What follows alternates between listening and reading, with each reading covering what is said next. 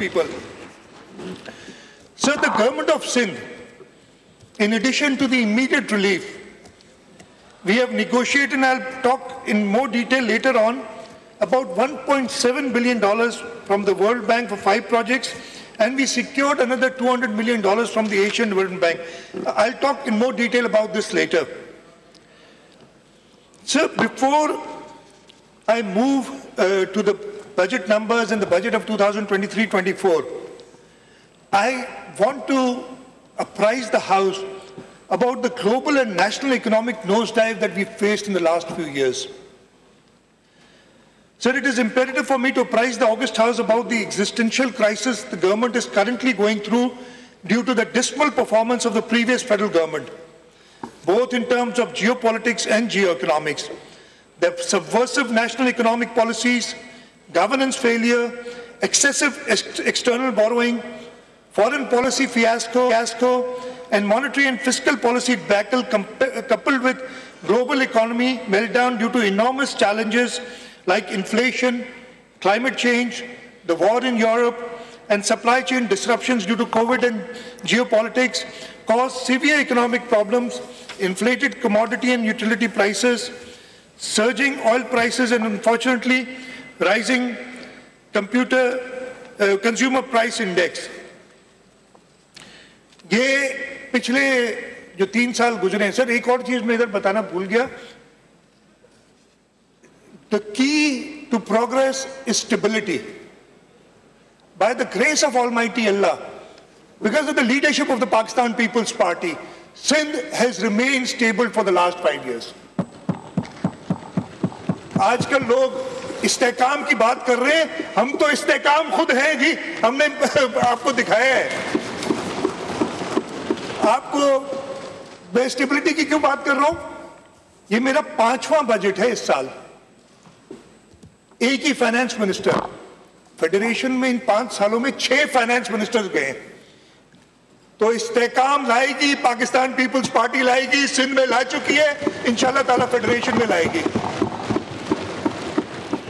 और इन पिछले खास तौर पे पहले 3.5 सालों के दौरान इन्होंने समझा कि ये जो अपनी सख्तियां करे, you yourself still a victim of those, और जो तंग कर रहे हैं पाकिस्तान पीपल्स पार्टी को, तो शायद पाकिस्तान पीपल्स पार्टी जैसे ये रेत की दीवार की तरह कुछ पार्टी बिखर गई अभी, ये कुछ होगा.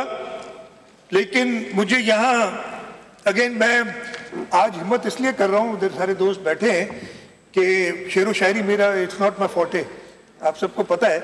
लेकिन अब ना रऊफ सिद्दीकी है, ना दूसरे फेडरल मिनिस्टर बन गए. अब इनमें दम नहीं है. फैसल सरवारी है. तो मैंने आज इस्तिदा की है कि कुछ शेर और शायरी मैं भी कर लूँ. नहीं तो हमेशा मैं गलतियां कर जाता हूँ, आज भी शायद करूंगा, लेकिन हर वक्त सीखने का कभी काम खत्म नहीं होता. तो मैं फहीम जोगापुरी का एक शेर पढ़ना चाहूंगा, जो कि इस मुनासिबत से कि जिन्होंने कोशिश की थी. वाकिफ कहां जमाना हमारी उड़ान से, वो और थे जो हार गए आसमान से. हम और ज्यादा ऊंचा उड़े हैं इन 3.5 सालों में. उसके बाद, और इसकी प्रूफ मिली है अभी जब इलेक्शंस हुए हैं लोकल गवर्नमेंट की, पाकिस्तान पीपल्स पार्टी ने सारे सिंध के सब डिस्ट्रिक्ट्स को स्वीप किया है. तो जितना दबाओगे, शहीद जुल्फिकार अली भुट्टो की पार्टी, शहीद मोहतरमा बेनजीर भुट्टो की पार्टी और ऊंचा उड़ेगी इंशाल्लाह. Sir, it is unfortunate that the people in Sindh have to endure fallout of ever higher inflation at about 40%, with negligible anticipated growth rate for next financial year, while fuel and energy prices have also risen up to 50%. Mr. Speaker, a weak economy is always prone to setbacks in negotiation with IMF and development partners for its inability to fulfill compelling demands for signing hardened terms only for the sake of strengthening foreign exchange reserves, as Pakistan has been facing since natural disasters entrapped the nation. However, despite being entangled by multiple crises, Sindh proved to be a responsible federating unit and consented to fiscal management to maintain a cash surplus of rupees 184 billion for the current financial year 2022-23, according to the federal government's commitment with the IMF to secure the required bailout package. Notwithstanding all this, the Pakistan People's Party's dauntless and unwavering resolve to face crisis converted threats into opportunities. We revised the entire development portfolio and set priorities aligned with the emerging post-flood demands. We recognized the need for adaptability and strategic decision-making. We carefully evaluated our priorities, ensuring that every rupee invested delivered maximum value.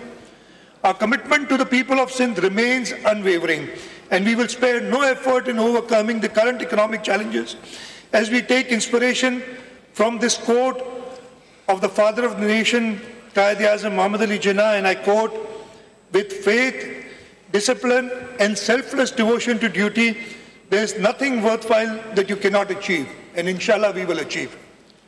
May Almighty Allah bestow us with the courage and capacity to serve the people of Sindh on the vision and principles set forth by our founding father, Quaid-e-Azam Muhammad Ali Jinnah, Qaid-e-Awam Shaheed Zulfikar Ali Bhutto, Qaid-e-Jamhuriyat Shaheed Mohtarma Benazir Bhutto. They strove relentlessly to achieve these goals. Now, under the dynamic leadership of PPP Chairman Bilawal Bhutto Zardari and President Asif Ali Zardari, the Pakistan People's Parties and its government continue to work to make Sindh a perfect model of a true welfare state. I'll also like to thank, though the Muttahida Qawmi movement is not in coalition with us here in the provincial government, but the Muttahida Qawmi movement is in coalition with us at the federal level. So I'd like to thank the Muttahida Qawmi movement, its leader Khalid Maqbool Siddiqui, Prime Minister Mian Mohammad Shehbaz Sharif, and other political parties who have worked with us during these difficult times.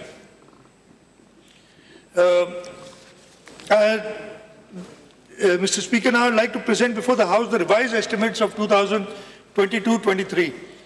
Revised estimates for provincial expenditures have been proposed to be 1.76 trillion for the year 2024 as against the budget estimates of 1.713 trillion in financial year 2022-23. It includes current revenue, capital and development expenditure. Revised estimates for 2023 for current revenue expenditure have been pitched at rupees 1.297 trillion, representing 8% increase against budget estimates of 1.199 trillion. The increase is mainly due to additional expenditure incurred on raid and flood relief and rehabilitation activities. Revised estimates for the year 2022-23 for current capital expenditure have been proposed at rupees 62.13 billion, showing 8% increase over budget estimates of rupees 54.481 billion for the year 2022-23. The increase is due to worsening rupee-dollar parity from Pak rupee 186 to almost Pak rupees 300, raising the expenditure by rupees 7.6 billion towards repayment of loans. The estimates for investment activities have been revised to rupees 21.5 billion as compared to budget estimates of rupees 23.6 billion. So the revised development expenditure for 2022-23 stands at rupees 406.32 billion. This is the highest ever development expenditure that inshallah we are going to achieve this year. Prior to this, it was 2017-18 that we achieved the highest. Then I told you, कोई आ गया और 3-3.5 साल हमारे ऐसे गए, 1 साल हमें रिकवर करने में लगा. इस साल we are back on our feet despite floods. Despite so many other challenges, we've had the highest ever development expenditure. And I'll talk about next year also. So the overall receipts, the federal transfers have increased from the federal transfers that we hope to get from the federal government by the end of the year are 1.08 trillion rupees against a budget of 1.055 trillion. Revised estimates for divisible pool component stands at 982.54 billion against budget estimate of 958.62, and for straight transfers at rupees 71.15 billion against budget of 70.82 billion. As I said, we expect to receive this budgeted amount by the end of the current financial year. As far as own resource revenues are concerned, we are going to pitch the revised estimates at rupees 358.29 billion against a budget estimate of 374.5 billion. Mr. Speaker, I'm glad to tell you that yet once again, the Sindh Revenue Board, inshallah, will meet its target of rupees 180 billion by the end of this year, and I'll tell you about our targets for next year. Non-tax revenues have been, the revised estimates for non-tax revenues have been proposed at 23.29 billion. The revised estimates for foreign project assistance have been proposed at rupees 147.82 billion, while federal PSDP has been estimated at rupees 14 billion. The budgetary support grant relating to education sector stands at 9.04 billion in the current financial year. Sir, before I go to the numbers for the next year and give you some details of next year's budget, I want to present to the August House a vision for our vision for financial year 2023-24, a vision for an empowered and inclusive Sindh. Pakistan People's Party is a democratic and progressive party. It believes in ideology of inclusive governance. It envisions a progressive Sindh where institutions, policies and services are accessible, accountable and responsive to all members of the society. True reflection of this philosophy can be observed in budget estimates of 2023-24. Mr. Speaker, in order to get to a budget which is acceptable not only by this House but by the people of this province, a pre-budget assembly session was held under Rule 143 of the Rules of Procedure of the Provincial Assembly of Sindh. Let me remind all of you here that we are the only House, the only Assembly who has rules for a pre-budget session. The other three provinces or the National Assembly does not have any such rule. So, sir, this pre-budget session was held during the months of January to March for general discussion on the upcoming budget and getting well-considered suggestions of the honourable members of this House. It helps in setting budget priorities according to ground realities and actual demand and needs of people. The invaluable feedback and suggestions have been duly incorporated while finalizing budget estimates of 2023-24. Mr. Speaker, the Government of Sindh developed a tool for citizens' budget in the fiscal year 2021-22. It provides statistical analysis of findings of a survey conducted to gather feedback from the intelligentsia, serving officers, scholars and academicians, and the general public. It has transformed the conventional budgeting process into participatory decision-making, whereby public opinion on prioritization of public expenditure and improving ways and means for revenue generation have been well considered in finalizing budget estimates of 2023-24.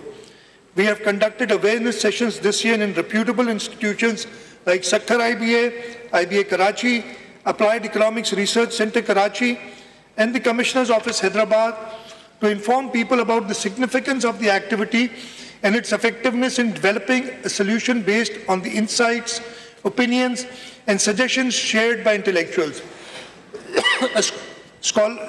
Intellectuals, scholars, researchers, stakeholders, and citizens.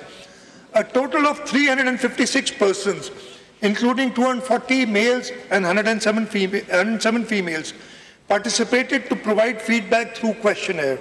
The feedback and invaluable suggestions have been transformed into budget estimates for the year 2023-24. The findings of the survey and its analysis are published every year along with the annual budget of the province, and you'll find that in your books. Sir, now I present to the House the budget estimates for the next year. Budget outlay for provincial expenditures for the financial year 2023-24 is rupees 2.237 trillion. This marks a 35% increase over budget estimates of 1.713 trillion in the current financial year 2023-24. I would like to briefly present the components of current revenue, capital and development expenditure.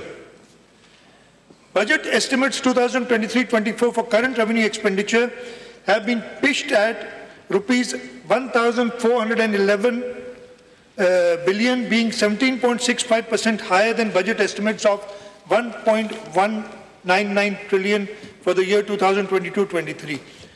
So the increase is mainly due to massive recruitment of the government, especially in the education sector, and I'll talk more about that, causing the employee-related expenses to take a sharp leap. I just want to mention the few areas where we have put in the most budget as far as the current revenue expenditure is concerned.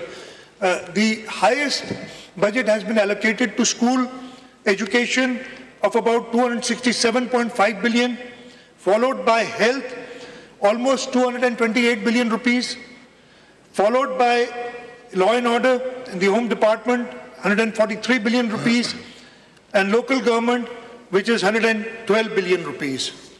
The current capital expenditure has been proposed to be rupees 136.256 billion, with an increase of 150% over budget estimates of 55.481 billion for the year 22-23.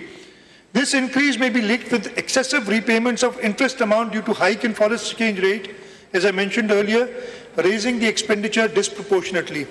The budget estimates for investment activities have been proposed at rupees 88 billion, including inter alia rupees 26 billion earmarked for Sindh pension fund and rupees 58 billion reserved for bridge financing of various public-private partnership-led development projects through viability gap fund, depicting an increase of twice more than budget estimates of rupees 23.6 billion for year 2022-23. The budget estimates for the year 2023-24 for provincial development stands at an unprecedented and a record rupees 701 billion against a budget estimate of 459 billion in this current financial year. So inshallah ta'ala, we hope to spend more than 700 billion rupees in development funds in the next financial year. I'll talk more in detail about this.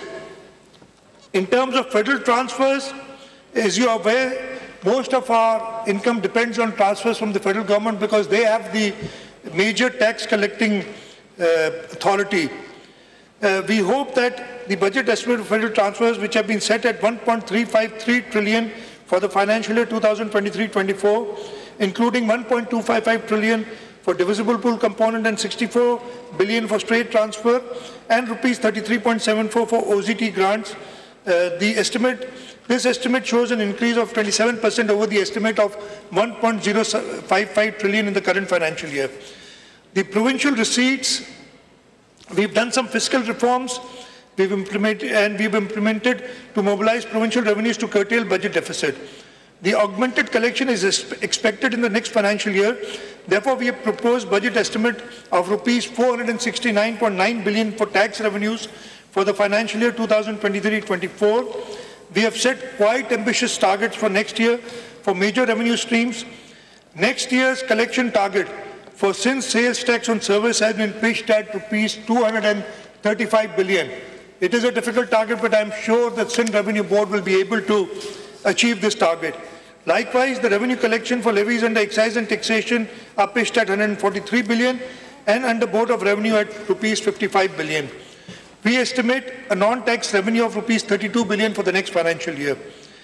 Other receipts that we hope to get for our budget assistance in the next year, 2023-24, include a foreign project assistance of rupees 26.69 billion. This is unprecedented. This is more than double of what we've ever pitched before. And I'll talk about it later when I talk about our World Bank funding projects. The funds have come from, as I said, the World Bank, the Asian Development Bank, the USAID and JICA. Budget estimates for projects offered under federal PSDP stand at rupees 21.9 billion and for budgetary support at rupees 5.92 billion. Here I would like to mention that the federal government about a week ago had only allocated 6.6 billion rupees for federally funded projects to be executed by the government of Sindh. This was the 2nd of June when the annual plan coordination committee met. We strongly objected to the small allocation to the Sindh government for this. And as a result, this has been increased almost by 4 times, and now we are promised 21.9 billion rupees for provincial executed. Now we are promised 21.9 billion rupees for provincially executed projects in the federal PSDP. So from 6 billion, we've jumped to almost 22 billion in the last 1 week or so when we objected to this, and I'm grateful to the federal government, emphasized upon the federal government that they have to treat Sindh at par with other provinces. Unfortunately, that has not been the case in the last 4 years, and in this last year also, we have a lot of reservations, but I'll not talk about this here today. There will be other avenues, there will be other forums where I will raise my voice. So before going into details of the development expenditures for next year, because I'm sure everybody is interested in that, I'd like to talk about the flood devastation. I've briefly spoken about this, but I'd like to talk about this in a little more detail before we go to the actual development expenditures. I'll talk about the catastrophic floods of 2022 and the Sindh government's response. So these floods were described by none other than the Secretary General of the United Nations as a monsoon on steroids. The climate catastrophe affected over 33 million people in the country. Under the unprecedented rainfall in July and August of 2022, Sindh was the most affected province, with 70% of the land submerged and over 12.4 million people affected. The devastation caused havoc on almost all facets of life in the province. It damaged more than 2 million houses, standing crops on almost 4 million acres, about 20,000 schools were damaged, and there were damages in several other sectors. 24 out of the 30 districts of Sindh were declared calamity hit. And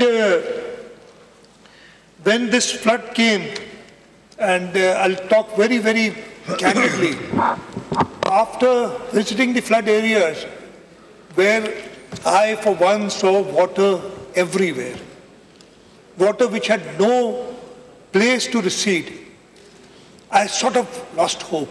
And I'm grateful to my cabinet colleagues and members of the Provincial Assembly, other political parties who went to the affected flood people, held their hands, and helped them in all possible ways.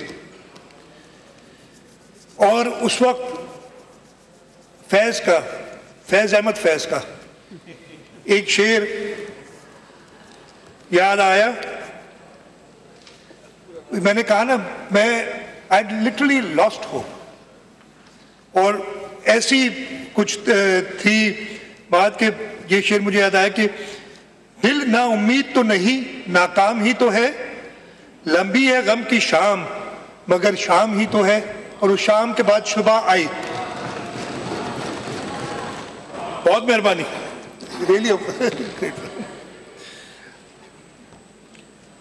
Sir, in addition to providing immediate relief, which I talked about earlier, the government of Sindh, along with its partners, also focused on mobilizing resources for recovery, rehabilitation and reconstruction. Federal Ministry of Planning and Development, along with Provincial Planning and Development Department and line departments, coordinated effectively to undertake the post-disaster needs assessment to quantify the damage and losses that were estimated to be more than $20 billion in Sindh, constituting about 70% of the country's damage and losses.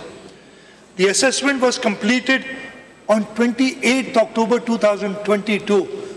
The water was still there, but we completed our assessment. However, the flood water, as I said, had not receded by that time. Government of Sindh proactively worked on developing its own strategic action plan. The flood response aligned with the contours of the National 4R Resilient Recovery, Rehabilitation and Reconstruction Framework, which assessed the financial needs of the province at about $11.6 billion. The post-disaster need assessment, however, formed the basis of Pakistan's advocacy at the Climate Resilient Pakistan Conference held in Geneva on 9 January 2023, where multilateral and bilateral partners pledged $10.96 billion to help the country with post-flood recovery and reconstruction. Even though we reoriented about rupees 87 billion of the provincial ADP towards flood rehabilitation, the substantial financial gap in meeting the reconstruction needs remained. Within a month after the conference in Geneva, the Government of Sindh organized the conference on Resilient Sindh from pledges to reconstruction on 8 February 2023 in Karachi, which was chaired by Foreign Minister and Chairman Pakistan People's Party Bilawal Bhutto Zardari.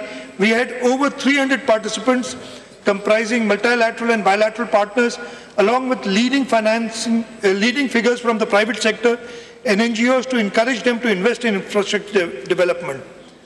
Within record time, the Government of Sindh worked with development partners, especially the World Bank, the Asian Development Bank, in conceiving projects of over rupees $2 billion for post-flood recovery, rehabilitation and reconstruction. The government's focus is centered on providing low-cost climate-resilient housing, reviving agricultural activity and livelihood, including livestock, rebuilding damaged irrigation infrastructure, rehabilitating damaged provincial highways and internal road infrastructure, restoring water and sanitation, and rehabilitation of damaged education and health facilities. The World Bank supported project Sindh Flood Emergency Reconstruction Project aims to deliver owner-driven multi-hazard resilient reconstruction of core housing units in 24 flood-affected districts of Sindh. Financial assistance of rupees 300,000 and rupees 50,000 respectively is provided to affected people whose houses have been fully or partially damaged. Estimated damaged houses are about 2.1 million. However, in the first phase, 350,000 housing units to be dispersed, financial assistance for fully and partially damaged houses. Mr. Speaker, our founder, Chairman Shahid Zulfikar Ali Bhutto said, and I quote, "It is not the walls that make a city, it is the man who makes it." For the Government of Sindh, this housing reconstruction project signifies more than just rebuilding homes. Pakistan People's Party believes in empowerment of the people of Sindh. Therefore, the Chairman Pakistan People's Party has directed us that every affected person will be awarded title to the land on which his house is built. This is a huge task which Chairman Pakistan People's Party has given to the Government of Sindh, and inshallah ta'ala, under his guidance, we will complete this task. The Government of Sindh is also undertaking another comprehensive Sindh flood emergency rehabilitation project with the World Bank's assistance. Under this project, we have so far plugged 208 breaches and rehabilitated 11 small dams.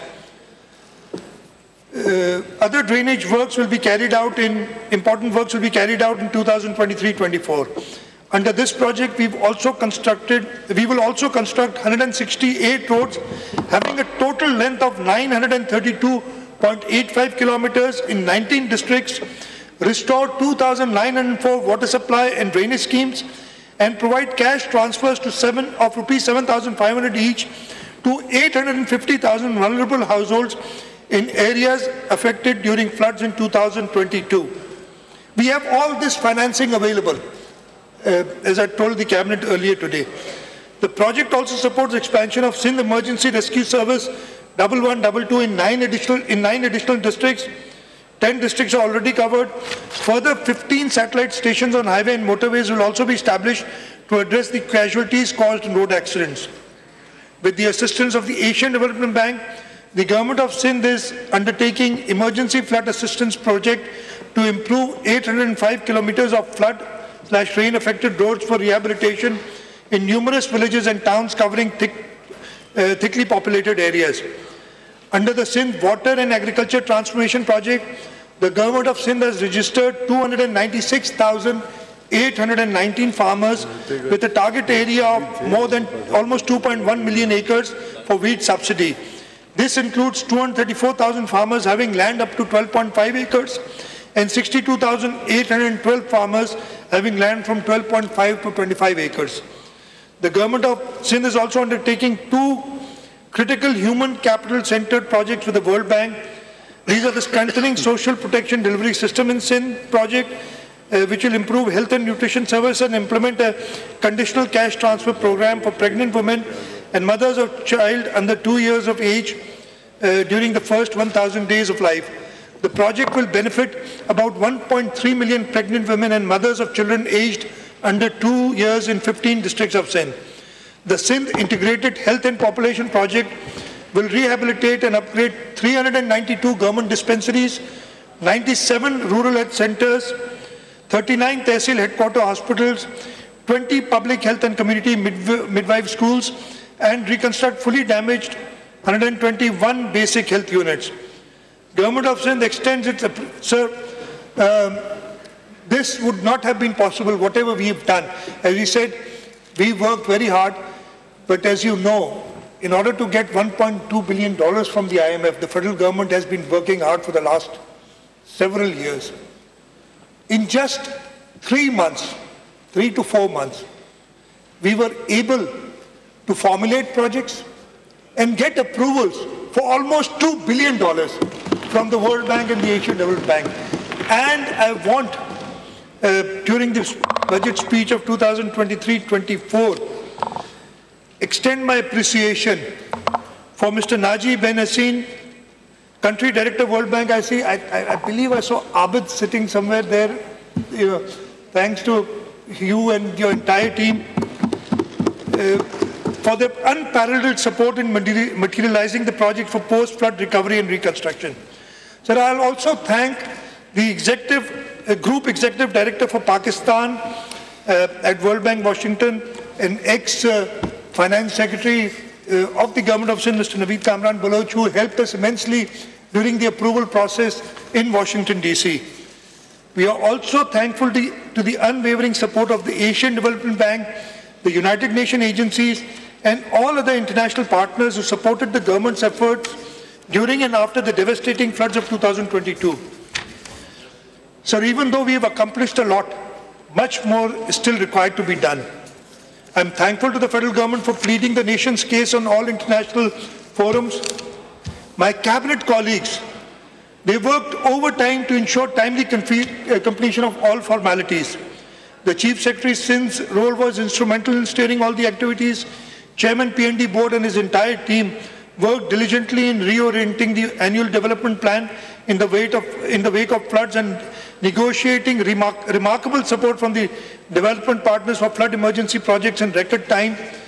I also would like to appreciate the efforts of the Irrigation Department, Works and Services Department, Agriculture, Health, and all other departments for education and all other departments for proactively working on conceiving and executing the post-flood rehabilitation projects and initiatives. However, the momentum of earmarking and mobilizing substantial local resources for resilient recovery must continue to deal with the mammoth task of building back better in the aftermath of this climate catastrophe. Sir, I'll very briefly talk about the 2022-23 expenditure on the development side. As I told you, inshallah, our development expenditure will stand at a record 406 billion rupees for this current year 2022-23. This includes a provincial ADP expenditure of rupees 226 billion, district expenditure of ADP of rupees 20 billion, 147.8 billion of foreign project Please order in the house, aap baith jaye zara. You disturb na kare. Rupees 12.5 billion for federal PSDP schemes. The provincial ADP of 2022-23 comprised of 4,158 schemes, including 253 billion for 2,506 ongoing schemes and 79 billion for 1,652 new schemes. Sir, this year, though we had the floods, we had huge inflation problems, and because of that we had to revise our rate schedules, and the development process almost stopped for a few months because the contractors were not willing to work on the old rates, so we had to revise the rates. Despite that, in the history of the province of Sindh, we have completed the highest number of development schemes in this year of 2022-23, I think it's 762, I forgot the exact number, 772 or 762 schemes have been completed. Prior to this, the highest was again in 2017-18, but we've surpassed this year despite all the problems. So I'll just go straight to the next financial year. The provincial development portfolio for the year 2023-24 comprises 5,248 schemes containing 3,311 ongoing schemes with provisions of 291.727 billion and 1,937 new schemes with provisions of 88.27 billion. So we are focused on completion of ongoing schemes for which 80% of the budget has been dedicated. The increased size of foreign assistance project is due to initiating new projects for rehabilitation, reconstruction of flood damage infrastructure, as I told you. So I'll just, instead of the policy statement is here, I'll just tell you the major areas where we are doing the development. The Works and Services Department, we are going to spend 89.3 billion rupees on reconstruction of roads from the provincial ADP. I'm just talking about the provincial ADP here. The local government department has been allocated 62.5 billion rupees. The irrigation department has been allocated 35 billion rupees. School education department 16.5 billion. Health 19.7 billion. And all these details are in the budget book and also in my budget speech. So, I'd briefly like to talk about, as I said, 2023-24. I will tell the achievements of the Pakistan People's Party government in the last 4 years and then move on to the next year as to how we are going to take this forward, inshallah, in the next year. So beginning the next financial year will mark the end of the current tenure of the Pakistan People's Party government in Sindh. We began to build the province on foundations laid in the first tenure, and at this critical juncture, people recognize and are convinced that PPP's government has made untiring efforts to transform its outlook into a progressive province, Sindh into a progressive province of Pakistan. Overwhelming success of the Pakistan People's Party in the recent local government bodies elections bear ample testimony of our commitment to the noble cause of our forefathers. We are going to leave a legacy of fair play, equity and transparency. The occasion, though, fills us with pride, yet challenges us to face the stark reality of economic uncertainty staring at us. The story of last 5 years is filled with extraordinary happenings that brought unprecedented changes all around the world, mainly due to the COVID-19 pandemic. Pakistan was no exception to it. The changes, both nationally and internationally, have direct bearing on the common man. Despite that, Government of Sindh vows to leave no stone unturned to ensure economic and political stability in the province, contributing its share in the common national effort, which is in line with values and vision of leadership of Pakistan People's Party. So I would like to briefly give the August House glimpses of performance of the Pakistan People's Party government during this current tenure. So education is the most essential investment and acknowledged worldwide as the most powerful agent of change. We aim at improving access to equitable, inclusive and quality education for all. We have earmarked an amount of 312 billion, both revenue and current and development expenditure. The highest goes to education, 312 billion rupees in the budget of 2023-24, representing a 7% increase over last year's budget of 292 billion. Budget of financial year 2023-24 will be utilized on the following activities. Undoubtedly, this year's distinguishing feature remained the recruitment of 58,000 qualified primary and middle school teachers purely on merit through a rigorous competitive testing and verification process by Sakhar IBA and the Education Department. All the teachers have been given pre-posting training and posted in schools according to a prescribed student-teacher ratio policy. In a significant move towards strengthening the education sector, another 2,582 positions have been created for the financial year 2023-24. Side by side, all new appointed primary teachers holding graduate degrees have been upgraded from BS 9 to BS 14, enhancing the career progression. In the realm of school upgrades, 57 primary institutions have been elevated to the middle schools, while 15 middle schools have been upgraded to secondary schools. In a similar vein, primary school teachers holding graduate degrees have been upgraded from BS9 to basic scale 14 to enhance their career progression. In addition, 150 secondary schools have been upgraded to higher secondary school. To support this, 892 new positions have been approved with a financial implication of rupees 846 million. For colleges, a substantial allocation of rupees 26.78 billion has been kept. This includes rupees 400 million for furniture and fixtures and rupees 425 million for maintenance and repair of college buildings. We are also in the process of recruiting 1,500 lecturers to the Sindh Public Service Commission. Additionally, we are making strides with 23 new colleges, creating 445 new positions and physical assets with a budget of rupees 403 million for the coming fiscal year.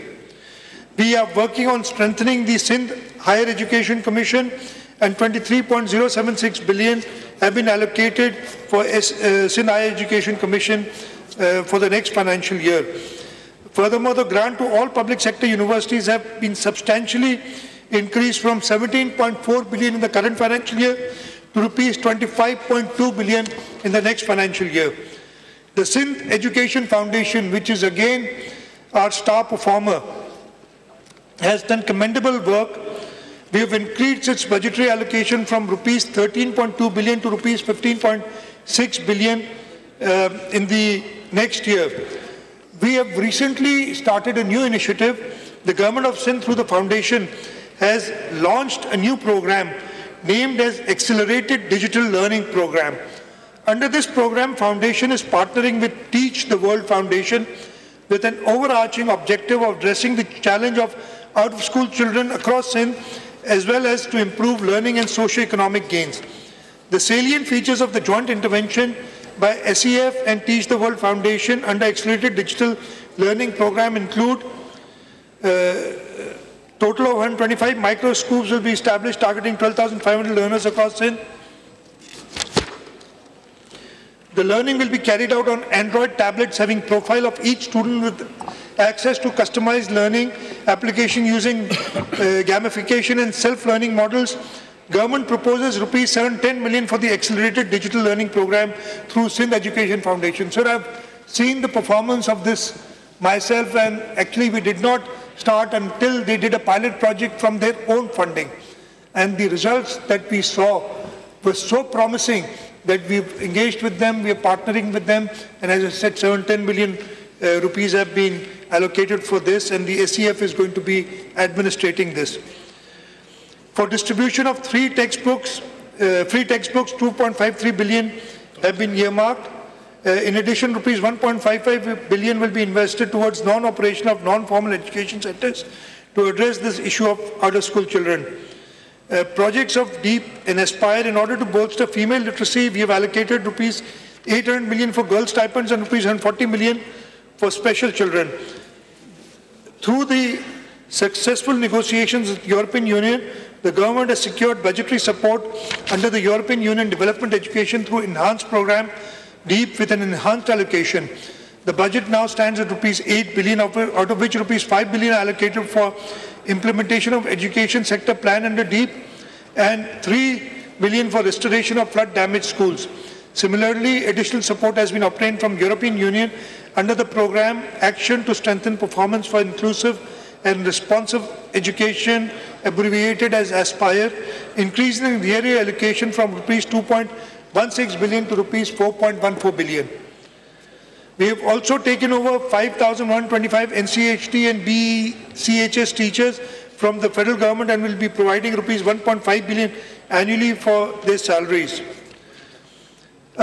We are continuing giving grants to public school, and grant and aid to public schools has been increased from rupees 140 million to around 400 million. Furthermore, significant rupees 5 billion to rupees 4.25 million have been set aside for repair and maintenance of schools and colleges respectively.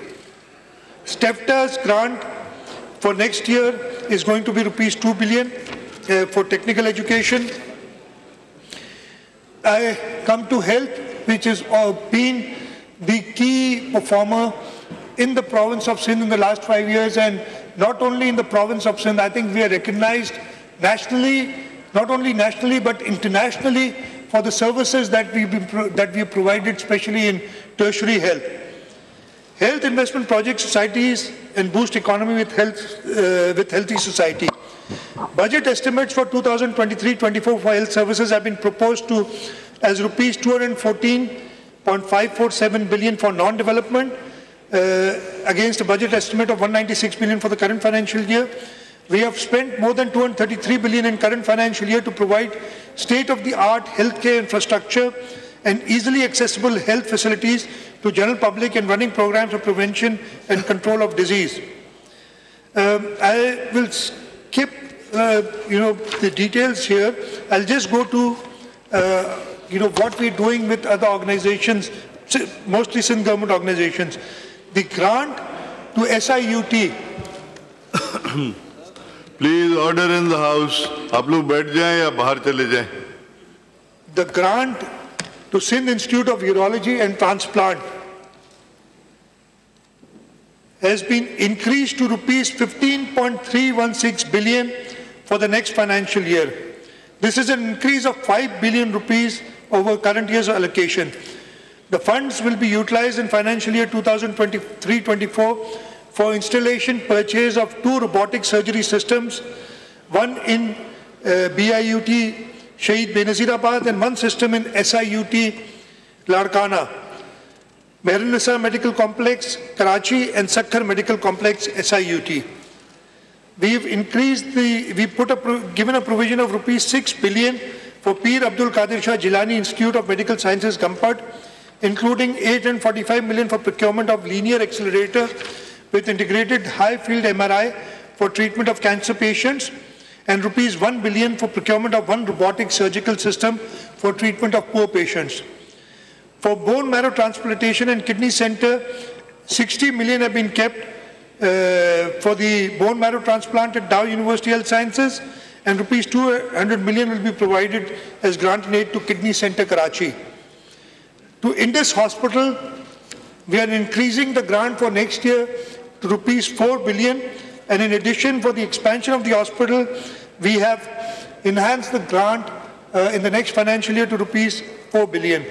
In addition, looking at our public-private partnership experience and our success, we have recently teamed up with another non-governmental organization, the Children of Adam, and constructing a neuropsychiatry hospital, the first of its kind in Karachi, and the land for this has been given it's been purchased by the organization. We've given the land, we've also given some seed money, and they're in the process of, the construction has started, and inshallah, we are working with them to give them some hospitals and give them the new hospital that they're building.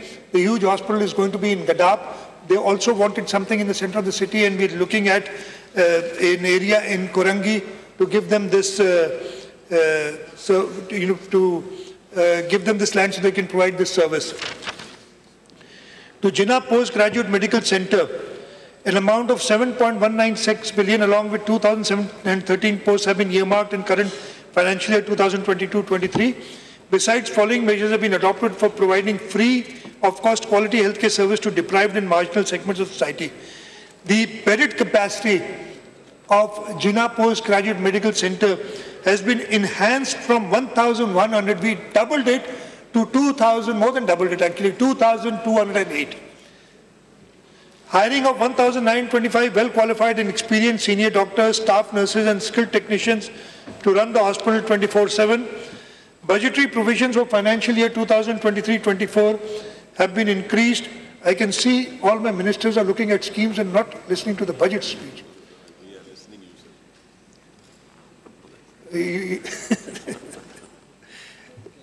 Budgetary provision of financial year 2023-24 have been increased from rupees 7.196 billion to rupees 11.217 billion, along with the total of 4,258 posts. Funds will be utilized entirely for the following activities. Sir, the government of Sindh, the province of Sindh, the JPMC, had the unique distinction of providing state-of-the-art cyber knife radiation facility at the Jinnah Postgraduate Medical Center. They did not have one, but 2 cyber knives. And it is the only place on the planet where this service is provided free of cost. And while speaking to them, the first machine that I bought was more than 10 years old. We just celebrated 10 years and they wanted a new machine, and the government of Sindh has given more than ₹1 billion, and this, inshallah ta'ala, this new cyber knife machine, this robot, will be purchased. I've told them before 14th of August this year so that we can go and inaugurate it. And this facility which the government of Sindh gives, if you go anywhere else on the planet, you will spend anywhere between $50,000 to $100,000 for treatment, depending on how many sessions you do. And here in the province of Sindh, along with the Patient Aid Foundation, the government of Sindh is providing this service free of cost, not only to the residents of Sindh, to the residents of Pakistan, but several expatriates have come, expat Pakistanis have come here and got treated in this facility. The grant of Patient Aid Foundation at JPMC has been increased from ₹240 million to ₹640 million in the next financial year. A recurring grant of $2 billion has been allocated for the robotic surgical system, this is the cyber knife system, because we bear all the operational costs of it. Additional 180 slots of postgraduates have been created at the cost of ₹225 million. Additional 165 slots of student nurses have been created at the cost of ₹59.4 million.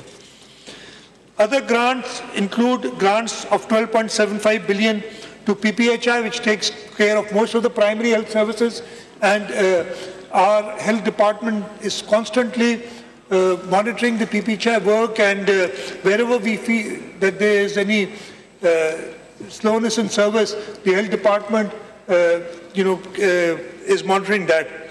The grant to Shaheed Mohtarma Benazir Bhutto Institute of Trauma, Karachi has been enhanced from ₹2.4 billion to ₹3.1 billion. Funds of ₹600 million have been allocated to Trauma Center in Larkana. The grant of Syed Abdullah Shah Institute of Medical Sciences, Seven Sharif, has been enhanced from ₹1.35 billion to ₹1.85 billion.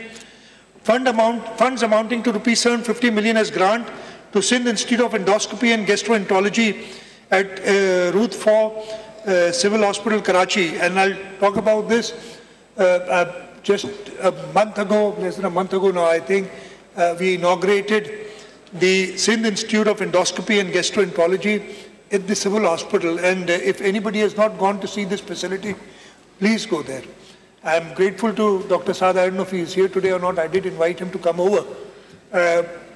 We have created, the government of Sindh, along with the private donors. As I said, we've had a stellar record in public-private partnerships, especially in the health sector. We conceived this project. Dr. Saad came to me and he promised that whatever the government of Sindh gives, he will endeavor to match that from the private sector, and he was able to do it. And I believe 800 million rupee facility has been created, and for its operation, starting next year, we will be giving a grant of 750 million rupees, so that all endoscopic, I'm not an expert, I'm sure Dr. Azra, when she gives a budget speech, will talk about it. Again, these facilities are nowhere else in Pakistan. They are as good as any facility in any developed country of the world. And I suggest that people go and see this as to what the government of Sindh has been able to do. For dialysis of poor patients, we are giving a total grant of 205 million rupees to different institutes, different dialysis centers throughout the province, and we give grants to them. Sir, I'll just skip in the vertical programs. We're giving free treatment to thalassemia patients. I'll talk about the child health services a little. In the financial year 2023-24, the Sindh government has allocated significant funding to ensure free healthcare for children in the province. Following budgetary provisions have been kept in 2023-24 for child health care services. A provision of 1.95 billion has been kept for 3 children healthcare institutes. Under the Accelerated Action Plan in the agriculture sector, we are committing rupees 153 million to combat child stunting and malnutrition. Grant to Sindh Institute of Child Health and Neonatology has been increased from rupees 200 million to rupees 300 million. The director I see is right there, Dr. Jamal. And again, if somebody wants to see what the Sindh government is doing, go to the Sindh Institute of Child Health Hospital in Kurangi. Under one roof, we have more emergency beds than all the private hospitals combined in the province of Sindh, under one roof. So we are very proud of what we've done. We also need people to go. See, people are, and everybody must be thinking, why does Pakistan People's Party win the elections in Sindh? We win elections in Sindh because our leadership is committed, our leadership guides us constantly, and the aim of the leadership is कि शहीद जुल्फ़िकार अली भुट्टो और मोहतरमा शहीद बेनज़ीर भुट्टो का जो फ़लसफ़ा है कि अपने आवाम की खिदमत करनी है, वो जारी रखते हैं. That is the reason, कोई और जादू नहीं है.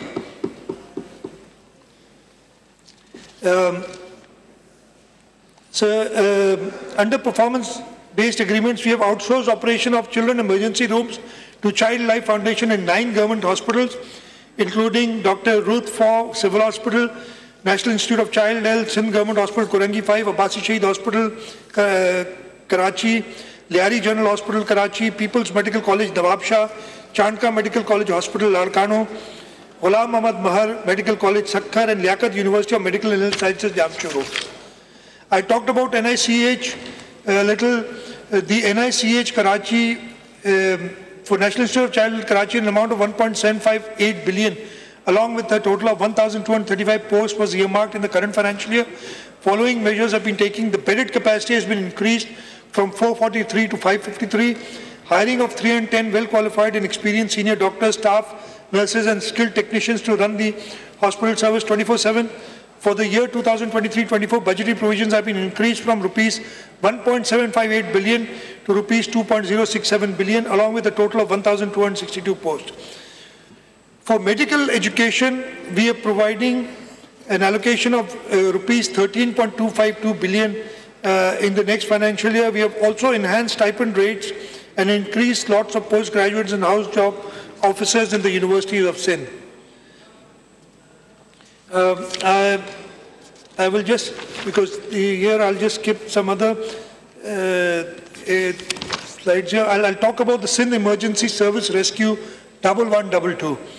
Sindh government took the initiative to develop Sindh Emergency Rescue Service to facilitate the people dwelling in remote areas having restricted access to standard medical facilities. Sindh government has secured IDA grant to establish an integrated and independent emergency response service in Sindh with a dedicated helpline number 1122. The service has been operational since May 2022 and is currently providing service across 8 districts with a fleet of 203 ambulances and a fully equipped command and control center. So, sir, I talked about the health sector. As I said, we're very proud of what we've done in health, and it's going to be a challenge even for us to sustain this and continue this in the years to come. The next sector that I'll talk about is transport and mass transit. For the next financial year, there's a 92% increase in the budget of transport and mass transit from 6.9 billion to rupees 13.4 billion. Government of Sindh is committed to provide safe and modern transport facilities at an affordable price to all citizens. In line with this, we have provided fund of rupees 6.1 billion for Sindh intra-district bus service this year. As an antidote to hiking fuel and fare prices, a one-time fare subsidy of rupees 247 million has been provided to Sindh intra-district people's bus service to be passed on to consumers. A provision of rupees 2 billion has been kept for operation and maintenance of the bus service. In phase 2 of the project, a allocation of rupees 10 billion has been kept for inclusion of fleet of an additional 500 diesel hybrid buses. To facilitate employees of Sindh Secretariat, 3 new routes will start from next year with a provision of 6 billion.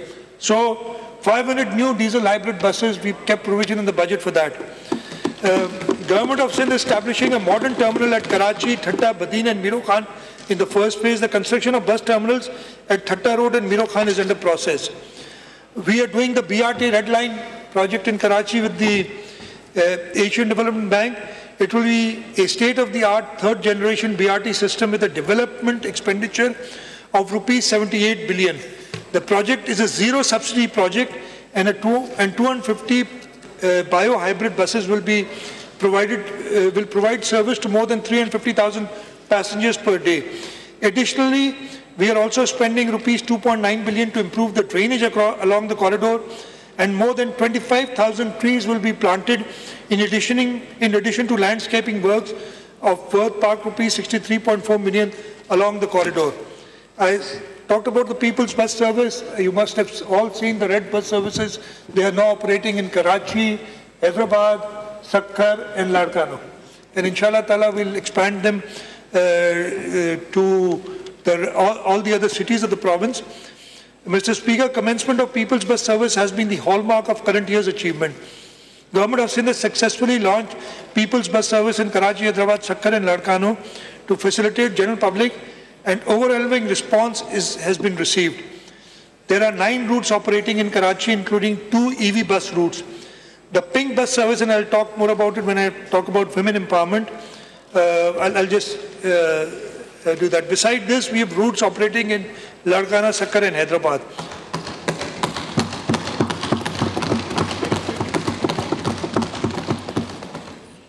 You remembered it now when transportation.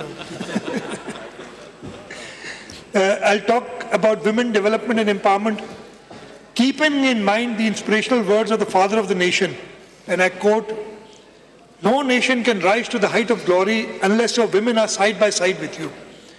We believe in integration of women into the provincial economy by improving their status, by inclusion of women in development planning and decision making, as well as for the design of policies and programs that address the specific needs and rights of women." Accordingly, budget estimates for financial year 2023-24 has been proposed at rupees 75 million against last year's allocation of rupees 644 million. A provision of 5 million has been kept for the Benazir Women Agriculture Workers Program. The program will improve the agricultural output and livelihood standards of rural women associated with agriculture farming. An allocation of rupees 300 million has been kept for safe houses for women in the coming financial year. A provision of 64 million has been kept to establish support fund for female and juvenile prisoners. The pink bus service, as I said, women play a vital role in national progress. In recognition of their pivotal role in provincial economic uplift and to provide them with a hassle-free travelling experience, Government of Sindh has started a pink bus service for women exclusively, which is under operation on route 1, 2 and 10 in Karachi. Besides, 1 route each is operating in Larkana, Sakkar and Hyderabad, and inshallah we'll increase the service in coming years. For empowerment of persons with disabilities, here again the Government of Sindh leads the other provinces, and we are very, very proud of our work that we have done in providing for empowering of persons with disabilities. So the reports of the World Health Organization reflects that 15% of the world populations are persons with disabilities. They are found to be socially and economically discriminated segments of a society. Sindh government is determined to extend maximum support through imparting vocational education, IT skills, and supplying assistive technology with artificial intelligence applications to empower them to contribute in developmental process. To achieve this noble cause, we have kept a provision of rupees 6.1 billion for the year 2023-24 against a budget of rupees 3.4 billion in the current financial year 2022-23. The allocation for this sector has been almost doubled. In current financial year, we have provided rupees 879.5 million for differently abled persons, organizations working in the field of special education, such as Family Education Service Foundation, CARDS, DEVA, NDF, DWA, and now PDP. Moreover, funds of rupees 250 million have been kept for differently abled persons under Pro-Poor program, and rupees 75 million have been provided for adopt a special education school program. For the next financial year, the amount will be utilized. 358 million have been kept to purchase pick and drop vehicles for our special children. A grant of over 1 billion has been earmarked for different organizations having experience in its special education. An amount of 1 billion have been proposed for differently abled person organization under Pro-Poor program. An amount of rupees 400 million has been kept for purchasing assistive devices for special children persons. A provision of 100 million is earmarked for establishing database of differently abled persons in Sindh. Rupees 75 million have been earmarked for adopt a special education school program. Rupees 50 million for capacity building and training of teachers of DPD. 10 million for teachers manager training at special education teachers training academy, Jamshoro. And here I'd like to say that we, as said, there are grants to private sector organizations, and we are working very well with a number of organizations. We've got our own CRs for autism. We are working with KBTC, and I see Senator Hasib here. And we're working with HANDS. We're working with now DPD. We are working with the Down Syndrome Society of Pakistan. And together we are trying to cater for these special children, to empower them. Very quickly, livestock and fisheries. The budget for next year for livestock has been proposed at 10.9, almost 11 billion rupees. And this includes 150 million for newly established Livestock Breeding Services Authority, rupees 120 million for holding Sindh Livestock Expo event, and rupees 1.88 billion for implementation of the accelerated action plan in the livestock sector for addressing stunting and malnutrition. In the forestation sector, a provision of 2.78 billion has been earmarked in the budget estimates for non-development expenditure related to forest and wildlife against 2.45 in the current financial year. It includes 368 million for conservancy and development of new forest nurseries. Sindh government is committed to unconditional contribution to a global drive for reducing greenhouse gas emissions. We will be able to earn US $200 to 220 million, equivalent to about rupees 63 billion of carbon credits over the next 2 decades for its efforts to expand mangrove forest. Under the nationally determined contribution, NDC, to the United Nations Framework Convention on Climate Change in 2021, Sindh government will work on sectors of energy, industry, forest, agriculture and transport to reduce its share of greenhouse emissions based on population, that is 55 tons of CO2 equivalents by 2035. We are already implementing 2 Indus Delta mangrove projects, the Delta Blue Carbon 1 and Delta Blue Carbon 2, in collaboration with private sector to generate US $4.7 million in revenues of Sindh. We are the only province which has been able to get carbon credits, and 14.7 million have already been 14.7 million. And as I said, over the next couple of decades, we, inshallah, will get about $250 million from carbon credits. Religious harmony, special measures have been taken to promote religious harmony in the province. Government of Sindh extends utmost support and financial assistance, irrespective of their faith and associations, to maintain congenial environment of equality and brotherhood. Budget estimate 2023-24 bear witness to this effect with a provision of rupees 1.52 billion. A provision of rupees 1 billion has been set aside as a grant in aid for financial assistance and welfare of non-Muslim communities, coupled with rupees 50 aside for Pakistan Hindu Council.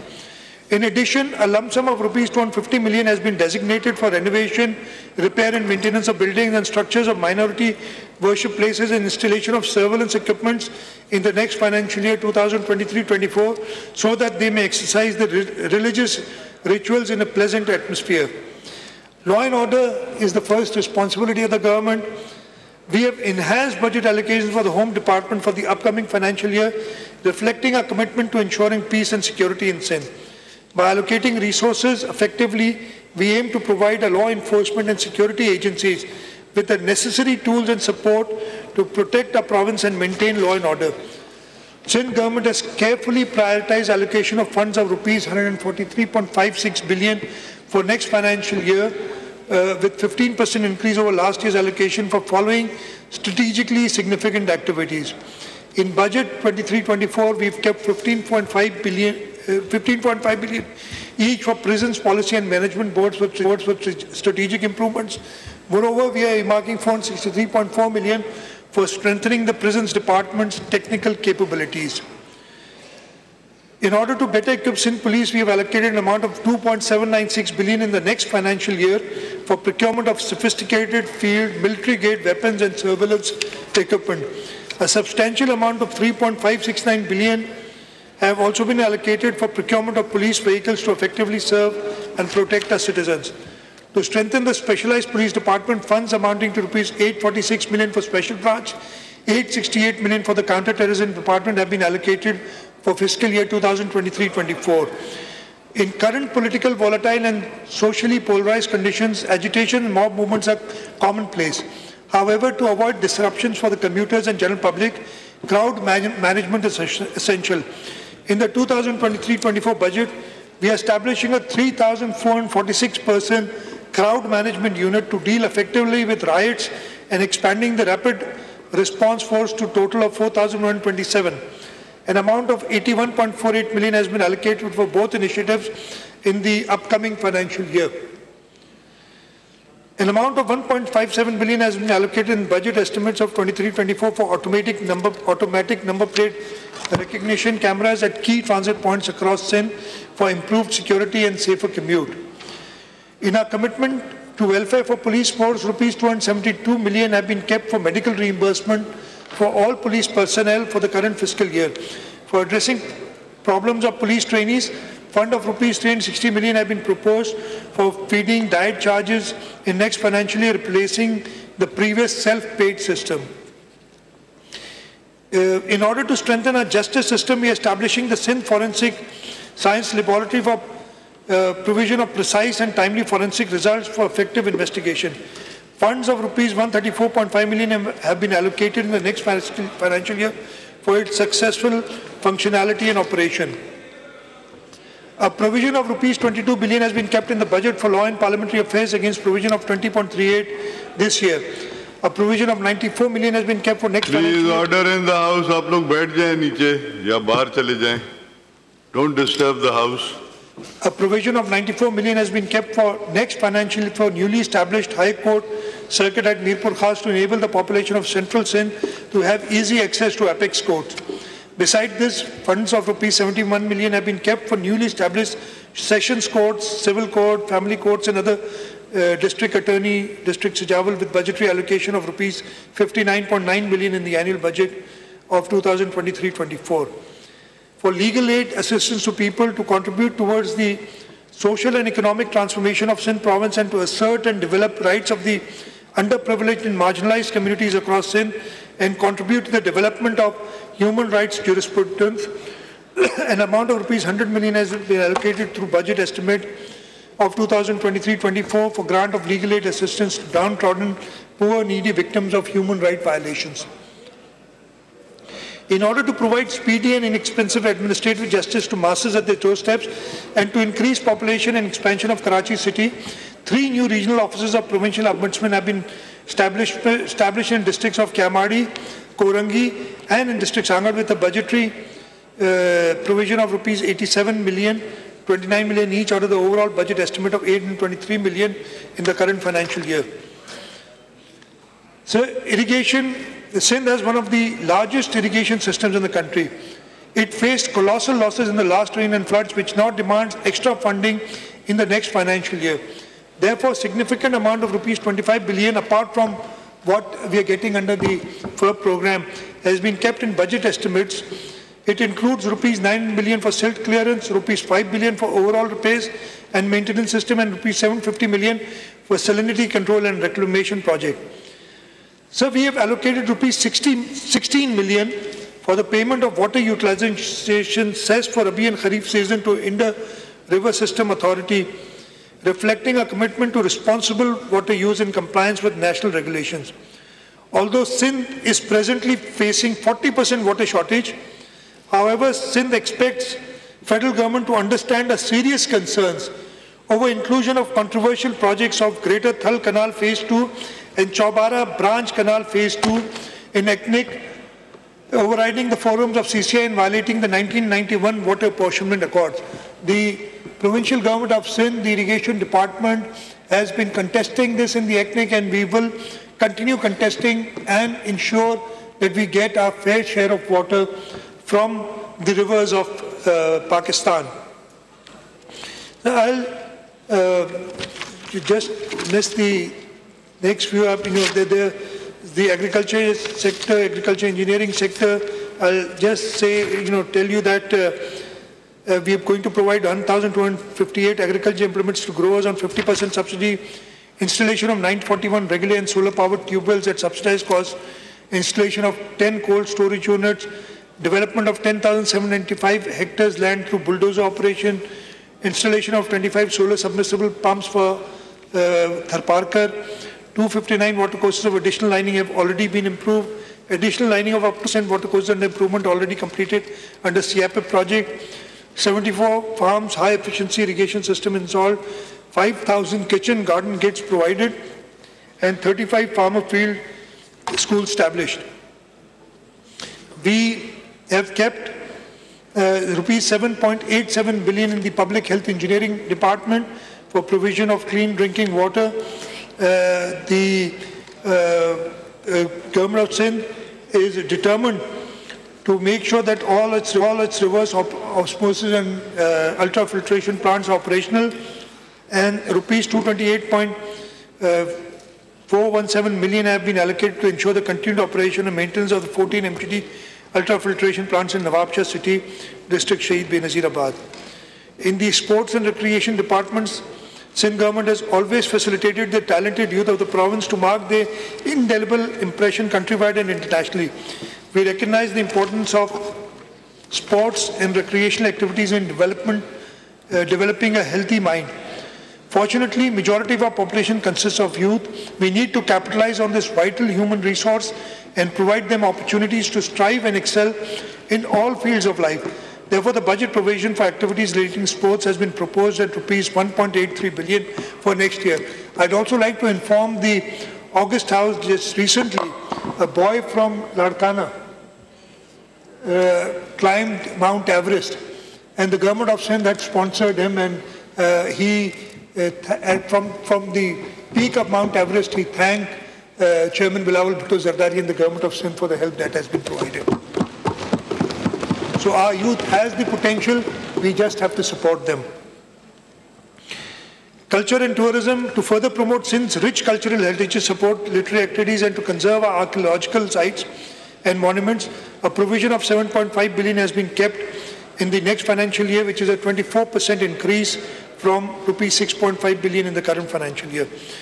Besides, a provision of 32.543 million has been kept to establish 7 new public libraries in Sindh. These libraries will be located in Latifabad, Hyderabad, Pithoro, Sijawal, Kambar City, Hyderabad, Kotri, and District Umarkot. Food security, we did a Ramzan package where through the Benazir income support program, as I told you, the gift that President Asif Ali Zardari had given to the nation of the Benazir income support program gives us a vehicle to quickly reach the people, and through this vehicle, through the Benazir income support program, we were able to give a targeted subsidy to 7.9 million low-income families of rupees 2,000 during the month of Ramzan to get flour at 50% the price at 65 rupees per mod. I'll just skip the next few pages. The PPP projects, the public-private partnership projects are, we got 2 or 3, actually several pages on the public-private partnership project, but I'll just quickly summarize that the government of Sindh is ranked 6th in all of Asia in PPP projects. We are only one of the 2 subnational governments which has been ranked by the Economist magazine. And we rank higher than Pakistan. Pakistan is ranked at number 12 in PPP projects, and the province of Sindh is ranked at number 6. And this initiative came under the visionary leadership of President Asif Ali Zardari. During his tenure in 2008, he started the public-private partnership unit. My predecessor, my mentor, Kamilisha Saab is here, and he initiated this project with the first project of Hyderabad Mirpur Khas dual carriageway, and we've never looked back since then. We are building 2 bridges under public-private partnership. One is complete, the other one is under construction, though we've got some law and order problems there, but despite that, we'll inshallah complete that quickly. We've done hospitals, we've done power projects, we've done education and health service facilities. We've done road projects, the Karachi-Thatta dual carriageway. We've done water supply projects. We've excelled in public-private partnership. And apart from that, we've got a framework under which we, as I said, we do service delivery through our public-private partnership program. And we've had a very large success in this. I'll quickly talk about environment and alternate green revolution. The budget estimates 2023-24 environment and energy related has been kept at rupees 46.1 billion, depicting a 46% increase over last year's allocation of 31.45 billion. A provision of 50 million has been kept for the Sindh Green Fund for the fiscal year 2023-24. These funds will be employed to maintain, renovate, rehabilitate our public parks, ensuring that these spaces continue to serve as green lungs for our urban areas and peaceful retreat for our citizens. Government is focused to combat energy crisis by using alternate energy resources. We have abundance of solar energy, which may be utilized to solarize buildings and installations. So far, 1,180 villages have been electrified and energized at the cost of rupees 1.3 billion. We plan to install solar potential measuring masts at 6 different locations, help solarize 669 government schools in 10 districts, that is Kambar Shadadkot, Dadu, Shikarpur, Shahid Benazirabad, Ladkana, Tharparkar, Umarkot, Sangar, Badin and Sijawal, 6 prisons, 180 primary health facilities and 7 pumping stations in district Tharparkar. In addition, we are giving free electricity to the consumers who consume 100 units or less in the Talqa of Islam Court from the Government of Sindh. Their electricity bill is paid by the Government of Sindh. The Government of Sindh, their electricity bill is paid by the Government of Sindh. The Government of Sindh is committed to provision of efficient and management energy resources in the province. For the fiscal year 2023-24, we have dedicated a significant amount of rupees 41.5 billion against last year's provision of 28 billion for payment to HESCO, SEPCO, K-Electric, local councils, KWSP and other government departments. The Government of Sindh is committed to fostering a conducive environment and providing substantial opportunities to promote social progress, development and welfare for underserved residents of Sindh. In line with this mission, in current year 2022-23, we have provided rupees 10 million for establishment of drug control and rehabilitation unit. Moreover, rupees 40 million has been provided for trust orphanages Prem Nagar and Tharparkar. Likewise, rupees 15.5 million have been provided for Khoja Isna Shri Jamaat. Budget estimates for year 2023-24 for social welfare and protection activities have been pitched at rupees 5.69 billion. These funds will be utilized on the following activities in the year 23-24. On the other hand, budget estimate for welfare activities stand at 6.5 billion, which include rupees 900 million allocated for provision of contraceptives for family planning centers in Sindh. Fund amounting to rupees 172.6 million have been earmarked for leprosy KMC hospital in Mangopir, and rupees 94.3 million have been allocated for the youth development center at Govt, Malir. To assist in financial sustainability of impoverished artisans, a grant in aid of rupees 50 million has been earmarked for Apwa Rana Liaquat Craftsmen's Colony Welfare Project at Karachi, coupled with rupees 100 million each for SOS homes and drug addict rehabilitation centers. In recognition of the valuable contribution to society, the Sadiq Foundation in Karachi will receive an enhanced grant in aid of rupees 20 million. Similarly, the Sindh Social Welfare Council in Karachi will benefit from an increased grant in aid of rupees 30 million. Similarly, rupees 1.545 billion has been kept for various social welfare protection initiatives in Karachi, Dadu and Khairpur. Sindh government, I'll briefly talk about information technology. Sindh government has taken special measures to equip all departments with advanced technologies to bring them at par with sister provinces. Budget estimates for 2023-24 for this sector stand at rupees 1.24 billion against current year's allocation of rupees 361 million. Funds will be utilized for implementation of following activities. The security surveillance cameras at worship places of minorities. The scheme will continue in fiscal year 23-24. The project involves establishment of modern high-tech surveillance and monitoring system at each place of worship. Larger locations will have 16 or more cameras as per requirement. Medium-sized location will have 8 cameras and small only 4 cameras. All video cameras will be cable connected to a central room located in premises of the office. We are doing e-portal for all government departments of Sindh. We have money for the Sindh Digital Technology Board. We've introduced the Sindh Cloud First policy under the Information Science and Technology Department. We are undertaking Google career certification programs. So a lot is being done in information technology, and we'd really like to move. In Archive and Preservation Department, the funds of rupees 38.75 million have been provided in development scheme for our activities. It will be completed in financial year 2024. This is a preservation of precious and sacred manuscripts. We are doing digitalization and web-based cataloging, and rupees 30 million has been allocated for that. Sindh Cultural Mart at Sindh Archives Department, 25.6 million were provided in the current financial year for this. This scheme will, inshallah, be completed this year. I'll just, I have the industries and small and medium enterprises. The Works and Services Department, I told you, we are, inshallah, going to build roads worth almost 150 billion rupees in the next financial year. We've got the funds available. Apart from that, we've got about 20 billion rupees, a little less than that, from the federal government on 4 very important roads, and inshallah work will start on that. For information, advertisement and policy, budget estimate of 23-24 for relating to information advertisement policy have been proposed to be rupees 9.47 billion. A provision of 62.13 million has been kept for broadcast and social media monitoring services through NTC platform. Moreover, a provision of 252 million has been allocated as grant and aid endowment funds for various press clubs and deserving journalists. Besides, 55 million rupees have been earmarked as grant and aid for Sindh Information Commission.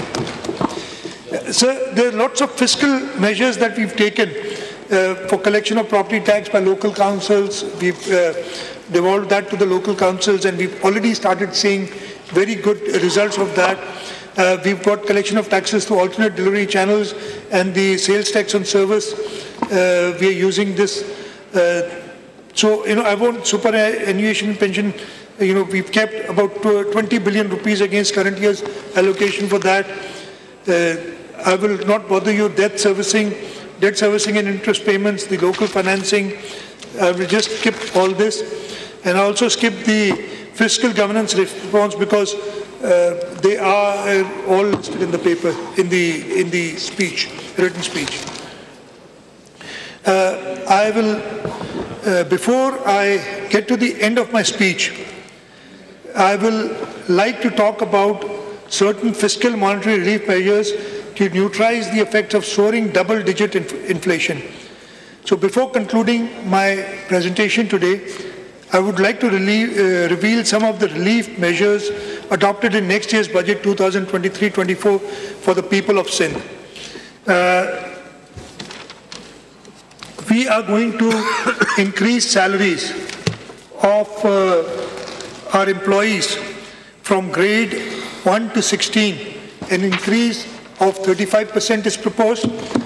For grade 17 and above, 30% is proposed.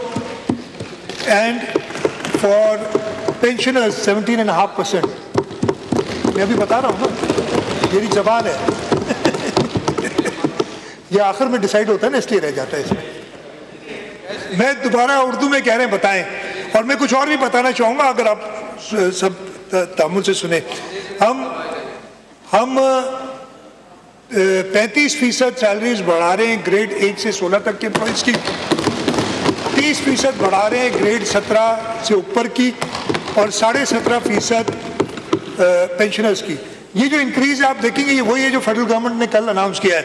लेकिन मैं आपको कुछ बताना चाहता हूं, पिछले 5 साल, पहले साल में यानी 2018-19 में 19-20 में सॉरी, हमने ग्रेड 1 से 15 तक की 15% बढ़ाई थी सैलरी, फेडरल गवर्नमेंट ने 10% बढ़ाई थी। अगले साल हमने 10% बढ़ाई और फेडरल गवर्नमेंट ने कितनी बढ़ाई? 0। ये मशहूर गवर्नमेंट जो थी ना, उससे अगला साल अभी भी वही गवर्नमेंट थी, हमने 20% बढ़ाई और उन्होंने 10% बढ़ाई। फिर पिछले साल गवर्नमेंट चेंज हुई, हमने भी 15%, फेडरल गवर्नमेंट ने भी 15%, और इस साल फेडरल गवर्नमेंट ने भी 35% और हमने भी 35%। अगर आप इन 5 साल का टोटल लेंगे, आपको बताऊं, हमारी सैलरी हमारी एम्प्लॉइज की जो ग्रेड 1 से 15 तक के, वो 188% बढ़ी है। सॉरी 188% बढ़ी है फेडरल गवर्नमेंट की, और हमारी बढ़ी है 236%। ये फर्क है पाकिस्तान पीपल। और आपने देखा जैसे ही Pakistan peoples party federal government में आई, वहां पे भी पिछले साल भी 15% इंक्रीज और इस साल भी 35% इंक्रीज हुई है। तो ये हॉलमार्क है पाकिस्तान पीपल्स पार्टी का कि हम सोचते हैं। इसके साथ साथ जो मिनिमम वेज है उसके बारे में भी मैं कुछ बताना चाहूंगा। हमने पिछले साल मिनिमम वेज 25,000 की थी, 17.5 से 25 की थी, राइट? पिछले साल फेडरल गवर्नमेंट रिलक्टेंट थी, लेकिन वी स्टूड आवर ग्राउंड, और हमने कहा था, और मियाँ शहबाज शरीफ साहब ने अपनी पहली तकरीर में उसको 25,000 किया था। हमें प्रॉब्लम्स हुए थे, इसलिए कि उस वक्त हमने टाइम लगा था उसको इम्प्लीमेंट करने में, लेकिन इम्प्लीमेंट हो गई। हमने आज कैबिनेट मीटिंग हुई, फेडरल गवर्नमेंट ने उसको बढ़ा के 32,000 कर दिया है। हमने ये फैसला किया है और ये प्रपोजल हम दे रहे हैं कि ऑब्वियसली ये मेरे कुछ इंडस्ट्रीज के दोस्त भी मेरे ख्याल इधर आए हुए हैं, बैठे हुए हैं। मुझे पता है आपको इतनी पसंद नहीं आएगी बात, लेकिन मैं आपको हमेशा कहता हूँ, एम्प्लॉयज़ को पैसे देंगे, आपकी सवाब भी मिलेगा, प्रोडक्शन भी बढ़ेगी आपकी, बैठे सारे। तो जितनी तनख्वाह हम अपने ग्रेड 1 से 15 तक के एम्प्लॉयज़ की बढ़ा रहे हैं, यानी 35%, हम रिक्वेस्ट करेंगे और मैं लेबर मिनिस्टर को कहूँगा इसको करें कि 35% बढ़ाई जाए और मिनिमम वेज 33,750 रुपये हो। 32,000 नहीं, 33,750 हो। जितनी इस जो ये गरीब हुकूमत है उतना बढ़ा रही है, कम से कम इतना तो आप भी बढ़ाए ना, 35% अगले साल के लिए। तो आई होप MPS कुछ नहीं। असल में नंद कुमार की वो थी, एक ड्रीम थी कि शायद, लेकिन नंद कुमार ने अपने इंटरेस्ट की बात सिर्फ की, सैलरीज कितनी बढ़ाई। आपकी कंपनी के लिए चीफ मिनिस्टर साहब, आपकी कंपनी के लिए we have a temporary leader of the opposition with you, so that आपकी कंपनी रहे। टेम्पररी हमने उनको बिठाया है इधर। Sir, I will conclude. I know it's been almost 2 hours that I've been on my feet, and I'm very grateful to all of you. It's been after a very long time that I've been able to make my speech without disturbance. I remember the first year of my speech. आपको मैं दे रहा हूँ ना, आप मैं दे रहा हूँ, मैं कह रहा हूँ मुझे अपना पहला साल याद है, ये इस जगह पे 4 फीट दूर खड़े होके, और जब मैं अपनी बजट स्पीच कर रहा था तो मुझे वो कह रहे थे पता नहीं 10 दिन 15 दिन, आपने सुना होगा क्या ऑल फॉल बकरे थे। मैं तो उधर ही हूँ अल्लाह ताला के एहसान से, अपनी पार्टी लीडरशिप की जैसे, अपने वालिदैन की तरफ से। वो नजर नहीं आ रहे, वो नजर नहीं आ रहे। मैं उन्हें इनवाइट करता हूँ, आए हाउस में बैठे। जो जिसने कानून अपने हाथ में लिया होगा उसको हम कुछ नहीं कहेंगे, उसको हम कुछ नहीं कहेंगे, और कह भी नहीं सकते जी हम का। लेकिन जिसने कानून हाथ में लिया उसके साथ हम सख्ती से निपटेंगे। हम पहले भी निपटे हैं, हम आगे जाके भी निपटेंगे। ये बहुत क्लियर मैसेज है कि आप मुल्क की सालमियत, मुल्क के इस्तेहकाम को इस तरीके से, और मुल्क की इधर आप सबको नाव में याद है, ओ भाई वो तुम्हारे को उस रेड बस ने क्या नुकसान तुम्हारा पहुंचाया था जिसको तुमने जला दिया, या तुम्हें एडी की एम्बुलेंस क्या तंग करती थी, एडी की जलाई थी एडी वाली, या पुलिस की गाड़ियां जलाने में तुम्हें क्या शौक, क्या मजा आ रहा था। तो वाटर बोर्ड की गाड़ियां, तो उनको नहीं छोड़ेंगे, ये बहुत क्लियर मैसेज है। हाँ, बाकी सब जो लॉ अबाइडिंग सिटीजन है वो आए बैठे हमारे साथ, वो कुछ नहीं कहेगा। तो ये अल्लाह ताला का शुक्र है मैं इधर ही हूँ, I am here and I am here to stay. मैं आपको बता रहा हूँ अल्लाह ताला की मदद से और अल्लाह ताला की तरफ से मैं कंक्लूड करना चाह रहा हूँ। और मैं चाह रहा हूँ, you know, Mr. Speaker, let us celebrate the achievements of the past 5 years, applauding the transformative impact on the life of common men through natural impediments had enormous diminishing effect, coupled with the trickle-down effect of global economic nosedive, an environment of political and social uncertainty. Nonetheless, there is always a silver lining under dark clouds. Pakistan People's Party has always lived up to the expectations of the people. In return, the people of this great province of Sindh has also bestowed us with the crown of their trust, support and affection.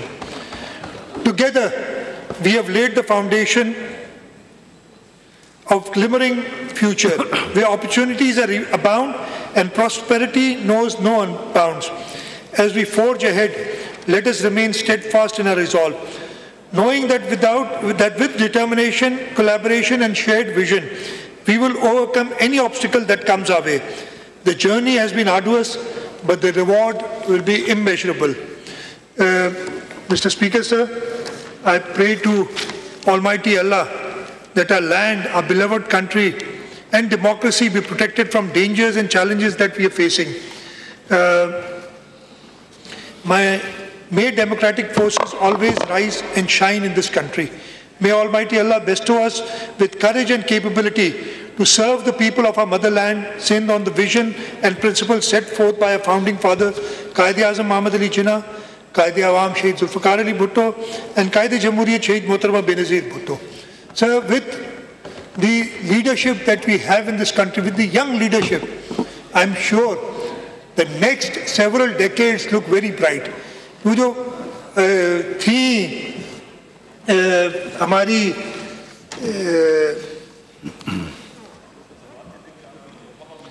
जो हमारी इसमें उर्दू में लिखे होंगे मेरे शेर वगैरह देखेंगे इधर नहीं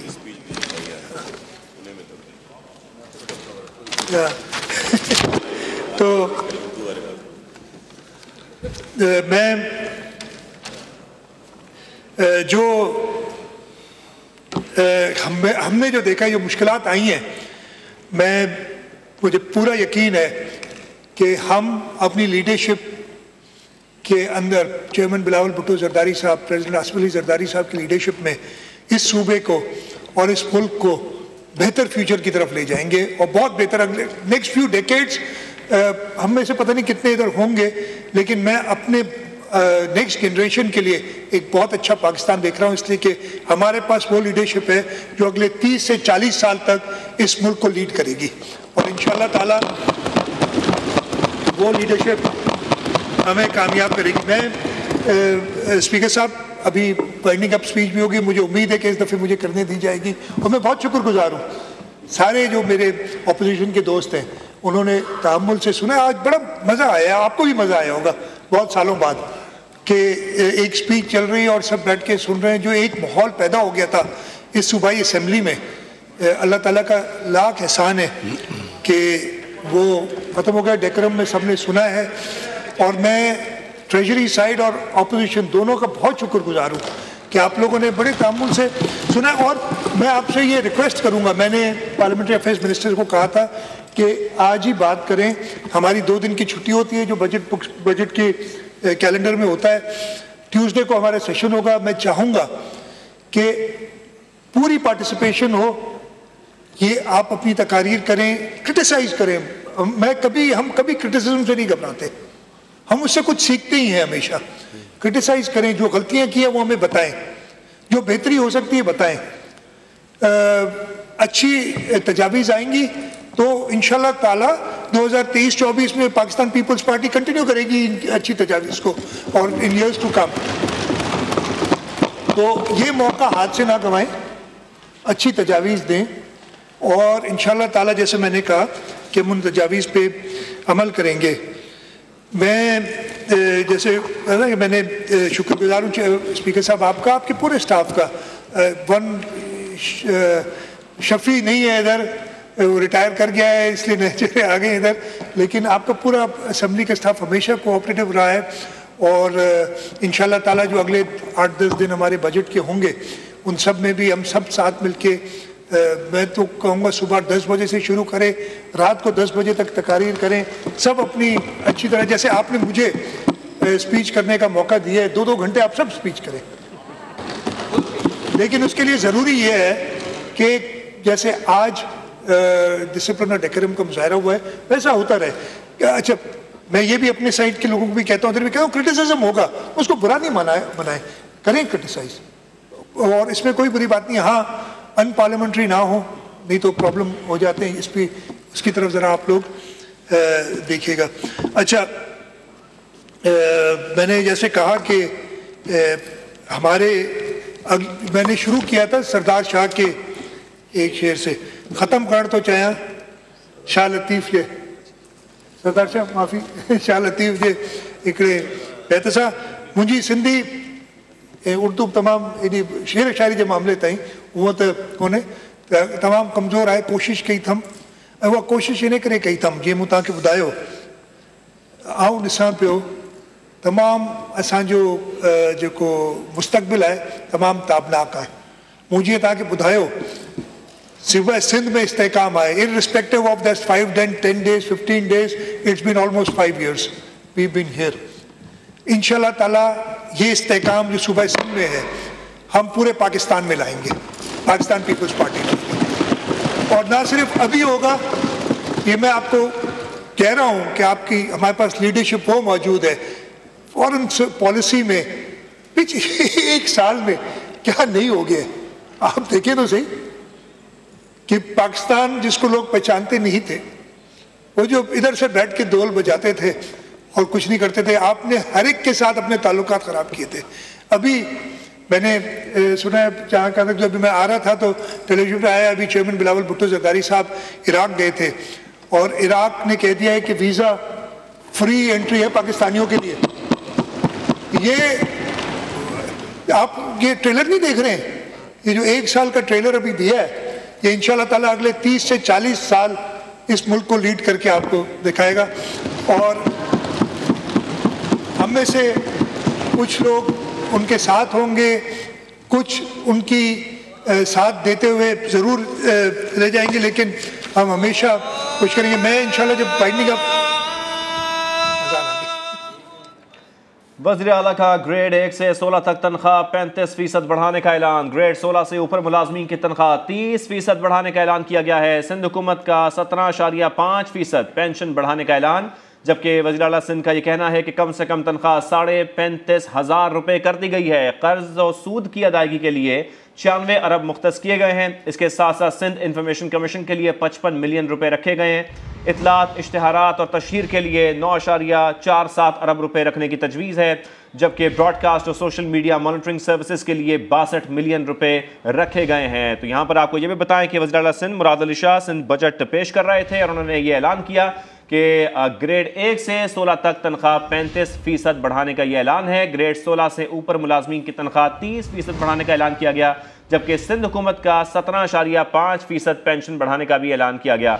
कम से कम तनख्वाह 35,500 रुपए कर दी गई है। ये भी आपको बताएं कि SIUT कराची के लिए 15 अरब रुपए मुख्तस हुए हैं। ग़ज़ाई किल्लत के शिकार बच्चों के लिए 453 मिलियन रुपए रखे गए हैं। खुसूसी अफराद पर काम करने वालों के लिए 250 मिलियन रुपए मुख्तस हैं। वज़ीर आला सिंध सैयद मुराद अली शाह बजट पेश कर रहे थे सिंध का, और उसमें जो अमरात रखी गई हैं, जो तनख्वाहों को बढ़ाने की बात की गई है, वो यकीनन आने वाले वक्त के लिए अच्छा है। महकमा इंसदाद दहशत गर्दी के लिए 884.6 मिलियन रुपए मुख्तस किए गए हैं। सिंध पुलिस की गाड़ियों की खरीदारी कीमत में 3.5 अरब रुपए रखे गए हैं। सिंध पुलिस की बेहतरी के लिए 2.7 अरब रुपए मुख्तस हैं और महकमा जेल के अमले में इजाफे के लिए 463 मिलियन मुख्तस है। अमन व अमान के लिए 143 अरब रुपए मुख्तस किए गए हैं और 50% वोटर कोर्सेज की इजाफी लाइनिंग और इसके अलावा बिजली की बहाली की जाएगी, ऐसा कहना है वज़ीर आला सिंध सैयद मुराद अली शाह का, जो कि सिंध असम्बली में बजट पेश कर रहे थे। ज़राई आलात पर 50% सब्सिडी दी जाएगी। बारिशों और सैलाब से ज़राअत को बड़े पैमाने पर नुकसान पहुँचा है और सैलाब के बायस 5.5 मिलियन घरों को नुकसान पहुँचा है, ऐसा कहना था मुराद अली शाह का। महकमा खेल और उमूर नौजवानान के लिए 1.83 अरब रुपए मुख्तस किए गए हैं। अभी शामिल करेंगे एक ब्रेक, साथ रहिएगा।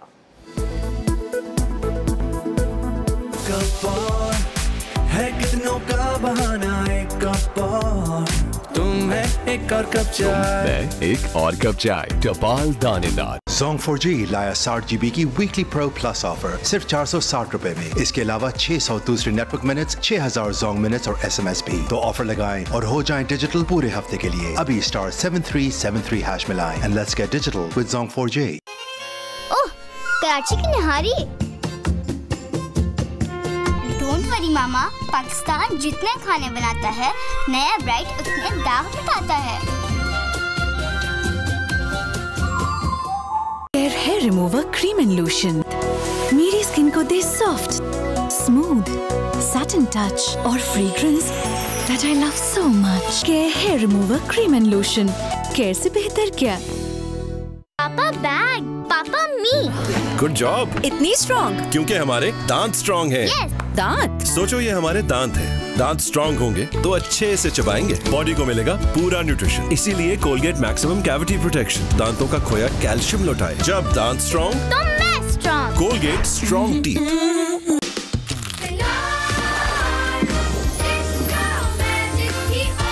कनौर पार्टी पैक अब 20 रुपए की बचत के साथ मारे गए। यूरोपियन टेक्नोलॉजी से बने डॉलन्स रेफ्रिजरेटर्स की नेचर लॉक टेक्नोलॉजी रखे फ्रूट्स और वेजिटेबल्स फ्रेश पूरे 20 दिन तक, क्योंकि डॉलन्स रिलायबल है।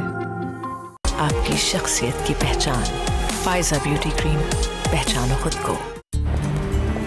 गर्मी में हर कदम लगे, जलते कोयलों पर चलना, सीट लगे जैसे खौलता तवा और बस बन जाए अवन, पर घर आते ही हो जाता है सब कूल विद डेटॉल कूल। इसका मेंथोल फार्मूला दे 5 डिग्री तक कूलिंग सेंसेशन और रखे आपको बदबू फैलाने वाले जर्म से बहुत दूर। गर्मी जाओगे भूल विद डेटॉल कूल।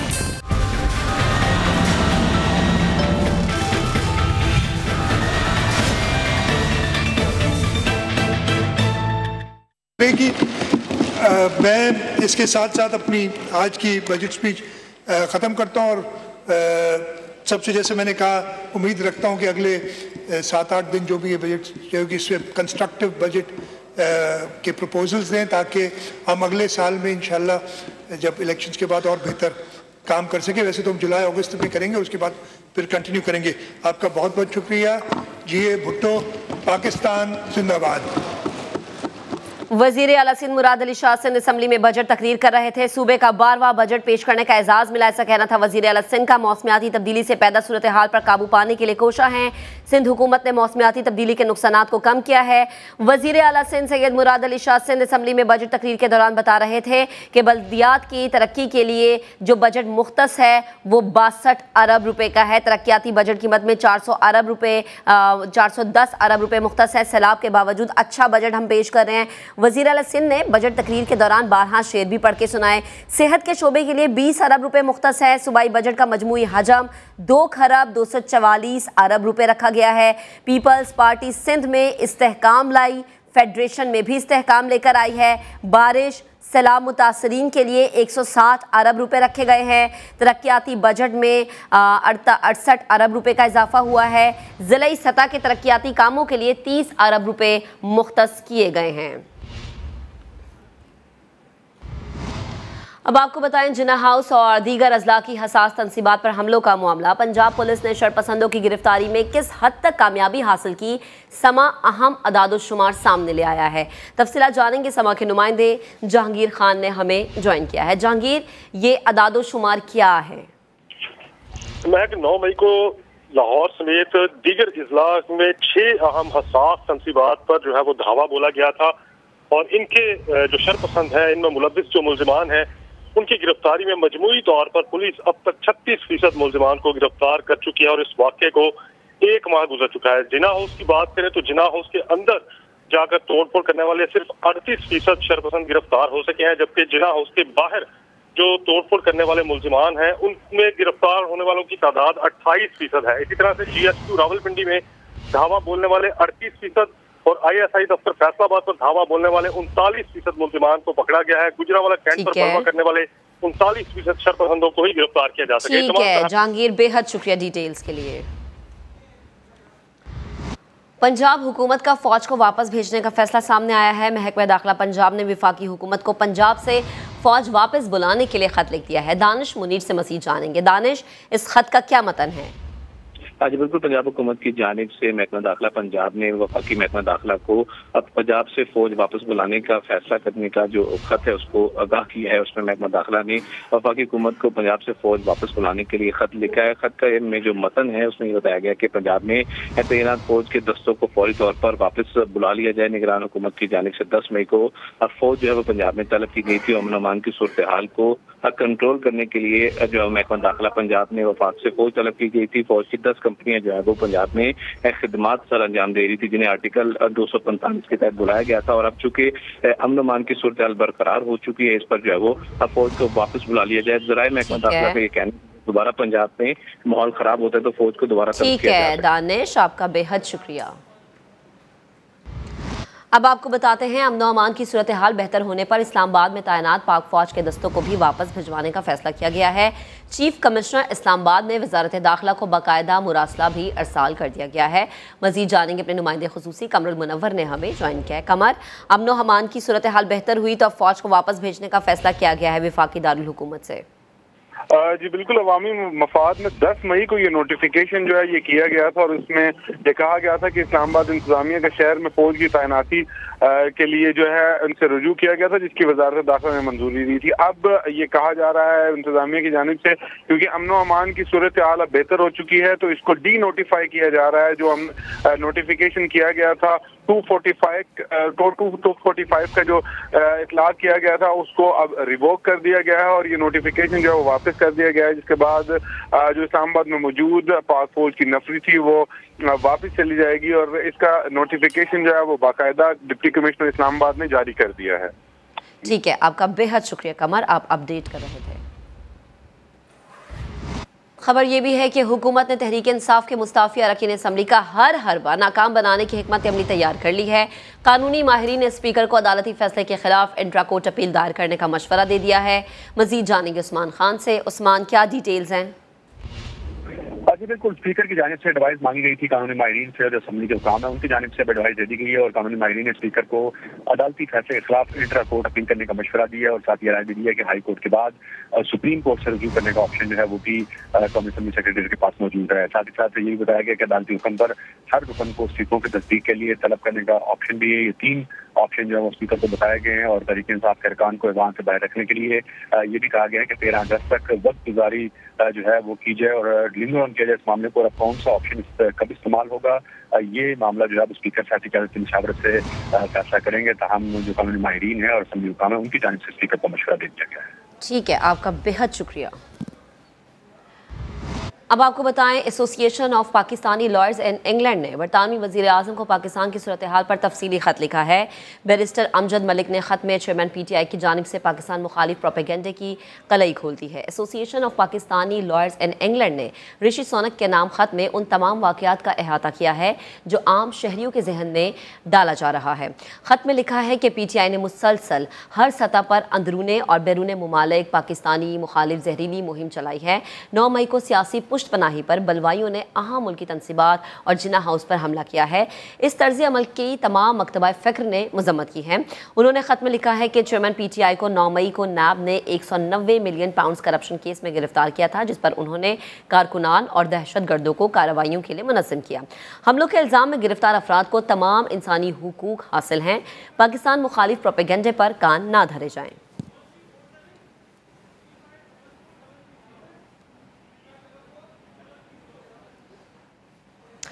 अहम खबर है समंदरी तूफान बिपरजॉय से मुतालिक। समंदरी तूफान कराची से 950 किलोमीटर दूर जनूब में मौजूद है।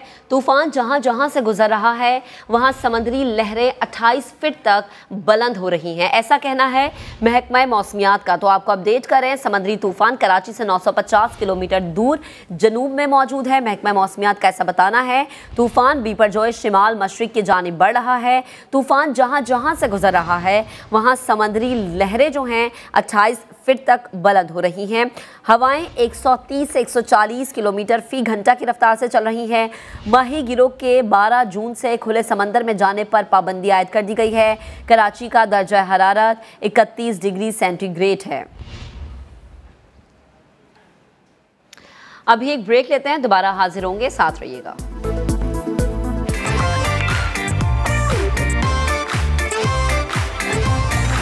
Try the new 7-Up Strawberry Lemonade.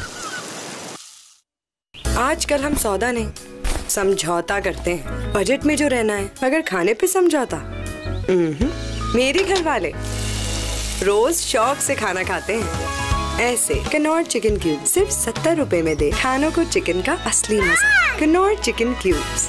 तो अब समझौता कैसा? आपकी शख्सियत की पहचान, फायजा ब्यूटी क्रीम, पहचानो खुद को।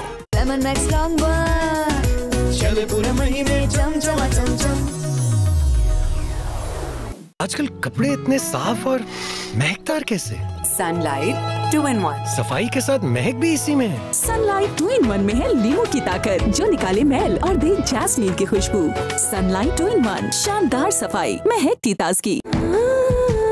You have got to stop for tops.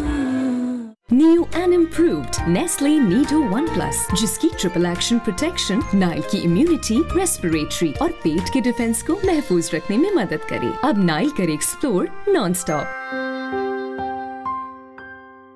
Bright साहब ब्राइट कर देगा ना? नहीं?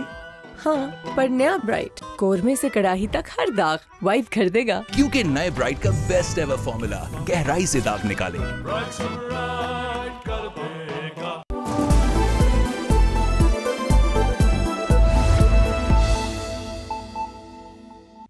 This news update is brought to you by जो सिर्फ डिजिटल नहीं सुपर डिजिटल हो जाते हैं। सुपर नहीं तो 4G नहीं, जैज़ सुपर 4G। सिंध हुकूमत का ग्रेड 1 से 16 के सरकारी मुलाजमीन की तनख्वाहों में 35% और ग्रेड 16 से ऊपर के मुलाजमीन की तनख्वाहों में 30% इजाफे का ऐलान। पेंशन भी 17.5% बढ़ा दी गई।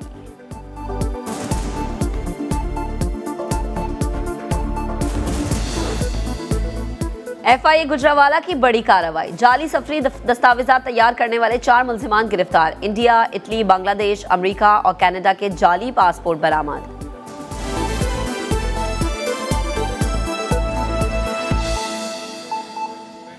अब आपको बताएं, कराची जिना अस्पताल के जच्चा बच्चा वार्ड से नौमौलूद का अगवा और इस वाक़े की CCTV फुटेज मंजरेआम पर आ गई है। वीडियो में खातून के हाथ में बच्ची देखी जा सकती है। मजीद जानेंगे, शाहनवाज अली कादरी ने हमें ज्वाइन किया। शाहनवाज, फुटेज तो मंजरेआम पर आ गई है, पुलिस ने क्या कार्रवाई की है और जो अस्पताल का अमला है वो क्या कहता है? देखिए, ये वाकया गुज़िश्ता शब पेश आया है। रात 2 बजे के करीब जिला अस्पताल के गायनी वार्ड से एक नौमौलूद बच्चों को मुमकिन तौर पर अगवा किया गया है। वाकई की जो CCTV फुटेज है वो मंजर आम पर आई है और फुटेज में जी ठीक है। शाहनवाज, बेहद शुक्रिया, आप हमें अपडेट कर रहे थे। कराची जिना अस्पताल में जच्चा बच्चा वार्ड में बच्ची के अगवा का ये मामला, जिसकी CCTV फुटेज मंजर आम पर आ गई है और ये मनाजिर आप देख सकते हैं कि दिन की रोशनी में ये खातून इस बच्ची को लेकर जा रही है। अब ये वीडियो मंजर आम पर आने के बाद जो है कार्रवाई अमल में लाई जाएगी। बच्ची को रात 2 बजे के करीब एक खातून अपने साथ ले गई और उसके बाद खातून को अस्पताल के मेन गेट से निकलते देखा जा सकता है। फुटेज में खातून के हाथ में बच्ची भी है। बच्ची की माँ बल्दिया यूसुफ गोट की रिहायशी है। SSP साउथ का ऐसा कहना है। बच्ची के वालिद के साथ पुलिस राबते में है। CCTV फुटेज की मदद से इस खातून को तलाश किया जाएगा और फिर तहकीकात का अमल आगे बढ़ाया जाएगा और जाना जाएगा कि आया इस खातून ने इस बच्ची को अगवा क्यों किया है।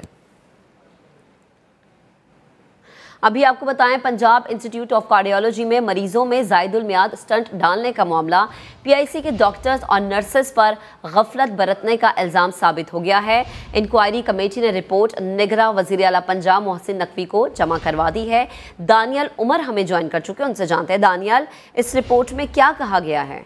देखें, पंजाब इंस्टीट्यूट ऑफ कार्डियोलॉजी में मरीजों में एक्सपायर्ड स्टंट्स डालने का केस सामने आया था, जिसके अंदर जो इंक्वायरी कमेटी बनाई गई थी उसके मुताबिक ये डॉक्टर्स और नर्सेज पीआईसी में काम करते हैं वो गफलत बरतने के मुर्तकब पाए गए हैं। 20 डॉक्टर्स और 15 से ज़ायद नर्सेज समेत जो दीगर मुलाजमीन हैं उनको सजाएं देने की सिफारिश कर दी गई है और ये रिपोर्ट वज़ीर आला पंजाब को जमा करवा दी गई है।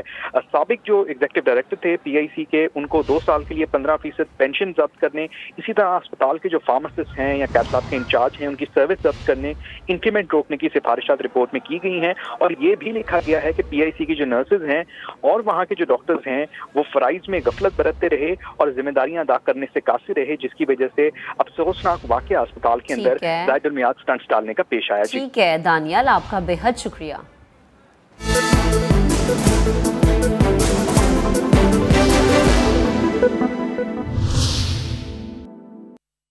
Hair remover cream and lotion मेरी स्किन को दे सॉफ्ट, स्मूथ, सैटिन टच और fragrance that I love so much. Care hair remover cream and lotion, care से बेहतर क्या?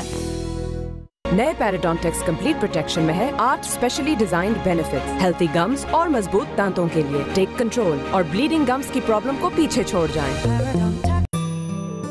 हमारी बैलेंस्ड रेसिपी मिक्सेस में मजीद मसाले शामिल करने की कोई जरूरत नहीं है, जो है आपकी किफायत शारी की शान। करेला दादा जान को खाना पड़ेगा। एक सख्त तो जल्दी खा लीजिए। कपड़े तो खुरदुरे हो जाएंगे। बिल्कुल नहीं, नया सर्फ एक्सेल ये जिद्दी दाग निकाले पर इनके सॉफ्ट पर्ल्स रखे कपड़े नर्म मुलायम। नया Surf Excel.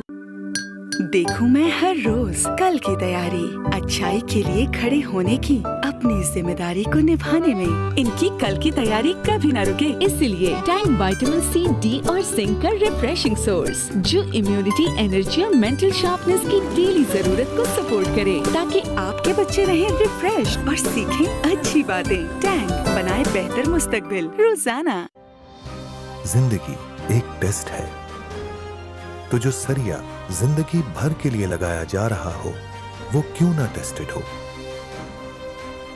Shekhu steel tested है।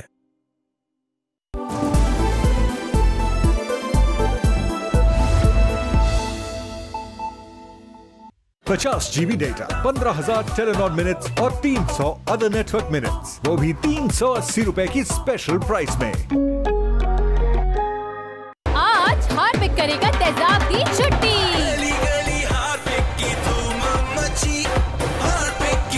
कमोड की सफाई में हार्पिक 10X से बेहतर कुछ नहीं हो ही नहीं सकता।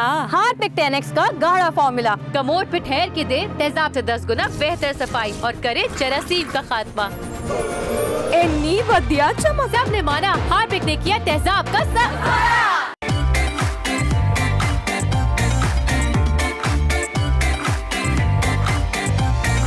Try the new 7-Up Strawberry Lemonade. गर्मी में outdoor sitting, royal mist fan है स्मार्ट सोल्यूशन।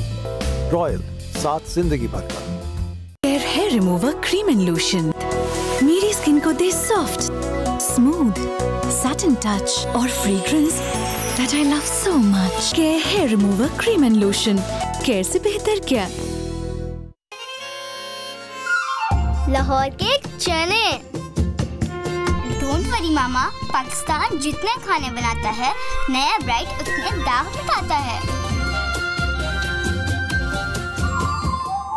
आपकी शख्सियत की पहचान, फायजा ब्यूटी क्रीम, पहचानो खुद को।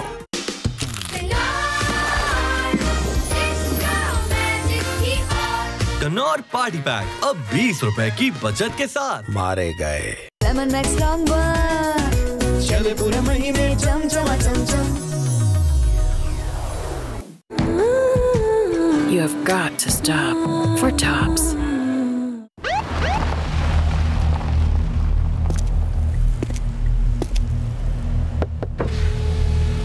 बाबर भाई, जी आप सही कह रहे थे, पेप्सी वाकई स्ट्रांग हो गई है।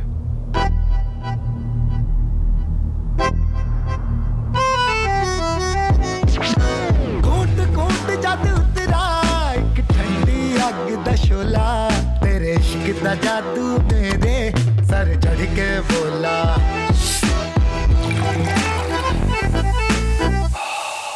आपकी शख्सियत की पहचान, फाइजा ब्यूटी क्रीम, पहचानो खुद को।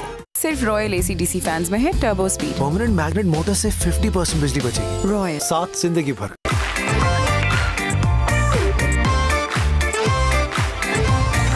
Try the new 7-Up Strawberry Lemonade. Pretty gold beauty cream 2-in-1 glutathione serum के साथ, ऑयल फ्री, इस्तेमाल में बहुत लाइट वेट। सिर्फ 5 दिन, फिर देखना अपनी skin. 50 GB data, 15,000 Telenor minutes और 300 अदर नेटवर्क मिनट्स, वो भी 380 रुपए की स्पेशल प्राइस में। New and improved Nestle Nido 1+, जिसकी ट्रिपल एक्शन प्रोटेक्शन नाइल की इम्यूनिटी, रेस्पिरेटरी और पेट के डिफेंस को महफूज रखने में मदद करे। अब नाइल करे explore non stop. Hair remover cream and lotion मेरी स्किन को दे सॉफ्ट, स्मूथ, सैटिन टच और fragrance that I love so much. Care hair remover cream and lotion, care से बेहतर क्या। Zong 4G लाया 60 GB की वीकली प्रो प्लस ऑफर सिर्फ 460 रुपए में। इसके अलावा 600 दूसरे नेटवर्क मिनट्स, 6000 Zong मिनट्स और SMS भी। तो ऑफर लगाएं और हो जाएं डिजिटल पूरे हफ्ते के लिए। अभी *7373# मिलाएं and let's get digital with Zong 4G।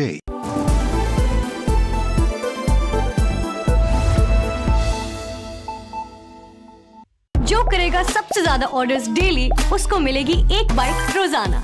तो अभी दराज ऐप खोलो एंड स्टार्ट शॉपिंग। दराज shopping expo from the 7th to the 14th of June। सोच को दराज करो।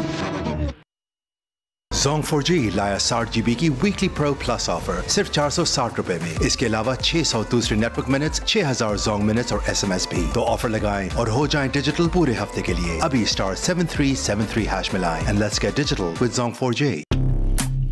मेरे चेहरे को चमक मिले, पलक झपक झपक पलक झपक। ये थी एक फेमस कैमरा ट्रिक जिसे रियल बना दिया है skin white 3-day glow night cream ने। पहली नाइट डार्कनेस की हार, दूसरी नाइट मिले नया निखार, तीसरी नाइट हो जाए स्किन से प्यार। Skin white 3-day glow night cream, skin की चमक मिले पलक झपक, पलक झपक।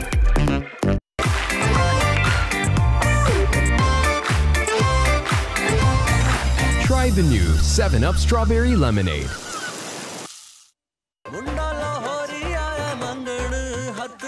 वैसे लड़का करता क्या है? आंटी जी करना क्या है, जमीनें जो है इतनी ज्यादा। इतनी ज्यादा? ना जी, इतनी ज्यादा।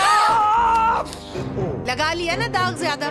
ज्यादा दागों के लिए मेरा 10 वाला बोनस। बोनस? जी, 10 रुपए में सबसे ज्यादा पाउडर, बनाए झाग ज्यादा, निकाले दाग ज्यादा।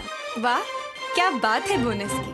एक कप और है कितनों का बहाना, एक कप और तुम है एक और कप चाय, साथों वक्त गुजारना, दोस्त को देर तक बैठाना और यारों की यारी का चलते जाना। तुम, मैं, एक और कप चाय, टपाल दानेदार। Hair remover cream and lotion मेरी स्किन को दे सॉफ्ट, स्मूथ, सैटिन टच और fragrance that I love so much. Care hair remover cream and lotion, care से बेहतर क्या।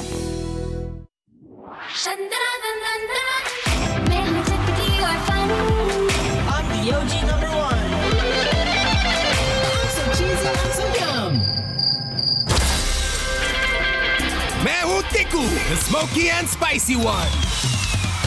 Knorr लाया स्पाइसी टिक्का, जो है स्पाइसी और स्मोकी फ्लेवर्स का परफेक्ट कॉम्बो। और मेरा भी। जब डेटॉल एंटीसेप्टिक लिक्विड हो फर्श की सफाई का हिस्सा, तो आप और आपका घर रहे महफूज और सबको बचाए 100 किस्म की बीमारियों वाले जरासीम से। आपकी शख्सियत की पहचान, फाइजा ब्यूटी क्रीम, पहचानो खुद को। अगली बार अगर इस तरह की खीर बनाओ तो ज्यादा बनाना। लजीजा रिश्तों में, लजीजा खीर मिक्स, रिश्तों में लाए प्यार की मिठास। लेमन मैक्स लॉन्ग चले पूरे महीने चमचमा चमचम।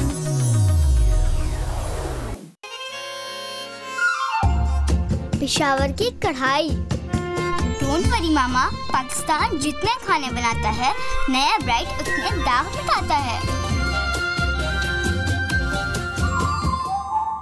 आजकल हम सौदा नहीं समझौता करते हैं, बजट में जो रहना है, मगर खाने पे समझौता। मेरे घर वाले रोज शौक से खाना खाते हैं ऐसे। कनौर चिकन क्यूब सिर्फ 70 रुपए में दे खानों को चिकन का असली मजा। Knorr chicken cubes. तो अब समझौता कैसा? आपकी शख्सियत की पहचान, फाइजा ब्यूटी क्रीम, पहचानो खुद को। क्या हुआ? स्कूल में लड़कियों ने तंग किया। बैठो, ये देखो तुम्हारे बाल, इन्हें खींचो, मड़ोड़ो, तंग करो। इन्हें चोट लगती है? क्योंकि ये मजबूत हैं। तुम भी तो मजबूत हो ना। एक माँ ही बनाती है बेटी को सर से मजबूत, जड़ से मजबूत। लाइफ बॉय शैम्पू का मिल्क प्रोटीन और एलोवेरा फॉर्मूला बनाए इसके बालों को मजबूत। और अब लाइफ बॉय शैम्पू लाया नया डबल पत्ता, सिर्फ 10 रुपए में। लाइफ बॉय शैम्पू, तुम मजबूत हो।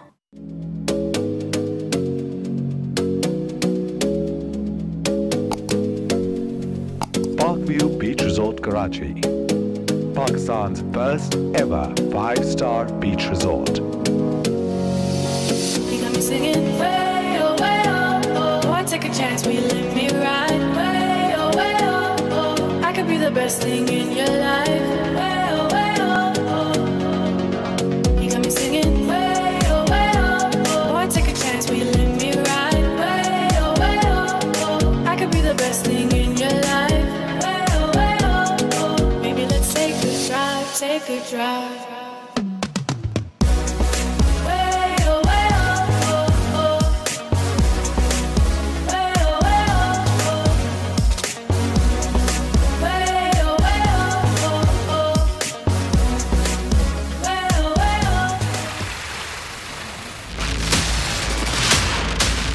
बजट के क्या असरात मुरतब होंगे पाकिस्तानी मईशत के ऊपर और पाकिस्तानी अवाम के ऊपर? जब तक आपका डॉलर का डेफिसिट आपका ख़त्म नहीं होगा, मईशत का बेहतर होना और अच्छा बजट बनना ऑलमोस्ट नामुमकिन होगा। ज़राअत के लिए जो सबसे इम्पोर्टेंट है कॉस्ट ऑफ प्रोडक्शन को कम करना, जदीद टेक्नोलॉजी के लाना, जदीद रिसर्च करना। फॉरेन एक्सचेंज था वो थ्रू बैंक्स आने के इक़दाम किए जाते हैं। आपको सोलर के लिए मराद दे रहे हैं, आपको IT के लिए मराद दे रहे हैं। घरों की शॉर्टफॉल है वो लोग हैं जो अफोर्ड नहीं कर सकते, जिनके पास पैसे नहीं है, हमें उनके लिए एक्टिविटी करनी चाहिए। ज़राअत भी हमारी नेगेटिव रही है, सनत भी नेगेटिव रही है और एक्सपोर्ट भी गिरी है। ये दो शोबे हैं जो पाकिस्तान की स्ट्रेंथ है।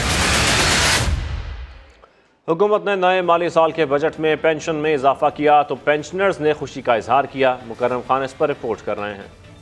कैसे प्यारे प्यारे समी के फूल। पोते पोती को पढ़ाती ये हैं मुल्तान की 60 साला नेक अख्तर, जो कि गवर्नमेंट स्कूल से रिटायर्ड टीचर हैं। पेंशन में 17.5% इजाफे पर काफ़ी खुश और पुरउम्मीद दिखाई देती हैं। 1997 में मैंने रिटायरमेंट ली। उस वक्त हमारी तनख्वाहें बहुत कम थीं, उस लिहाज से मेरी पेंशन भी उतनी ही कम बनी। अब हुकूमत के मशकूर हैं कि उन्होंने थोड़ी और बढ़ा दी हैं पेंशनें, थोड़ा सा हमें रिलीफ मिल जाएगा। पेंशन में इजाफे पर बच्चों ने भी दादी से पॉकेट मनी बढ़ाने की डिमांड कर दी। मैं दादा के पास ट्यूशन पढ़ने आता हूँ और दादा मुझसे प्यार भी बहुत करती हैं और ये तनख्वाह बढ़ने की वजह से मैं दादों से पैसे भी ज़्यादा लिया करूँगा और दादा मुझे बाहर घुमाने लेके जाएंगे और गिफ्ट भी लेके देंगी। रिटायर्ड पेंशनर्स का कहना है कि हुकूमत ने पेंशन में तो इजाफा कर दिया, मेडिकल अलाउंस में भी इजाफा किया जाए। कैमरामैन अदनान सियाल के साथ मुकर्रम खान, सामा, मुल्तान। वज़ीर तवानाई खुर्रम दस्तगीर का कहना है कि IMF का मुआहदा नहीं हो रहा तो इसकी वजह चेयरमैन PTI के अमरीका मुखालिफ बयानात हैं। गुज़श्ता हुकूमत की वादा खिलाफियों की वजह से कोई पाकिस्तान पर एतमाद के लिए तैयार नहीं। चेयरमैन PTI ने पाकिस्तान की खारजा पॉलिसी में भी बिगाड़ पैदा किया। उन्होंने मज़ीद क्या कहा, आपको सुनवाते हैं। बजट जो है ये बादस क़यामत बजट है। 3 क़यामतें हमने भुगती। पहली क़यामत का तो नाम है इमरान खान। पहले तो 2019 में एक भयानक सौदा किया IMF से और उससे ज्यादा भयानक तरीके से उसको तोड़ दिया 3 साल के बाद। IMF का भी जो मुआहिदा नहीं हो रहा, इमरान खान के पहले 10 महीने के तबाहकुन बयानात थे, इसको मैं पाकिस्तान दुश्मनी कह सकता हूँ। तवक्को रखते हैं कि अगले 3 हफ्ते में भी ये मामला अगर सॉल्व हो जाएगा तो हमारे पास एक बुनियाद होगी आगे जाने की। इलेक्शन के लिए जो सरमाया चाहिए वो इस बजट में मौजूद है। तो अभी तक तो 10 नवंबर की ही प्लानिंग है, लेकिन सरबराहान मिलकर इस पर ज़ाहिर अपनी अपनी राय देंगे। जब उस वक्त के जो गरीब दुश्मन और तरक्की दुश्मन वज़ीर आज़म ने ये कहा कि जी देखें अफगानिस्तान ने गुलामी की जंजीरें तोड़ दी, अब ये जो जुमला है इसने भी पाकिस्तान के फॉरेन रिलेशंस को डैमेज किया है। और उसके बाद फिर जो पूरा एक सर्कस हुआ है साइफर के हवाले से, अमेरिका और मगरिब मुखालिफ, सिर्फ अमेरिका के खिलाफ बयान नहीं दिए, यूरोप के खिलाफ भी बयान दिए। चौथा जो अजाब इमरान खान हमारे लिए छोड़ कर गए हैं, जिसके पाकिस्तान की खारजा ताल्लुकात में इतना बड़ा बिगाड़ पैदा किया है। जबकि पंजाब का बजट 19 जून को पेश किया जाएगा। 4 माह के तरक्याती बजट का हजम 340 अरब के लगभग मुकर्रर होगा। मजीद जानेंगे समा के नुमाइंदा खुसूसी जुल्फ़िकार अली महतो से। जी जुल्फ़िकार, बताइएगा इस हवाले से। जी, सूबाई महकमा खजाना के जराये ने ये बताया है कि वज़ीर आला मौसम नकवी ने पंजाब के अंदर माली साल के 4 माह के बजट की कद्दोखाल को फाइनल करने का हुक्म दिया है और ये कहा जा रहा है कि 19 जून को ये बजट सूबाई काबीना में पेश किया जाएगा और एक प्रेस रिलीज के जरिए ये बजट जो है वो मीडिया को दिया जाएगा। और पहले जिस तरह ट्रेडिशंस हैं कि PTV पे बजट पेश किया जाता है, निगरान हुकूमतों के दौर में वो नहीं होगा। दूसरा ये बताया गया है कि अब तक जो तरक्याती हजम है 4 माह के बजट का, तरक्याती बजट का, वो 340 अरब रुपए के लगभग है और इसमें कोई नई स्कीम जो है शामिल नहीं की जा रही, बल्कि जो जारी स्कीमें हैं ये तमाम बजट जो तरक्याती होगा उनके लिए जारी होगा। जुल्फ़िकार, बहुत शुक्रिया आपका। आगे बढ़े रहा को बताएं, सानिया 9 मई को 1 माह गुजर गया है। अफसोसनाक वाक़े की मजम्मत और शहदाए पाक फौज से इज़हार यकजहती के लिए पाकिस्तान सिख बरादरी के वफ़द ने जिन्ना हाउस का दौरा किया। तोड़ फोड़ और जलाओ घिराव की मजम्मत करते हुए सिख बरादरी ने कहा, सब्र और बर्दाश्त का मुजाहरा करने पर पाक फौज को दाद देते हैं। उन्होंने पाकिस्तानी कौम और पाक फौज को आमने सामने करने की साजिश नाकाम बना दी। सानिया 9 मई के जिम्मेदारों के खिलाफ सख्त कार्रवाई होनी चाहिए। 9 मई को जो ये वाक़या हुआ, हम जितना भी इनका मजम्मत करें वो कम है। यहाँ पे आके विज़िट करने में हमें ये भी पता चला कि यहाँ पे मस्जिद को भी शहीद किया गया। पाक आर्मी और सिक्योरिटी फोर्सेस को अप्रिशिएट भी करता हूँ कि उस दिन इनको शूट भी कर सकते थे, लेकिन उन्होंने इस तरीके से नहीं किया क्योंकि उन्होंने अपना पाकिस्तानी सिटीजन समझ के उन पर गोलियाँ नहीं चलाई। हम ये चाहते हैं कि इसको जो है फौरी तौर पर सही सख्त से सख्त सज़ा दी जाए। जो इस मिशन में मुलव्वस थे, जो अफराद या जो पकड़े गए हैं, उसको कड़ी से कड़ी सज़ा दी जाए ताकि आइंदा से जो लोग हैं वो दोबारा ये कोशिश ना करें। जिन्ना हाउस लाहौर में दहशतगर्दी फैलाने वाले एक और शरपसंद की शिनाख्त हो गई है। लाहौर का रिहायशी मुलजिम आशिक खान तहरीक इंसाफ का फाल कारकुन निकला। वीडियो बयान में हमला करने का एतराफ़ कर लिया। मुलजिम का कहना था कि जमान पार्क में मंसूबा बनाया गया था कि अगर इमरान खान को गिरफ्तार कर लिया गया तो हमने जिन्ना हाउस पर हमला करना है। हमारे जहनों को फौज से नफरत की तरफ मोड़ा गया। यही सोच हमें जिन्ना हाउस की हदूद में ले गई और हम उस पर हमला आवर हो गए। हमारे खान को जल्द से जल्द रिहा किया जाए वरना हम देंगे। इमरान खान हमारी रेड लाइन है। मेरा नाम मोहम्मद आशिक खान है, मेरे वाला साहब का नाम नसीब खान है, मैं लाहौर का रहायशी हूँ। 9 मई के इमरान खान की गिरफ्तारी के बाद हमें आजम खान न्याजी ने कॉल की कि फटाफट लिबर्टी चौक पे रैली के साथ पहुँचो।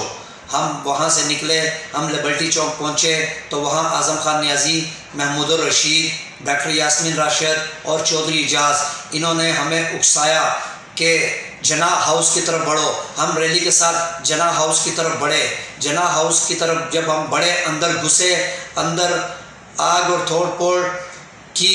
वहाँ पे 1-2 कमरे में मैं भी घुसा। मैंने एक प्लेट पकड़ी, प्लेट पकड़ के मैं बाहर आया। एक पर्सन एंकर ने मेरी वीडियो बनाई। मैंने कहा कि इमरान खान हमारी रेड लाइन है, इमरान खान को जल्द से जल्द रिहा करो वरना हम ईंट से ईंट बजा देंगे। यहाँ पे ये मैंने क्यों किया? ये हम पिछले 2018 से PTN में मैं हूँ और पिछले 1 साल से इमरान खान का बयानिया है कि फ़ौज के ख़िलाफ़, वहाँ पे हमें ट्रेनिंग मिलती रही जमान पार्क में कि फ़ौज के ख़िलाफ़ चलना है। हमारा ज़हन उन्होंने उस तरफ मूव कर दिया ताकि हम वहाँ से जिन्ना हाउस में गए और ये नुकसान किया।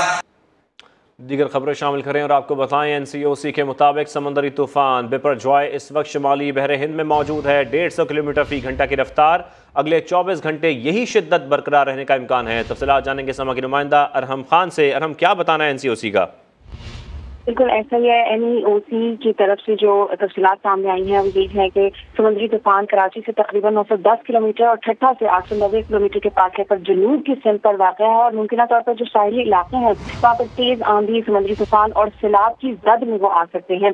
तो NEOC में जो हाइपरजॉय की पेशरफ पे मुसलसल निगरानी भी की जा रही है और NGMA ने मई में बाज़ाब्ता तौर पर जो समुद्री तूफान है उसके बारे में जो मुतल्लिका हुकाम है उन्हें भी आगाह कर दिया था और मुमकिन असरात को मद्देनजर रखते हुए आवाम जो है वो मौसमी हालात से आगाह रहे हैं। और हम बहुत शुक्रिया तफसील के लिए।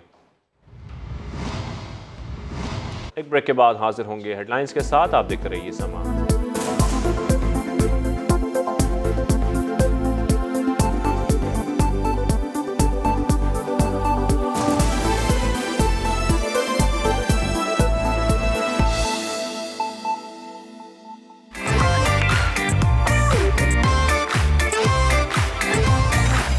The new 7-Up Strawberry Lemonade.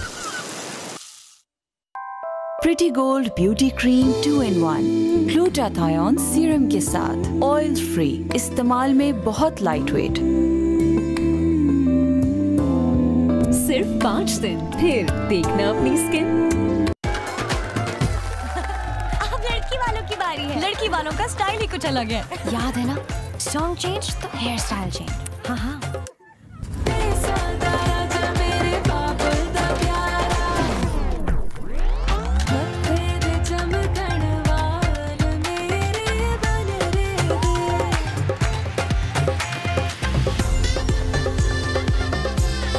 Sunsilk thick and long, इसमें है योगर्ट प्रोटीन और केराटिन का सुपर मिक्स जिससे बाल दिखे 2 गुना ज्यादा घने और मुमकिन करे हर हेयर स्टाइल। कैसा लगा हमारा स्टाइल? इस शादी सीजन जब बाल हो थिक, कोई भी स्टाइल करो पिक। करेला ऑफ।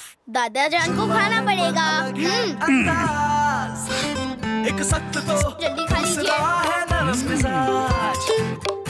कपड़े तो खुरदुरे हो जाएंगे। बिल्कुल नहीं, नया सर्फ एक्सेल ये जिद्दी दाग निकाले पर इनके सॉफ्ट पर्ल्स रखे कपड़े नर्म मुलायम। नया Surf Excel. 50 GB data, 15,000 Telenor minutes और 300 अदर नेटवर्क मिनट्स, वो भी 380 रुपए की स्पेशल प्राइस में। एक कप और है कितनों का बहाना, एक कप और तुम है एक और कप चाय, साथों वक्त गुजारना, दोस्त को देर तक बैठाना और यारों की यारी का चलते जाना। तुम, मैं, एक और कप चाय, टपाल दानेदार।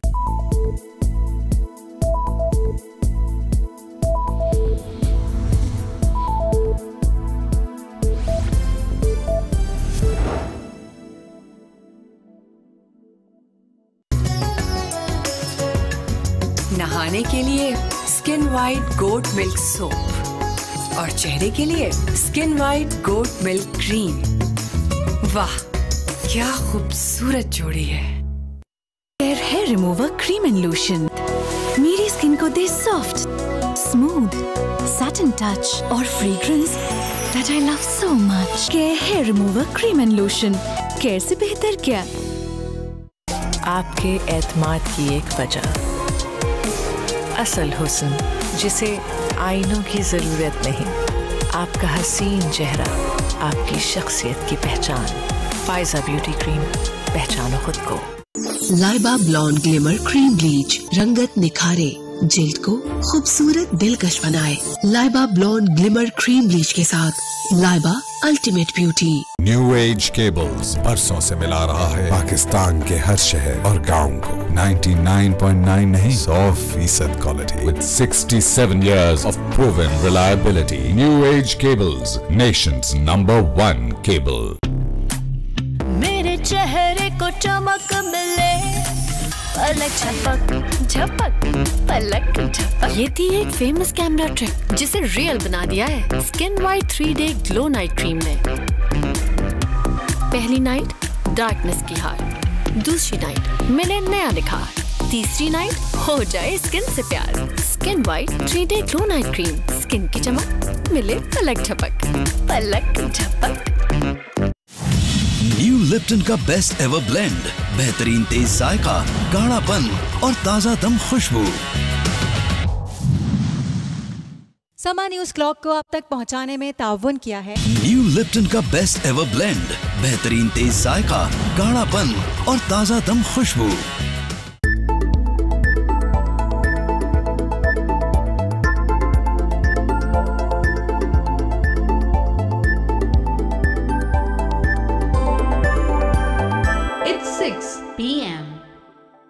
समा हेडलाइन आप तक पहुंचाने में ताउन किया है कोलगेट हर्बल, मुंह में ठंडक पहुंचाए, दांत मसूड़े सेहतमंद बनाए नेचुरली।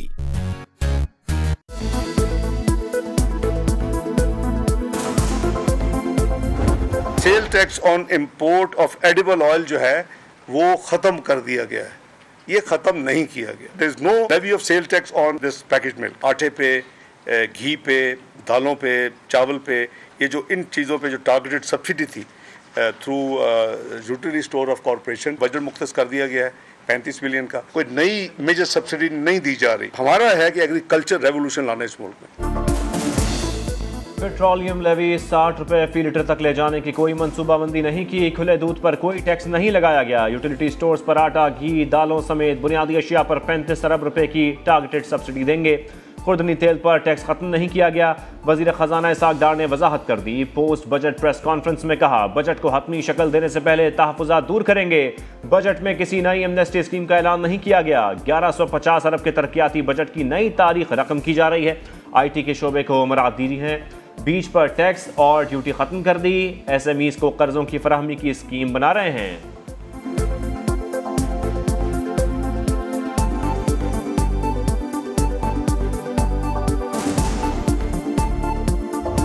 प्लान भी जो है होता ही है सेल्फ रिलायंस और अपने पाँव पे खड़ा होने का। इस पे ज्यादा पब्लिकली ज्यादा बात नहीं हो सकती। जो ये रट लगाते हैं ना डिफॉल्ट डिफॉल्ट डिफॉल्ट, वो खुद जिम्मेदार हैं कि हम अपना पेट काट के बाकी चीजों पे हम कॉम्प्रोमाइज करें। यही किया हमने। There is no plan to go to multilateral development institution. Pakistan Paris Club, IMF और आलमी बैंक समेत आलमी मालियाती इदारों से कर्ज रीशेड्यूल नहीं करेगा। तमाम कर्जे बर वक्त अदा किए जाएंगे। वजीर खजाना इसहाक डार का ऐलान। कहा, खित्ते के मुकाबले में पाकिस्तान का दिफाई बजट ज्यादा नहीं है। 9,200 अरब रुपए का टैक्स हदफ हासिल कर लेंगे। ओवरसीज पाकिस्तानियों के लिए मराद, सालाना $50,000 भिजवाने पर फास्ट ट्रैक इमिग्रेशन समेत मुतादिद सहूलियात देंगे। बजट पर अमल दरामद के लिए FBR की 2 कमेटियां बना रहे हैं। दोनों कमेटियां पीर से काम शुरू कर देंगी।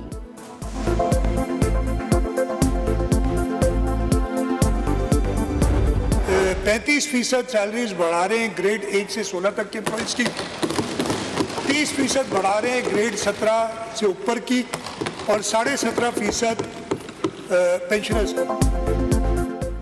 सिंध का 2,244 अरब रुपए का बजट पेश। सरकारी मुलाजमीन की तनख्वाहों में 30 से 35% इजाफा। ग्रेड 1 से 16 तक 35%, ग्रेड 17 से 22 तक के मुलाजमीन के लिए 30% इजाफा। पेंशन भी 17.5% बढ़ाने का ऐलान। कम से कम तनख्वाह 35,500 रुपये कर दी गई। रिटायर्ड मुलाजमीन के लिए आइंदा माली साल में 195 अरब से जायद मुख्तस। ये रकम रवा माली साल की निस्बत 20 अरब रुपये ज्यादा है।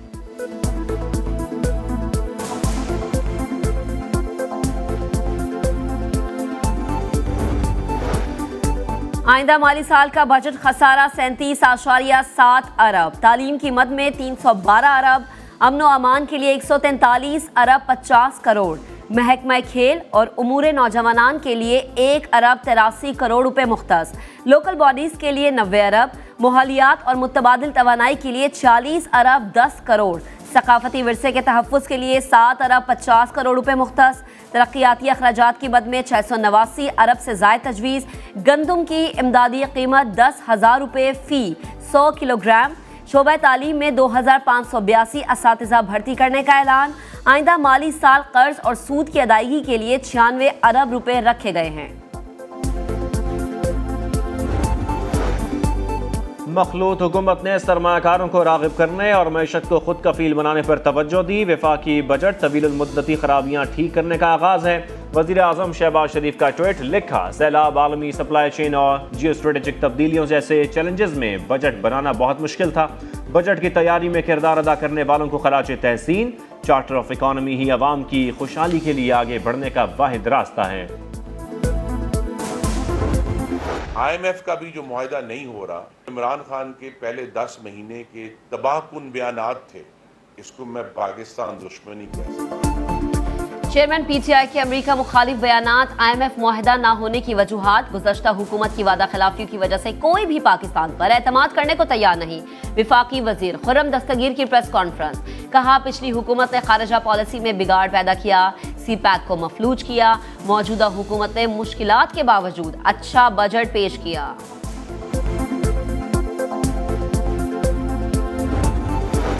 चेयरमैन PTI का मसला ये है कि फौज गैर सियासी क्यों है, क्यों उनकी मदद नहीं कर रही। फौजी तनसीबात पर हमला करने वालों को कार्रवाई का सामना करना पड़ेगा। वजीर खारजा बिलावल भुट्टो जरदारी का अल जजीरा TV को इंटरव्यू, कहा रूस से इक्तिसादी ताल्लुकात चाहते हैं।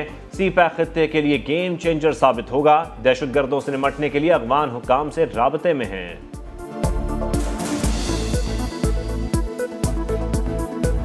ट्रेनिंग मिलती रही जमान पार्क में कि फौज के खिलाफ चलना है, हमारा ज़ेर उन्होंने उस तरफ मूव कर दिया ताकि हम वहाँ से जिना हाउस में गए और ये नुकसान किया। जिना हाउस पर हमला करने वाले एक और शरपसंद की शनाख्त, लाहौर का आशिक खान तहरीक इंसाफ का फाल कारकुन निकला। जमान पार्क में मंसूबा बनाया गया, मुलजिम का एतराफ़। खतीजा शाह की रिहाई की दरख्वास्त समाअत के लिए मुकर्रर। लाहौर हाई कोर्ट का 2 रुकनी बेंच 12 जून को समाअत करेगा। कॉज लिस्ट जारी। इंग्लैंड में मुकीम पाकिस्तानी वकला का बरतानवी वजीर आज़म को खत, चेयरमैन PTI के मुल्क दुश्मन प्रोपेगेंडे की कलई खोल दी। बैरिस्टर अमजद मलिक ने लिखा, PTI ने हर सतह पर पाकिस्तान मुखालिफ जहरीली मुहिम चलाई। 9 मई को सियासी पुष्टपनाही पर बलवाइयों ने हम मुल्की तनसीबात और जिना हाउस पर हमला किया। हमलों के इल्ज़ाम में गिरफ्तार तमाम अफराद को मुकम्मल इंसानी हुकूक हासिल हैं। पाकिस्तान मुखालिफ प्रोपेगेंडे पर कान न धरें।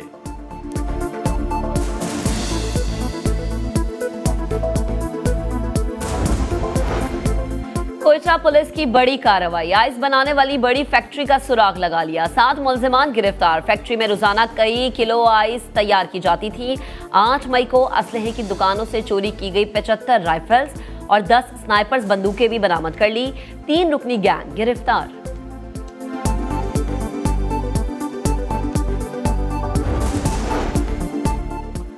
जमात इस्लामी के उम्मीदवार हाफिज नईमुर रहमान ने मेयर कराची के इंतखाब के लिए कागजात नामजदगी जमा करा दिए। मीडिया से गुफ्तगू में सिंध हुकूमत पर तनकीद, कहा लोगों को उठाया जा रहा है। PTI और जमात इस्लामी के वोट 9 लाख और पीपल्स पार्टी के 3 लाख हैं। किस कानून के तहत ये कहते हैं हमारा मेयर बनेगा। सईद गनी का जवाबी वार, बोले कराची की मेयरशिप जमात इस्लामी को खैरात में नहीं दे सकते। समंदरी तूफान बीपरजॉय कराची से 950 किलोमीटर की दूरी पर। माही गिर 12 जून से खुले समंदर में नहीं जा सकेंगे। भारत की कई रियासतों में हाई अलर्ट जारी। मुंबई में दर्जा हरारत 40 डिग्री तक पहुंच गया। केरला में शदीद बारिशों का इंतबाह। बिहार, मगरबी बंगाल, उड़ीसा, झारखंड और उत्तर प्रदेश में आइंदा चंद रोज तक शदीद गर्मी का इम्कान। कनाडा के जंगलात से उठने वाला धुआं नॉर्वे से होता हुआ जनूबी यूरोप तक फैल गया। अमेरिका के कई शहरों में भी लोग घरों तक महसूर। तेज हवाएं आग बुझाने की कोशिशों को मुतासर कर रही हैं।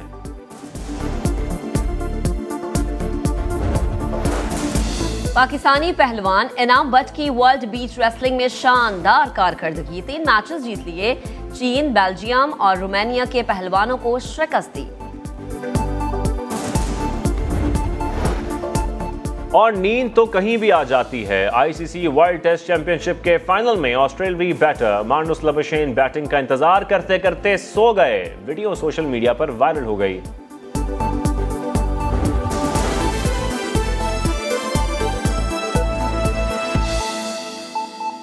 लेमन मैक्स लॉन्ग बार चिकनाई पे करे वार, बर्तन चमके चमचमा चमचम। हजार लीमों की पावर, इसमें महीने की छुट्टी चमचमा चमचम। लेमन मैक्स लॉन्ग बार चले पूरे महीने चमचमा चमचम।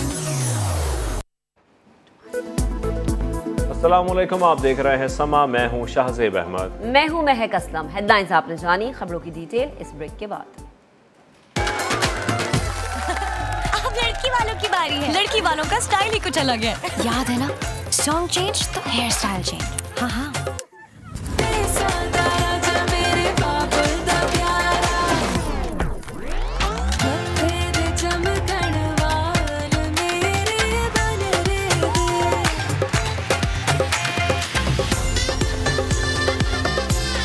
सनसिल्क थिक एंड लॉन्ग, इसमें है योगर्ट प्रोटीन और केराटिन का सुपर मिक्स, जिससे बाल दिखे 2 गुना ज्यादा घने और मुमकिन करे हर हेयर स्टाइल। कैसा लगा हमारा स्टाइल इस शादी सीजन? जब बाल हो थिक, कोई भी स्टाइल करो पिक।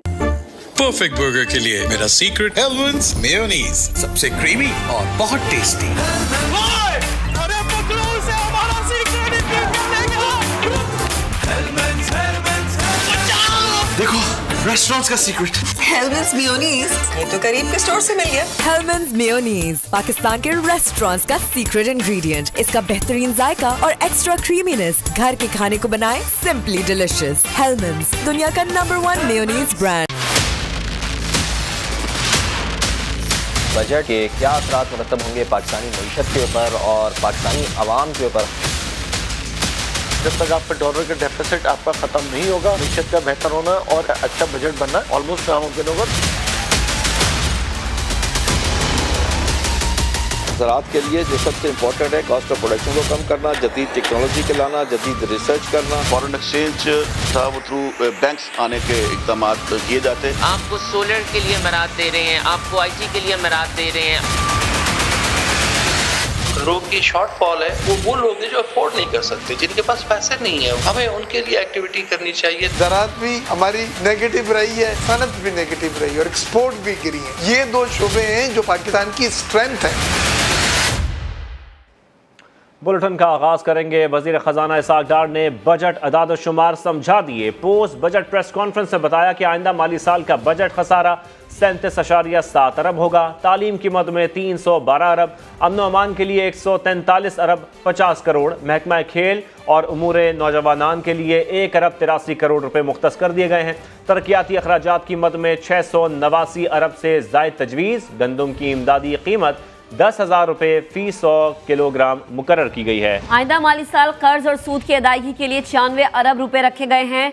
वजीर खजाना ने मजीद बताया कि पेट्रोलियम लेवी 60 रुपये फी लीटर तक ले जाने का भी कोई मंसूबा नहीं है। खुले दूध पर कोई टैक्स नहीं लगाया गया। यूटिलिटी स्टोर्स पर आटा, घी, दालों समेत बुनियादी अशिया पर 35 अरब रुपए की टारगेटेड सब्सिडी देंगे। इसहाक डार का कहना था कि 1150 अरब के तरक्याती बजट की नई तारीख रकम की जा रही है। There is no levy of sale tax on this packaged milk. PDL के रेट सवाल हुआ कि जी क्या आप कोई बढ़ाने जा रहे हैं? इस गवर्नमेंट की कोई इंटेंशन नहीं है। Cell tax on import of edible oil जो है ये खत्म नहीं किया गया। आटे पे, घी पे, दालों पे, चावल पे, ये जो इन चीज़ों पे जो targeted subsidy through utility store of corporation, तो उसके लिए बजट मुख्तस कर दिया गया है 35 मिलियन का। 32 करोड़ को कंसिडर किया जा रहा है कि 40 तक कंसिडर कर लिया जाए। इतना बड़ा नॉन टैक्स रेवेन्यू क्या इकट्ठा हो जाएगा? 2,963। यस, चाहे वो डेबिट कार्ड है, क्रेडिट कार्ड है, फिर आपको 1/3 कर दिया गया है, 15%। हाँ, ये कोई नई एमनेस्टी स्कीम है, कोई नई मेजर सब्सिडी नहीं दी जा रही। वल्नरेबिलिटी बहुत स्टीप थी और बहुत गहरी थी, स्टेबल हो गए हैं। अब इसको हमने पॉजिटिव तरीके से इंशाल्लाह उसको लेके जाना है। एग्रीकल्चर रेवोल्यूशन लाना है इस मुल्क। गवर्नमेंट फंड कायम किया जा रहा है 5 बिलियन का। ग्रॉस फेडरल रेवेन्यू 12,163 बिलियन पे इस बजट में पिच किया गया है। इसमें FPR की कलेक्शन 9,200 है और जो नॉन टैक्स रेवेन्यू है 2,963 है। प्राइवेट सेक्टर, पब्लिक सेक्टर दो तो मुल्क में आपकी तरक्की का पहिया चलेगा। ये थोड़ा सा ट्रेडिशनल बजट से हट के हमने बजट बनाया। वजीर खजाना इसहाक डार ने यह भी कहा कि पाकिस्तान, पेरिस क्लब, IMF और आलमी बैंक समेत आलमी मालियाती इदारों से कर्ज रीशेड्यूल नहीं करेगा। तमाम कर्जे बर वक्त अदा किए जाएंगे। आलमी मालियाती इदारों के पास जाने का कोई मंसूबा नहीं। अपने पाँव पर खड़े होने के लिए कौमों के पास प्लान B होता है। प्लान B पर पब्लिक में बात नहीं हो सकती। पाकिस्तान डिफॉल्ट नहीं करेगा। डिफॉल्ट की रट लगाने वाले खुद जिम्मेदार हैं। खित्ते के दीगर ममालिक की निस्बत पाकिस्तान का दिफाई बजट ज़्यादा नहीं। टैक्स बढ़ाने से महंगाई में इजाफा नहीं होगा। IMF के साथ ज़्यादा मसाइल सब्सिडी के थे। प्लान भी जो है होता ही है सेल्फ रिलायंस और अपने पाँव पे खड़ा होने का। इस पे ज्यादा पब्लिकली ज्यादा बात नहीं हो सकती। जो ये रट लगाते हैं ना डिफॉल्ट डिफॉल्ट डिफॉल्ट, वो खुद जिम्मेदार हैं। ऐसी घिनौनी गलतियां की हैं कि जिसकी वजह से आज हम यहाँ खड़े। They are partners in that crime. जो मर्जी ये कहें सूडो इंटेलेक्चुअल पंडित्स और माजी के गुनाहगार के हमने ये डिफॉल्ट हो रहे, हमने डिफॉल्ट नहीं होना, या हमारा ये चाहिए हम अपना पेट काट के बाकी चीजों पे हम कॉम्प्रोमाइज करें। यही किया हमने अल्हम्दुलिल्लाह हर पेमेंट वक्त पे की। डिफेंस बजट 1804 है, 1.7% GDP का है। आपके नेबरिंग कंट्री से अगर आप कंपेयर करेंगे तो ये बहुत एम्बिशियस या बहुत बड़ा बजट नहीं है। There is no plan to go to multilateral development institution requesting them to reschedule date. Multilateral को हम तकलीफ नहीं देंगे। IMF है, वर्ल्ड बैंक है, इस तरह के जितने मल्टीलैटरल डेवलपमेंट इंस्टीट्यूशन है, we will make the payment when those become due. कोशिश हो रही है कि जुलाई में पहली कम से कम एयरपोर्ट जो आउटसोर्सिंग है प्रोसेस मांग ली जाए मेजरमेंट। और वज़ीर आला सिंध मुराद अली शाह ने सिंध का 2 खरब 244 अरब रुपए का बजट पेश कर दिया। बजट खसारा 37.7 अरब रुपए से जायद है। सिंध हुकूमत ने माली साल 2023-24 के बजट में सरकारी मुलाजमीन की तनख्वाह कम से कम 33,750 रुपए करने का ऐलान किया है। सूबाई हुकूमत ने पेंशन 17.5% कर दी है। वज़ीर आला सिंध को बजट तकरीर के दौरान PTI के अरकान शिद्दत से याद आए। कहा जो शरपसंद सरगर्मियों में मुलव्वस नहीं वो ऐवान में आए। मुलव्वस अफराद के खिलाफ कार्रवाई की है और मुस्तकबिल में भी करेंगे। मिनिमम वेज है, उसके बारे में भी मैं कुछ बताना चाहूँगा। हमने पिछले साल मिनिमम वेज 25,000 की थी, 17.5 से 25 की थी, राइट। जितनी तनख्वाह हम अपने ग्रेड 1 से 15 तक के एम्प्लॉयज़ की बढ़ा रहे हैं, यानी 35%, हम रिक्वेस्ट करेंगे और मैं लेबर मिनिस्टर को कहूँगा इसको करें कि 35% बढ़ाई जाए और मिनिमम वेज 33,750 रुपये हो। It was 2017-18 that we achieve the highest. Then I told you कोई आ गया और 3-3.5 साल हमारे ऐसे गए, 1 साल हमें रिकवर करने में लगा। इस साल we are back on our feet despite floods, despite so many other challenges, we have had the highest ever development expenditure. मुझे अपना पहला साल याद है, ये इस जगह पे 4 फीट दूर खड़े होके, और जब मैं अपनी बजट स्पीच कर रहा था तो मुझे वो कह रहे थे पता नहीं 10 दिन 15 दिन आपने सुना होगा क्या ऑल फॉल बकरे थे। मैं तो उधर ही हूँ अल्लाह ताला के एहसान से, वो नजर नहीं आ रहे। मैं उन्हें इनवाइट करता हूँ, आए हाउस में बैठे। जो जिसने कानून अपने हाथ में लिया होगा उसको हम कुछ नहीं कहेंगे, उसको हम कुछ नहीं कहेंगे और कह भी नहीं सकते जी हम। लेकिन जिसने कानून हाथ में लिया तो हम सख्ती से निपटेंगे। हम पहले भी निपटे हैं, हम आगे जाके भी निपटेंगे। पंजाब के बजट की भी बात करते हैं। पंजाब का बजट 19 जून को पेश होगा। 4 माह के तरक्याती बजट का हजम तकरीबन 340 अरब रुपए होगा। मजीद जानेंगे समा के नुमाइंदा खुसूसी जुल्फ़िकार अली महतो से। जुल्फ़िकार, क्या डिटेल्स हैं आपके पास, बताइएगा। जी, ये फैसला किया गया है। डिपार्टमेंट ऑफ खजाना जो है पंजाब को, उसके ज़राए ने हमें यह खबर दी है कि 19 जून को बजट जो है सूबाई कबीना के इजलास में पेश किया जाएगा, जिसकी सदारत वज़ीर आला मौसम नकवी करेंगे। और ये फैसला किया गया है कि जिस तरह वफाकी हुकूमत ने सरकारी मुलाजमीन की तनख्वाहें और पेंशन बढ़ाई है, तकरीबन उसी शरह से पंजाब के मुलाजमीन की बढ़ाने का भी ऐलान किया जाएगा। और पंजाब की जो कबीना है वो इस बजट की मंजूरी देगी, जिसमें तरक्याती बजट का इस वक्त जो तकरीबन हजम है वो 340 अरब रुपए रखा गया है। और ये बजट जो होगा वो 4 माह का होगा। बहुत शुक्रिया आपका जुल्फ़िकार अली। वज़ीर आज़म शहबाज शरीफ ने वफाकी बजट को तवील मुद्दती खराबियाँ ठीक करने के आगाज़ को करार दे दिया है। ट्वीट में लिखा कि चेयरमैन PTI के पैदा करदा सियासी अदम इस्तेहकाम ने मईशत को नुकसान पहुँचाया। मुआशी तरक्की का इन्हसार सियासी इस्तेहकाम पर है। सैलाब, आलमी सप्लाई चेन और जियो स्ट्रेटेजिक तब्दीलियों जैसे चैलेंजेस में बजट बनाना मुश्किल था। मतवाज़िन बजट जिसमें कोई नया टैक्स ना लगाया जाए, मौजूदा सूरत हाल में ये मुमकिन नहीं था। मखलूत हुकूमत ने सरमायाकारी को राग़िब करने और मईशत को खुद कफील करने पर तवज्जो दी है। सरकारी मुलाजमीन और पेंशनर्स को रिलीफ फराहम किया। चार्टर ऑफ इकॉनमी ही आवाम की खुशहाली के लिए आगे बढ़ने का वाहिद रास्ता दिखाई देता है। और वज़ीर तवानाई खुर्रम दस्तगीर का कहना है कि IMF का मुआहिदा नहीं हो रहा तो इसकी वजह चेयरमैन PTI के अमरीका मुखालिफ बयानात हैं। गुज़श्ता हुकूमत की वादा खिलाफियों की वजह से कोई पाकिस्तान पर एतमाद के लिए तैयार नहीं। चेयरमैन PTI ने पाकिस्तान की खारजा पॉलिसी में भी बिगाड़ पैदा किया। उन्होंने मजीद क्या कहा, आपको सुनवाते हैं। बजट जो है ये बादस क़यामत बजट है। 3 क़यामतें हमने भुगती। पहली क़यामत का तो नाम है इमरान खान। पहले तो 2019 में एक भयानक सौदा किया IMF से और उससे ज्यादा भयानक तरीके से उसको तोड़ दिया 3 साल के बाद। IMF का भी जो मुआहिदा नहीं हो रहा, इमरान खान के पहले 10 महीने के तबाहकुन बयानात थे, इसको मैं पाकिस्तान दुश्मनी कह सकता हूँ। तवक्को रखते हैं कि अगले 3 हफ्ते में भी ये मामला अगर सॉल्व हो जाएगा तो हमारे पास एक बुनियाद होगी आगे जाने की। इलेक्शन के लिए जो सरमाया चाहिए वो इस बजट में मौजूद है।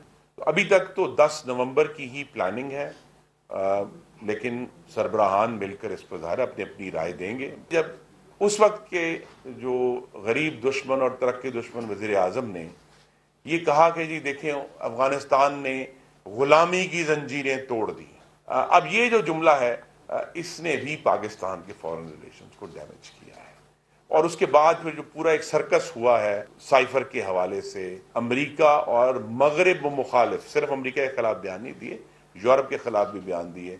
चौथा जो अजाब इमरान खान हमारे लिए छोड़ कर गए हैं, जिसके पाकिस्तान की खारजा ताल्लुकात में इतना बड़ा बिगाड़ पैदा किया है। बजट में मजदूर की तनख्वाह तो बढ़ा दी गई है, लेकिन मजदूर तबका इससे कितना मुतमईन नजर आता है, कराची से साद साबरी अपनी रिपोर्ट में बताएंगे। हुकूमत ने साल 2023 और 24 के विफाकी बजट का ऐलान कर दिया है। इस बार मजदूर की कम से कम तनख्वाह 25,000 से बढ़ाकर 32,000 रुपये फीकस मुकर्रर कर दी गई है, जो बज़ाहिर एक अच्छा नंबर है। मगर इस तनख्वाह से मजदूर तबका कितना खुश है और वो क्या सोचता है, चलिए उन्हीं से जानते हैं।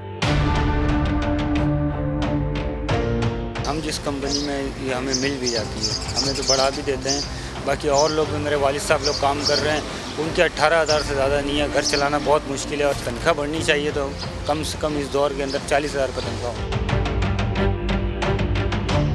50-50 है, किसी को मिलती है किसी को नहीं मिलती है। अब श्योर नहीं है कि ऐलान कर दिया तो मतलब मिलेंगे। तनख्वाह इतना मिलना चाहिए। पिछली दफ़ा ये 25, लेकिन 25 में भी लोगों को 18 मिल रहा था। 15 पे अभी सिक्योरिटी का लगे, वो 16 पे 17 पे उसका तनख्वाह है। ये जो 32,000 का कह रहे हैं, आप यकीन करें ये जो ऊँट के मुंह के अंदर एक सौंफ का दाना है। गवर्नमेंट के कुछ इदारे ऐसे होंगे जहाँ 30 होगी, उनको 32 कर देंगे। ये जो मजदूर आदमी है जो होटलों में काम करते हैं, जो रोजमर्रा का काम करते हैं, उनको 32 नहीं मिलेंगे। मकान का 10,000 किराया दे रहा है, ठीक है, वो तनख्वाह उसका 30 हो, वो पढ़ाएगा कहाँ से, खाएगा क्या? मजदूर कहता है 32,000 एक अच्छी तनख्वाह है, मगर बुनियादी अशिया की कीमतें कम किए बगैर इस 32,000 से भी गरीब का गुजारा नहीं हो सकता। कैमरामैन इमरान शाहिद के साथ साद साबरी, समा, कराची। बजट में मजदूरों की माहाना उजरत 32,000 रुपये के ऐलान के बावजूद फैसलाबाद के पावर लूम्स वर्कर्स खुश नहीं। नईम कैसा रिपोर्ट कर रहे हैं। फैसलाबाद के कपड़ा बनाने वाले मजदूरों को बोनस मिलता है, ना ही पूरी उजरत। ये ऐसे कारखाने हैं जहां के अंधेरे बजट में नजर आने वाली उम्मीद की किरण भी खा जाते हैं। Power loom workers Mohammad Abid ने बजट से जो आस लगाई थी वो भी टूट गई। अब इसी सोच में गुम है कि गुजारा कैसे होगा। हमारे घर में रोज लड़ाई होती है, घर में खाना नहीं है, बिल इतने आ जाते हैं कि हम चीज़ें बेच के आपको गवर्नमेंट को पैसे दे चुके हैं। कम से कम तनख्वाह 32,000 रुपये माहाना करने के हुकूमती ऐलान ने हर साल की तरह मजदूरों को मायूस किया। कहते हैं कि उजरत बढ़ाने के वादे तो होते हैं मगर अमल दरामद नहीं। बना के दिखाएं बजट गवर्नमेंट हमें, ये बड़ी बड़ी बातें करते हैं, ये कर दिया वो कर दिया। 32 से कहा है 40 में घर चला के दिखाएं। बच्चों की फीस है, घर के किराए हैं, बिजली के बिल है। पावर लूम मजदूर यही चाहते हैं कि माहाना उजरत 50,000 रुपये की जाए ताकि ये महंगाई के मारे भी अपने लिए 2 जोड़ी कपड़े बना सकें। रमैन कदीरुर रहमान के साथ नईम कैसर, समा, फैसलाबाद। हुकूमत ने सरकारी मुलाजमीन की पेंशन में इजाफा किया तो पेंशनर्स ने खुशी का इजहार किया। मुकर्रम खान रिपोर्ट करेंगे। से प्यारे प्यारे समी के फूल पोते पोती को पढ़ाती ये हैं मुल्तान की 60 साला नेक अख्तर, जो कि गवर्नमेंट स्कूल से रिटायर्ड टीचर हैं। पेंशन में 17.5% इजाफे पर काफ़ी खुश और पुरुम्मीद दिखाई देती हैं। 1997 में मैंने रिटायरमेंट ली। उस वक्त हमारी तनख्वाहें बहुत कम थीं, उस लिहाज से मेरी पेंशन भी उतनी ही कम बनी। अब हुकूमत के मशकूर हैं कि उन्होंने थोड़ी और बढ़ा दी हैं पेंशनें, थोड़ा सा हमें रिलीफ मिल जाएगा। पेंशन में इजाफे पर बच्चों ने भी दादी से पॉकेट मनी बढ़ाने की डिमांड कर दी। मैं दादा के पास ट्यूशन पढ़ने आता हूँ और दादा मुझसे प्यार भी बहुत करती हैं, और ये तनख्वाह बढ़ने की वजह से मैं दादों से पैसे भी ज़्यादा लिया करूँगा, और दादा मुझे बाहर घुमाने लेके जाएंगे और गिफ्ट भी लेके देंगी। रिटायर्ड पेंशनर्स का कहना है कि हुकूमत ने पेंशन में तो इजाफा कर दिया, मेडिकल अलाउंस में भी इजाफा किया। कैमरामैन अदनान सियाल के साथ मुकरम खान, सामा, मुल्तान। और वज़ीर ख़ारजा बिलावल भुट्टो ज़रदारी का कहना है कि चेयरमैन PTI ने हमेशा डिक्टेटरशिप को सपोर्ट किया, आमिराना इक़दामात की हिमायत की। चेयरमैन PTI का असल मसला ये है कि फ़ौज उनकी मदद क्यों नहीं कर रही। उन्होंने 9 मई को फ़ौजी तनसीबात पर हमले के लिए उकसाया। पाकिस्तान की किस्मत का फैसला सड़कों पर नहीं बल्कि पार्लियामेंट में होगा। रूस से 2 तरफ़ा इक़्तिसादी ताल्लुकात के फ़रोग़ के ख़्वाह हैं।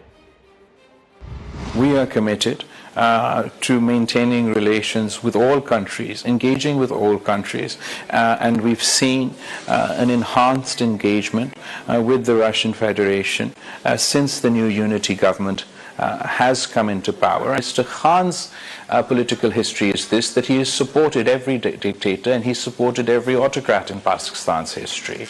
Even Mr. Khan's issue with the army in Pakistan is not that they're not involved in politics. His problem with the Pakistani army is they're not getting involved to support him. As far as May 9th, where Mr. Khan encouraged his supporters to attack army installations in Pakistan, the Corps Commander House in Lahore, the General Headquarters in Rawalpindi. Such an attack has never taken place by any political party in the history of Pakistan. The fate of Pakistan can't be decided on the streets of Pakistan. It has to be decided by Parliament, and that is the only way that Pakistani democracy can be strengthened.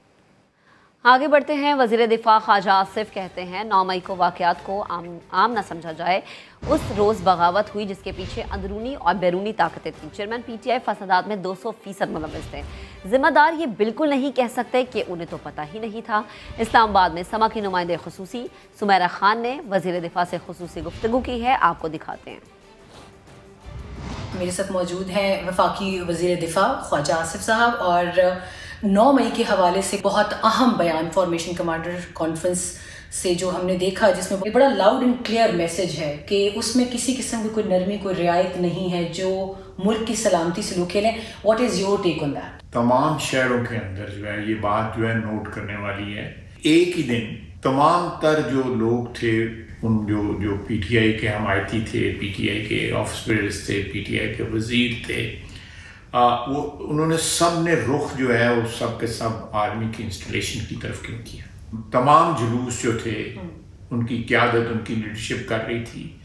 ये overnight नहीं था, ये spontaneous नहीं था, तो ये बेसाख्ता नहीं हुआ। It was all plan. It was all plan.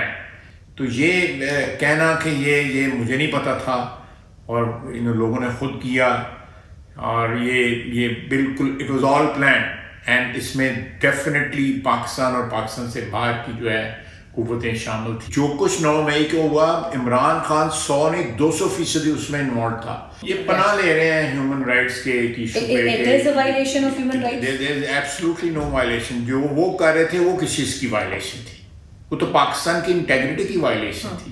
गिरफ्तार जो लोग हैं जिनके एविडेंस मौजूद हैं इररिफ्यूटेबल, अब उनके वो कंसर्न जो डुअल नेशनलिटी के ममालिक हैं, उनके स्टेट डिपार्टमेंट, अमेरिका के स्टेट डिपार्टमेंट ने एक स्टेटमेंट दे दिया। मैंने मीडिया में पढ़ा है कि बहुत से लोग जो हैं इसमें डुअल नेशनल हैं। आपने दोनों पासपोर्ट होल्ड किए हुए हैं और आप रहते भी पाकिस्तान में हैं, तो फिर पाकिस्तान का जो कानून जो है वो ज़रूर अप्लाई करेगा, आपको जो है वो लागू होगा। अब आपको बताएं, सीनियर सियासतदान अब्दुल अलीम खान का शाह महमूद कुरैशी के बयान पर रद्द-ए-अमल सामने आया है। ट्विटर पैगाम में सीनियर सियासतदान अब्दुल अलीम खान ने लिखा कि मोहतरम कुरैशी साहब, इज़्ज़त ज़िल्लत तो सिर्फ अल्लाह के पास है। अल्लाह को ही मालूम है कि कौन डेड ऑन अराइवल और किसका दी एंड है। आपको बताएं, सीनियर सियासतदान अब्दुल अलीम खान का शाह महमूद कुरैशी के बयान पर रद्द-ए-अमल सामने आया है। ट्विटर पैगाम में सीनियर सियासतदान अब्दुल अलीम खान ने लिखा कि मोहतरम कुरैशी साहब, इज्जत जिल्लत तो सिर्फ अल्लाह के पास है। अल्लाह को ही मालूम है कि कौन डेड ऑन अराइवल और किसका दी एंड है। आगे बढ़ते हैं। जमात इस्लामी के नामजद मेयर हाफिज नईम की हिमायत पर पीटीआई में इख्तलाफात। पीटीआई के कामयाब चेयरमैन के व्हाट्सएप ग्रुप के वॉइस मैसेजेस सामने आ गए हैं। इस हवाले से मजीद बात करेंगे मोनस अहमद से। मोनस बताएगा। देखिए, बिल्कुल जो पीटीआई ने हिमायत का ऐलान किया है हाफिज नईम उर रहमान की जमात इस्लामी के मेयर के उम्मीदवार हैं, इस पर अब जो पीटीआई के नौ मुंतखब उम्मीदवार मुंतखब अरकान हैं, चेयरमैन हैं, उनमें इख्तलाफात सामने आए हैं और व्हाट्सएप ग्रुप के जो वॉइस मैसेजेस हैं वो लीक हुए हैं, जिसमें मुख्तलिफ व्हाट्सएप के जो मैसेजेस हैं उसके मुताबिक चेयरमैन ये कह रहे हैं कि उनके जो शिकवे हैं वो पूरे नहीं किए जा रहे। जमात इस्लामी से इत्तेहाद इस बुनियाद पर किया गया था कि जो उनके केसेज हैं उनको खत्म कराने में मदद की जाएगी, ताहम इस इत्तेहाद से उनको फायदा नहीं हुआ और बहुत सारे जो चेयरमैन हैं वो इब्हाम का शिकार हैं कि वोट दें या ना दें। इस तमाम सूरत हाल में आज भी जमात इस्लामी के अमीर हाफिज नईम हैं, उन्होंने सुबह इलेक्शन कमीशन के ऑफिस से मीडिया टॉक की थी और उन्होंने ये दावा किया था कि पीटीआई के जो लोग हैं उनके साथ हैं और वो 15 जून को तमाम लोगों को लाने में कामयाब होंगे। आपका बेहद शुक्रिया डिटेल्स के लिए।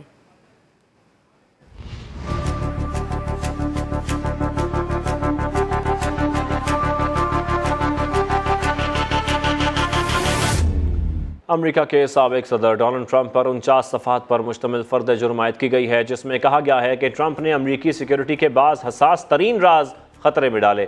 साबिक सदर पर न्यूक्लियर हथियारों, फौजी हमलों के मंसूबों की दस्तावेजात समेत दीगर खुफिया दस्तावेजात को गलत तरीके से रखने के इल्ज़ामात का सामना है, जिनमें जासूसी एक्ट की 31 खिलाफ वर्जियाँ भी शामिल हैं। ट्रंप पर इल्ज़ाम है उन्होंने फाइलें अपने पास रखने से मुतालिक वफाकी तहकीकात को भी रोकने की कोशिश की। और यूक्रेन के शहर उड़ीसा में रूस का ड्रोन हमला, 3 अफराद हलाक और कई जख्मी हो गए। यूक्रेनी फौज के मुताबिक ड्रोन का मलबा अपार्टमेंट पर गिरने से आग भड़क उठी।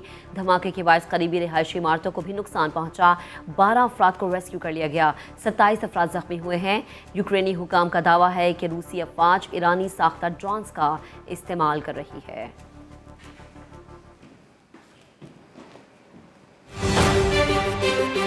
ब्रेक के बाद दिखाएंगे शाहीन छा गया। Pick this festive season with the J.Dot Grand Festive Sale. Enjoy flat 25% and 40% off on all items starting from 7 June in stores and online at JunaidJamshed.com. Zong 4G लाया 60 GB की वीकली प्रो प्लस ऑफर सिर्फ 460 रुपए में। इसके अलावा 600 दूसरे network minutes, 6000 Jong minutes और SMS भी। तो ऑफर लगाएं और हो जाएं डिजिटल पूरे हफ्ते के लिए। अभी स्टार 7373 हैश मिलाएं and let's get digital with Zong 4G। आजकल हम सौदा नहीं समझौता करते हैं। बजट में जो रहना है, अगर खाने पे समझौता मेरे घर वाले रोज शौक से खाना खाते हैं। ऐसे कनौर चिकन क्यूब सिर्फ 70 रुपए में दे खानों को चिकन का असली मजा। कनौर चिकन क्यूब्स, तो अब समझौता कैसा। राबिया का बेस्ट फ्रेंड, उसका कैमरा। वाव! और कितना खींचोगी? अम्मी, दुनिया को पाकिस्तान की अलग तस्वीर दिखानी है, उसकी खूबसूरती की। जब तक दिखाऊंगी नहीं, रुकूंगी नहीं। मैं इसके ख्वाबों के बीच किसी को नहीं आने दूंगी, जरासीम को भी नहीं। इसीलिए लाइफ बॉय। बड़े ख्वाबों को दें लाइफ बॉय की बड़ी हिफाजत, जो दे जरासीम से 100% यकीनी हिफाजत। अम्मी, मेरी पाकिस्तान की तस्वीर जीत गई।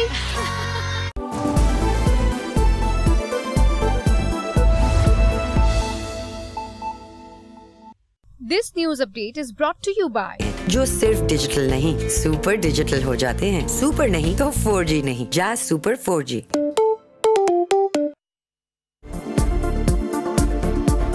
मरीजों में ज़ायदुल मियाद स्टंट डालने की तहकीकात। पंजाब इंस्टीट्यूट ऑफ कार्डियोलॉजी के 20 डॉक्टर्स और नर्सेज समेत 15 मुलाजमीन पर गफलत बरतने के इल्ज़ामात साबित। इंक्वायरी कमेटी ने रिपोर्ट वज़ीर आला पंजाब को जमा करवा दी।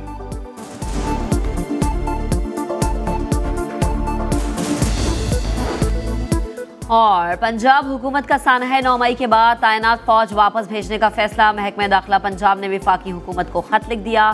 फौज की 10 कंपनियां अमनो अमान के लिए तैनात की गई थी। Bag, papa, me. Good job. इतनी स्ट्रॉन्ग क्योंकि हमारे दांत स्ट्रॉन्ग हैं। Yes. दांत? सोचो ये हमारे दांत हैं। दांत स्ट्रॉन्ग होंगे तो अच्छे से चबाएंगे, बॉडी को मिलेगा पूरा न्यूट्रिशन। इसीलिए कोलगेट मैक्सिमम कैविटी प्रोटेक्शन दांतों का खोया कैल्शियम लौटाए। जब दांत स्ट्रॉन्ग तो मैं स्ट्रॉन्ग। Colgate strong teeth.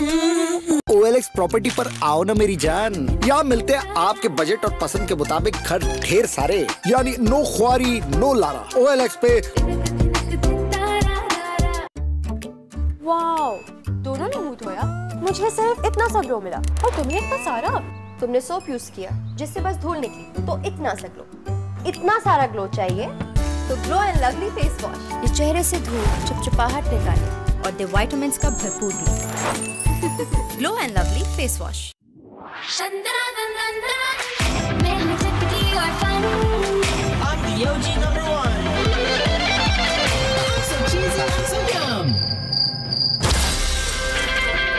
मैं हूँ Tikku, smoky and spicy one. Knorr लाया स्पाइसी टिक्का, जो है स्पाइसी और स्मोकी फ्लेवर्स का परफेक्ट कॉम्बो। और मेरा भी। लेमन मैक्स लॉन्ग चले पूरे महीने चमचमा चमचम। Zong 4G लाया 60 GB की वीकली प्रो प्लस ऑफर सिर्फ 460 रुपए में। इसके अलावा 600 दूसरे नेटवर्क मिनट्स, 6000 जोंग मिनट्स और SMS भी। तो ऑफर लगाएं और हो जाएं डिजिटल पूरे हफ्ते के लिए। अभी *7373# मिलाएं and let's get digital with Zong 4G।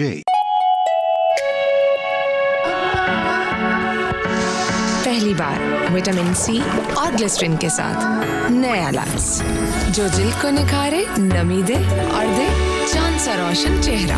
Lux face of the year Maya Ali. Thank you lux, पर ये अवार्ड सिर्फ मेरा नहीं, ये है इन सभी खूबसूरत चेहरों का जिनकी रोशनी से दुनिया रोशन है। नया लक्स, दे चांद सा रोशन चेहरा। मालिक मकान का नोटिस आ गया है दोबारा। अरे OLX प्रॉपर्टी पर आओ ना मेरी जान, यहाँ मिलते हैं आपके बजट और पसंद के मुताबिक घर ढेर सारे, और वो भी एक से बढ़कर एक प्यारे, यानी नो ख्वारी नो लारा। जिंदगी मुबारक हो तुमको, हम सबको। रूह अफ़ज़ा, जिंदगी मुबारक। ये कौन संभालेगा? अब Royal smart lifetime guarantee phone पे। रॉयल, साथ जिंदगी भर का। जिंदगी एक टेस्ट है, तो जो सरिया जिंदगी भर के लिए लगाया जा रहा हो वो क्यों ना टेस्टेड हो? शेखू स्टील टेस्टेड है।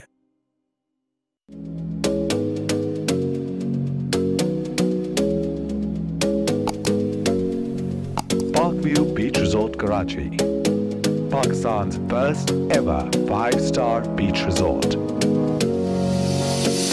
Singing way oh way oh oh, I take a chance, will you let me ride? Way oh way oh oh, I could be the best thing in your life. Way oh way oh oh, you got me singing way oh way oh oh, I take a chance, will you let me ride? Way oh way oh oh, I could be the best thing in your life. Way oh way oh oh, baby let's take a drive, take a drive.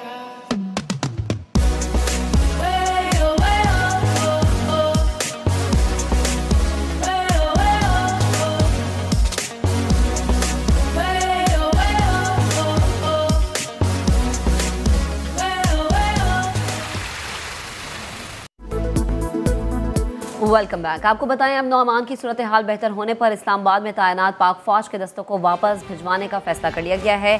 Chief commissioner Islamabad ने वजारत दाखिला को बाकायदा मुरासला भी इरसाल कर दिया गया है। इस्लामाबाद में 10 मई को आर्टिकल 245 का इत्तलाक किया गया था और पुरतशद्दुद वाक़यात के पेश नज़र फौज को तलब किया गया था। दूसरी तरफ पंजाब से फौज की वापसी से मुताल्लिक सूबाई हुकूमत आज वफाकी हुकूमत को आगाह करेगी। ज़राए महकमा दाखिला पंजाब के मुताबिक वफाकी हुकूमत को मुरासले के जरिए फौज की वापसी से मुताल्लिक आगाह किया जाएगा। फौज की 10 कंपनीज की खिदमात पंजाब हुकूमत के सुपुर्द की गई थी। अमन अमान की सूरत हाल कंट्रोल होने पर फौज को वापस भिजवाया जा रहा है।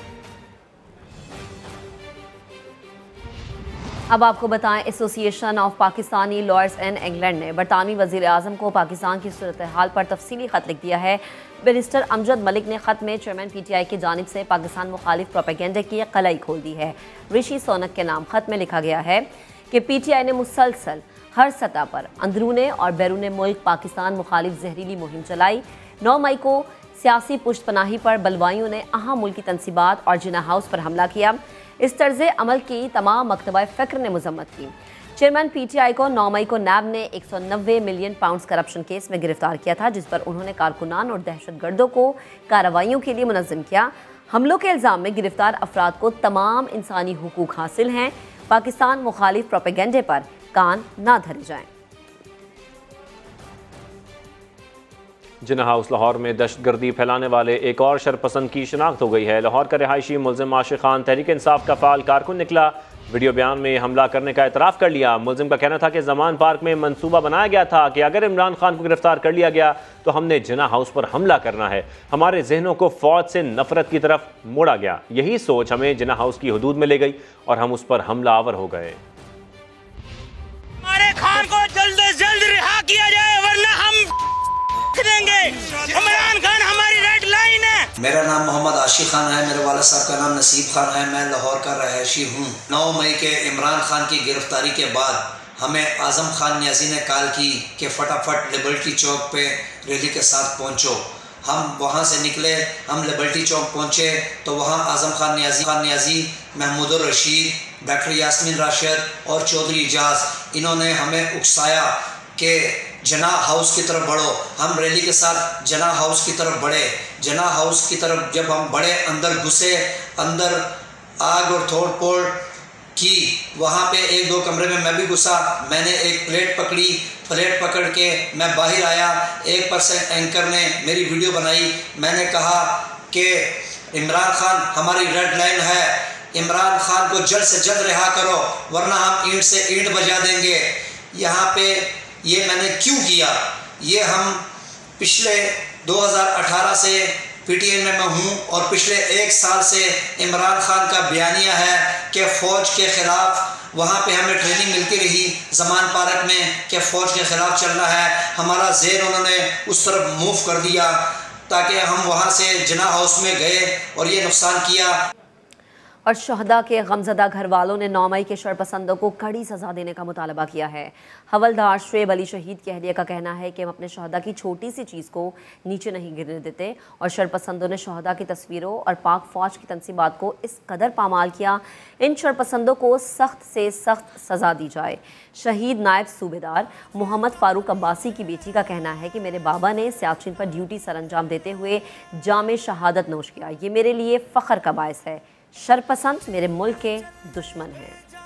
मई का जो सानिया पेश आया, इसका हमें बहुत ज़्यादा दुख था। हम अपने शहदा की छोटी सी चीज़ को नीचे गिरने नहीं देते और हमारे शहदा की तस्वीरें, आर्मी की, ये सारी चीज़ों को इस कदर पामाल किया गया। इन शरपसंदों को सख्त से सख्त सज़ा दी जाए। मेरे बाबा ने सियाचिन ग्लेशियर पर ड्यूटी सर अंजाम देते हुए शहादत नोश की। मुझे फ़ख्र है कि मैं एक शहीद की बेटी हूँ। सानिया 9 मई के बारे में कहना चाहूँगी कि जो भी हुआ वो एक बहुत दिलसोज वाक़या था। आज इस मुल्क में हम बैठे हैं तो सिर्फ हमारे शहदा के खून की वजह से, उनकी कुर्बानियों की वजह से अब हम यहाँ सुकून से रातों को सोते हैं। मैं अपने लीडर्स को ये पैगाम देना चाहूँगी कि आपकी जो भी सियासी और जो भी क्राइसिस है, जो भी आपका सब कुछ है, वो आप अपने तक रखें। ये मुल्क हमारा है, इस मुल्क को हमने अपना खून दिया है।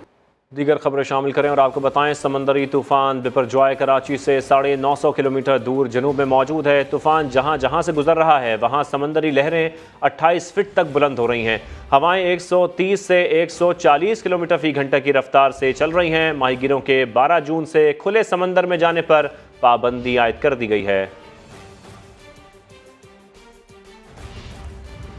कराची के बाद लाहौर का रुख। शदीद गर्मी के बाद अचानक से मौसम खुशगवार हो गया है। ठंडी हवा के झोंकों ने लाहौरियों का वीकेंड ठंडा ठार कर दिया है। शहर के कई इलाकों में रिमझिम की फुहार बरसने का सिलसिला शुरू हो गया है। मजीद जानेंगे अपनी नुमाइंदा आयशा अता ने हमें ज्वाइन किया। आयशा, लाहौर के किन किन इलाकों में हल्की हल्की बारिश हो रही है, मौसम कैसा है?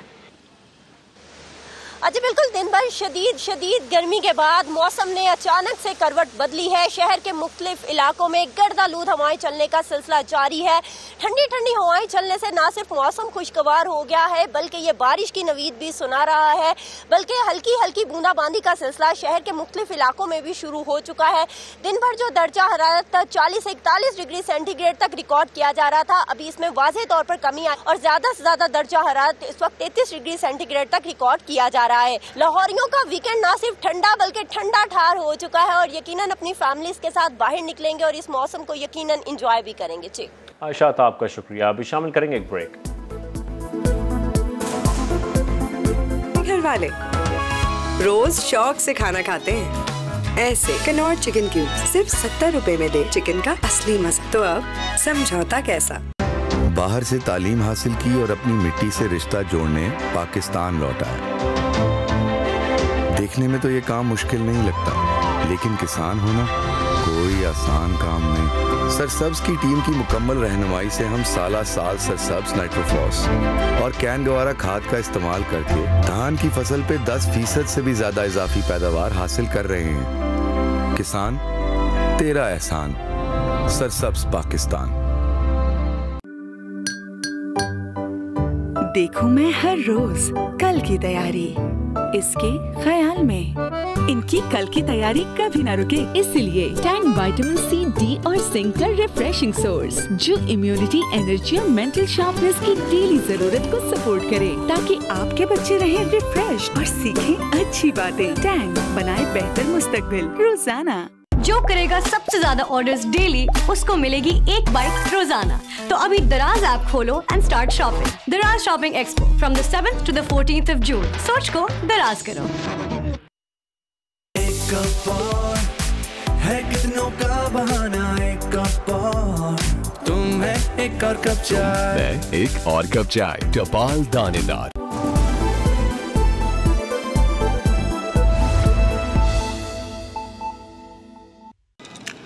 गर्मी में अब करो इंतजार उस चुड़ैल का जो फोन पे मैप देख के भी फिर गुम गई। इन्हें पिक भी होना है और ख्वार भी करवाना है। ये घर से निकलने से पहले ही कह देते हैं ऑन माय वे। जी तो चाहता है गाड़ी के पीछे भगा भगा के। मैडम, आपकी ठंडी बोतल। पिंग पंग पिंग पिंग पिंग पंग पम पम पंग।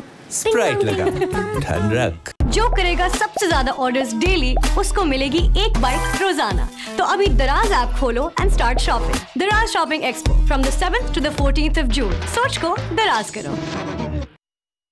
यूरोपियन टेक्नोलॉजी से बने डॉलन्स एसी का विंड ब्लास्ट फीचर करे कमरे में फौरी ठंडक। 30% स्ट्रॉन्गर एयर फ्लो, क्योंकि डॉलन्स रिलायबल है।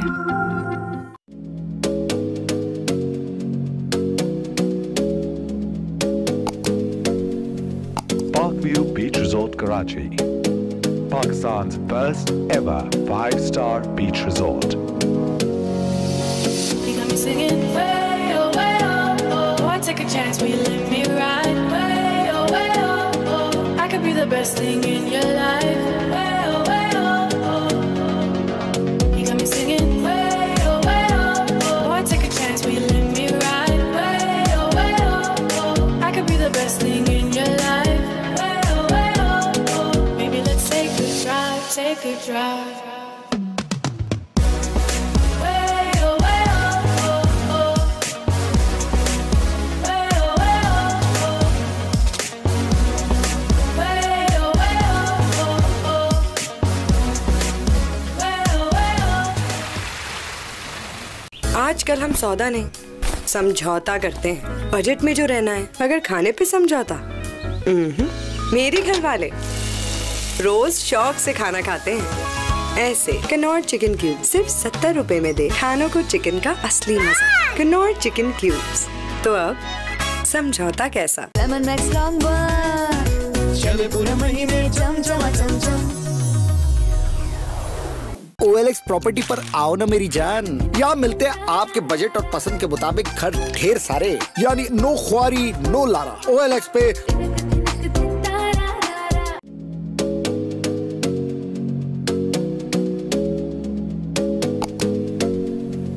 Parkview Beach Resort Resort Karachi, Pakistan's first ever 5-star beach resort. You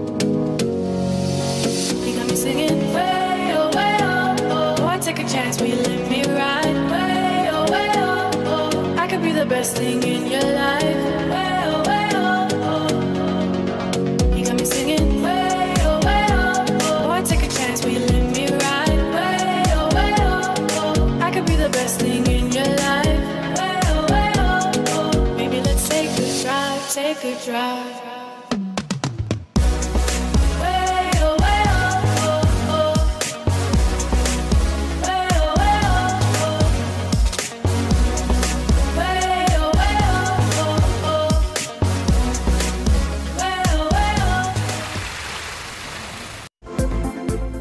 welcome back. यहाँ आपको खबर दें, खैबर पख्तूनख्वा में आंधी और तूफान के बायस तबाही, जाँ बहक अफराद की तादाद 10 हो गई है। मुख्तलिफ हादसात में 25 से ज़ायद अफराद जख्मी भी हुए हैं। मजीद जानेंगे अपने नुमाइंदा इरफान मुसज़ई ने हमें ज्वाइन किया। इरफान, जख्मियों की हालत कैसी है? जी बिल्कुल, खैबर पख्तूनख्वा में मुख्तलिफ अजला में जो है वो आंधी और तूफान ने तबाही मचा दी है।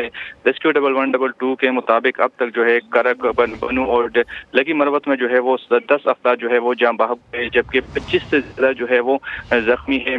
रेस्क्यू के मुताबिक इमदादी कार्रवाई जो है वो जारी है और मुख्तलिफ वाक़यात जो पेश आए उसमें घरों की छत गिरी, दीवारें जो है वो मुनहदिम हुई। इसी तरह जो है वो बिजली का निज़ाम जो है वो भी दरहम बरहम हो गया है। रेस्क्यू के मुताबिक जितने भी जख्मी हैं उनको फौरी तौर पर ठीक है इरफान, आपका बेहद शुक्रिया। यहाँ आपको खबर दें, बच्चों के गैस वाले गुब्बारे को लेकर मकबूजा कश्मीर में लाखों फौजियों के बावजूद मोदी सरकार परेशान है। PIA के जहाज नुमा गुब्बारा कठुआ की एक पहाड़ी पर पाया गया। गुब्बारे पर PIA लिखा देखकर पाकिस्तान मुखालिफ जनूनियत काबिज भारतीय फौज और मीडिया के असाब पर सवार हो गई। गुब्बारे ने भारतीय पुलिस और एजेंसियों की दौड़ें लगवा दी। मुश्तरका ऑपरेशन के बाद गुब्बारे को तहवील में ले लिया गया। भारतीय पुलिस और फौजी गुब्बारे के साथ ऐसे तस्वीरें उतरवाते रहे जैसे कोई बड़ा दहशतगर्द पकड़ लिया हो। तहकीकात मुकम्मल होने तक गुब्बारे को थाने में रखा जाएगा।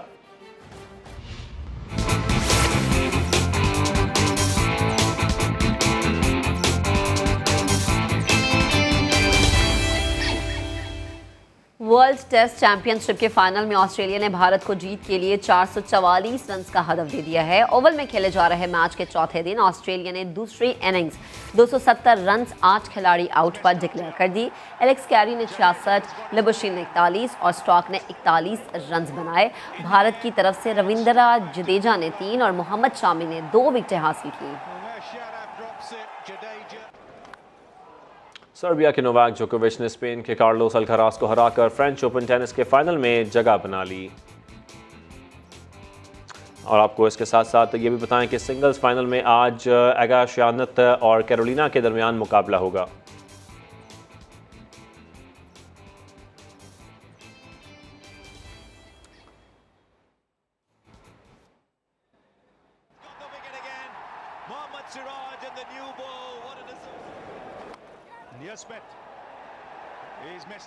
शाहीन शाफरीदी की इंग्लैंड के विटालिटी ब्लास्ट टूर्नामेंट में ऑल राउंड कारकर्दगी। नॉटिंघम शायर की नुमाइंदगी करते हुए डर्बी शायर के खिलाफ 4 ओवर्स में 37 रन देकर 2 विकेटें हासिल की।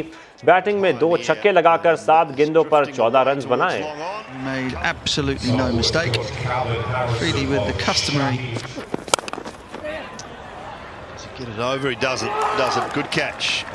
Excellent work, Alex Hales at mid-off, up inside the circle. Big shot down the ground from Shaheen Shah Afridi. Oh, it's gone up. It's gone up a long, long way.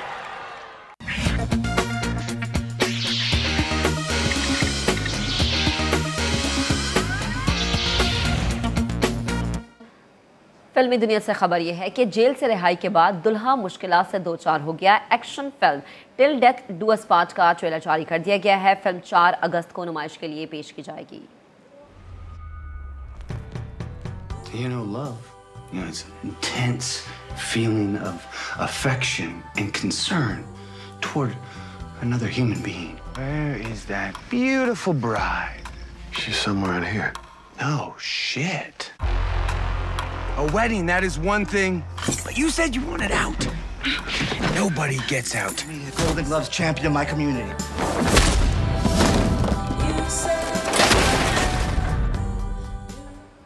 हर खबर के लिए visit कीजिए हमारी website SAMAA.TV। इसके अलावा आप हमें Facebook और ट्विटर पर भी ज्वाइन कर सकते हैं। एक ब्रेक के बाद हाजिर होंगे हेडलाइंस के साथ। आप देखते रहिए समा।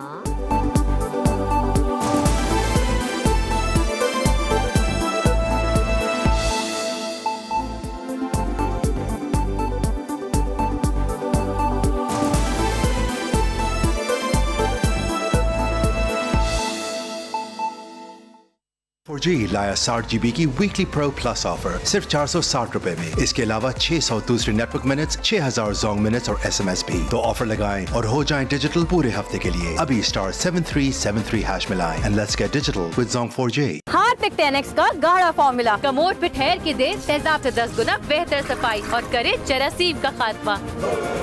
इन्नी वधिया चमक तेजाब तो चंगा सबने माना हार्पिक ने किया तेजाब का सफा। जिंदगी मुबारक हो तुमको, हम सबको। रूह अफ़ज़ा जिंदगी मुबारक। मेरे घर वाले रोज शौक से खाना खाते हैं। ऐसे कनौर चिकन क्यूब सिर्फ 70 रुपए में दे चिकन का असली मजा। तो अब समझौता कैसा? जोंग 4G लाया 60 GB की वीकली प्रो प्लस ऑफर सिर्फ 460 रुपए में। इसके अलावा 600 दूसरे नेटवर्क मिनट्स, 6000 जोंग मिनट्स और SMS भी। तो ऑफर लगाएं और हो जाएं डिजिटल पूरे हफ्ते के लिए। अभी *7373# मिलाएं and let's get digital with Zong 4G। Papa bag, papa me. Good job. इतनी स्ट्रॉन्ग क्योंकि हमारे दांत स्ट्रॉन्ग हैं। यस। दांत? लेकिन कैसे? बताओ कैसे? सोचो ये हमारे दांत हैं। दांत स्ट्रॉन्ग होंगे तो अच्छे से चबाएंगे, खाने का मिलेगा पूरा फायदा, बॉडी को मिलेगा पूरा न्यूट्रिशन, राइट? दांतों को स्ट्रॉन्ग बनाए कोलगेट मैक्सिमम कैविटी प्रोटेक्शन, जिसका कैल्शियम बूस्ट दांतों का खोया कैल्शियम लौटाए। जब दांत स्ट्रॉन्ग तो मैं strong. Colgate strong teeth. Lemon max strong one, चले पूरे महीने चमचमा चमचम। मालिक मकान का नोटिस आ गया है दोबारा। अरे OLX प्रॉपर्टी पर आओ ना मेरी जान। यहाँ मिलते हैं आपके बजट और पसंद के मुताबिक घर ढेर सारे, और वो भी एक से बढ़कर एक प्यारे, यानी नो ख्वारी no Lara.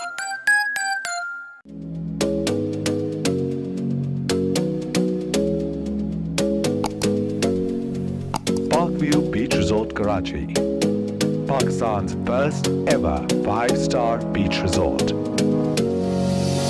You got me singing way oh way oh oh. Boy, take a chance, will you let me ride? Way oh way oh oh. I could be the best thing in your life. Way oh way oh oh.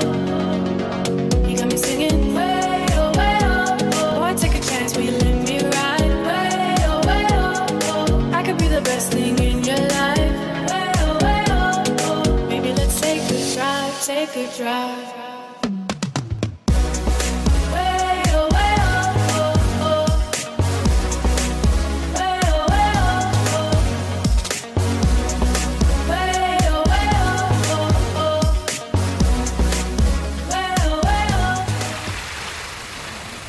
Royal room cooler powerful air throw air freshener के साथ। Royal, साथ जिंदगी भर का।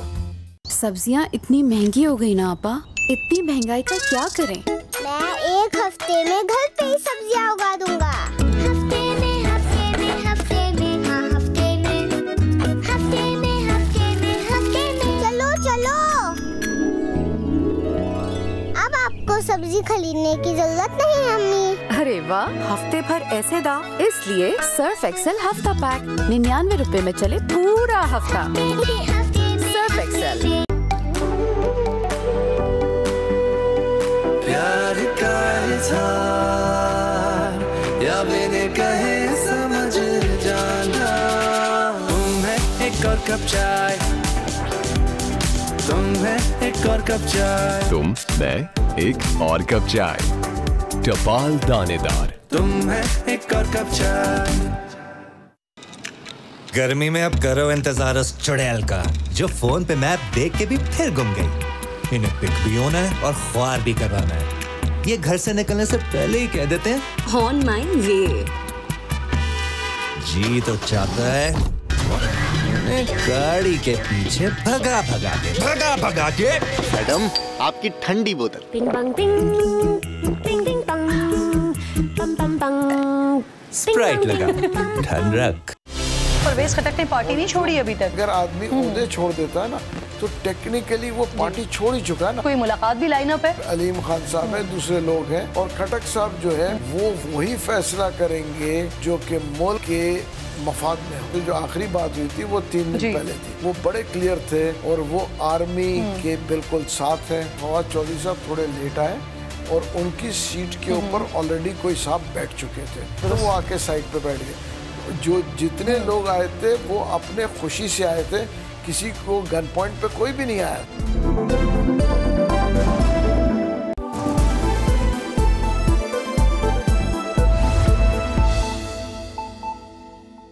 New Age Cables बरसों से मिला रहा है पाकिस्तान के हर शहर और गांव को 99.9 नहीं 100% quality with 67 years of proven reliability. New Age Cables, nation's #1 cable. अब पाइए अपने फेवरेट बैंक कार्ड्स पर डिस्काउंट, वो भी इजी मंथली इंस्टॉलमेंट्स के साथ। Only on दराज shopping expo, starting from the 7th of June. सोच को दराज करो।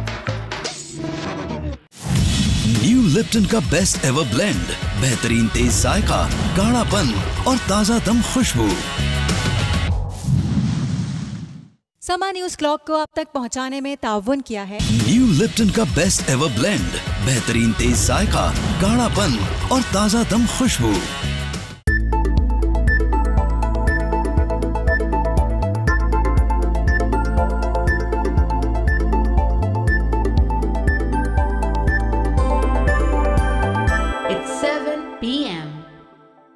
समा हेडलाइन आप तक पहुंचाने में ताउन किया है कोलगेट हर्बल, मुंह में ठंडक पहुंचाए, दांत मसूड़े सेहतमंद बनाए नेचुरली।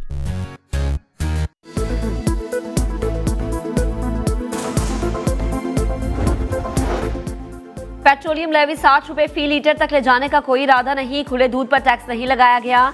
यूटिलिटी स्टोर्स पर आटा, घी और दालों समेत बुनियादी अशिया पर 35 अरब रुपए की टारगेटेड सब्सिडी देंगे। खुर्दनी तेल पर टैक्स खत्म नहीं किया। वजीर खजाना इसहाक डार की पोस्ट बजट प्रेस कॉन्फ्रेंस, कहा किसी नई एमएनएसटी स्कीम का ऐलान नहीं किया गया, IT के शोबे को मराद देंगे, इलेक्शन के लिए रकम रख दी है।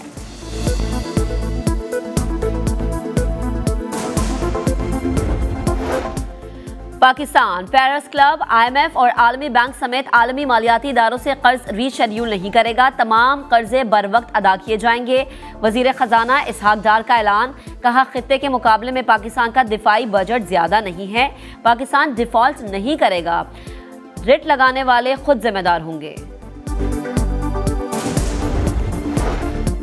सिंध का 2244 अरब रुपए का बजट पेश, सरकारी मुलाजमीन की तनख्वाहों में 30 से 35% तक इजाफा, पेंशन भी 17.5% बढ़ाने का ऐलान, मजदूर की कम से कम तनख्वाह 33,750 करने की तजवीज़, अमन व अमान के लिए 143 अरब मुख्तस, लोकल बॉडीज के लिए 90 अरब रखने की तजवीज़।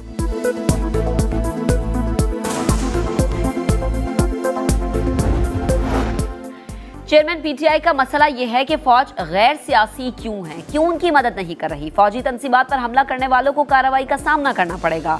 वजीर खारजा बिलावल भुट्टो जरदारी का अल जजीरा TV को इंटरव्यू, कहा CPAC खित्ते के लिए गेम चेंजर साबित होगा।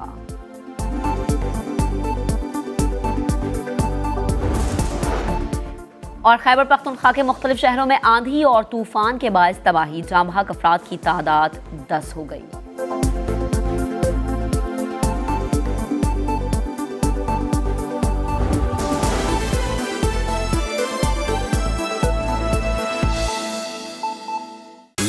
लॉन्ग बार चिकनाई पे करे वार, बर्तन चमके चमचमा चमचम, हजार लीमों की पावर, इसमें महीने की छुट्टी चमचमा चमचम, लेमन मैक्स लॉन्ग बार, चले पूरे महीने चमचमा चमचम।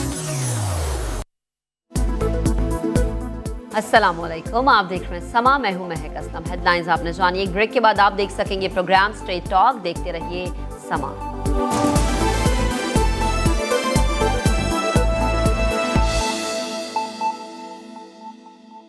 परफेक्ट बर्गर के लिए मेरा सीक्रेट हेलमेंस मेयोनीज, सबसे क्रीमी और बहुत टेस्टी। अरे पकड़ो उसे, हमारा सीक्रेट देखो रेस्टोरेंट्स का सीक्रेट। हेलमन्स मेयोनीज, ये तो करीब के स्टोर से मिल गया। हेलमन्स मेयोनीज पाकिस्तान के रेस्टोरेंट्स का सीक्रेट इंग्रेडिएंट। इसका बेहतरीन जायका और एक्स्ट्रा क्रीमीनेस घर के खाने को बनाए सिंपली डिलिशियस। हेलमन्स, दुनिया का नंबर 1 मेयोनीज ब्रांड। अब लड़की वालों की बारी है। लड़की वालों का स्टाइल ही कुछ अलग है। याद है ना, सॉन्ग चेंज तो हेयर स्टाइल चेंज। हाँ हाँ।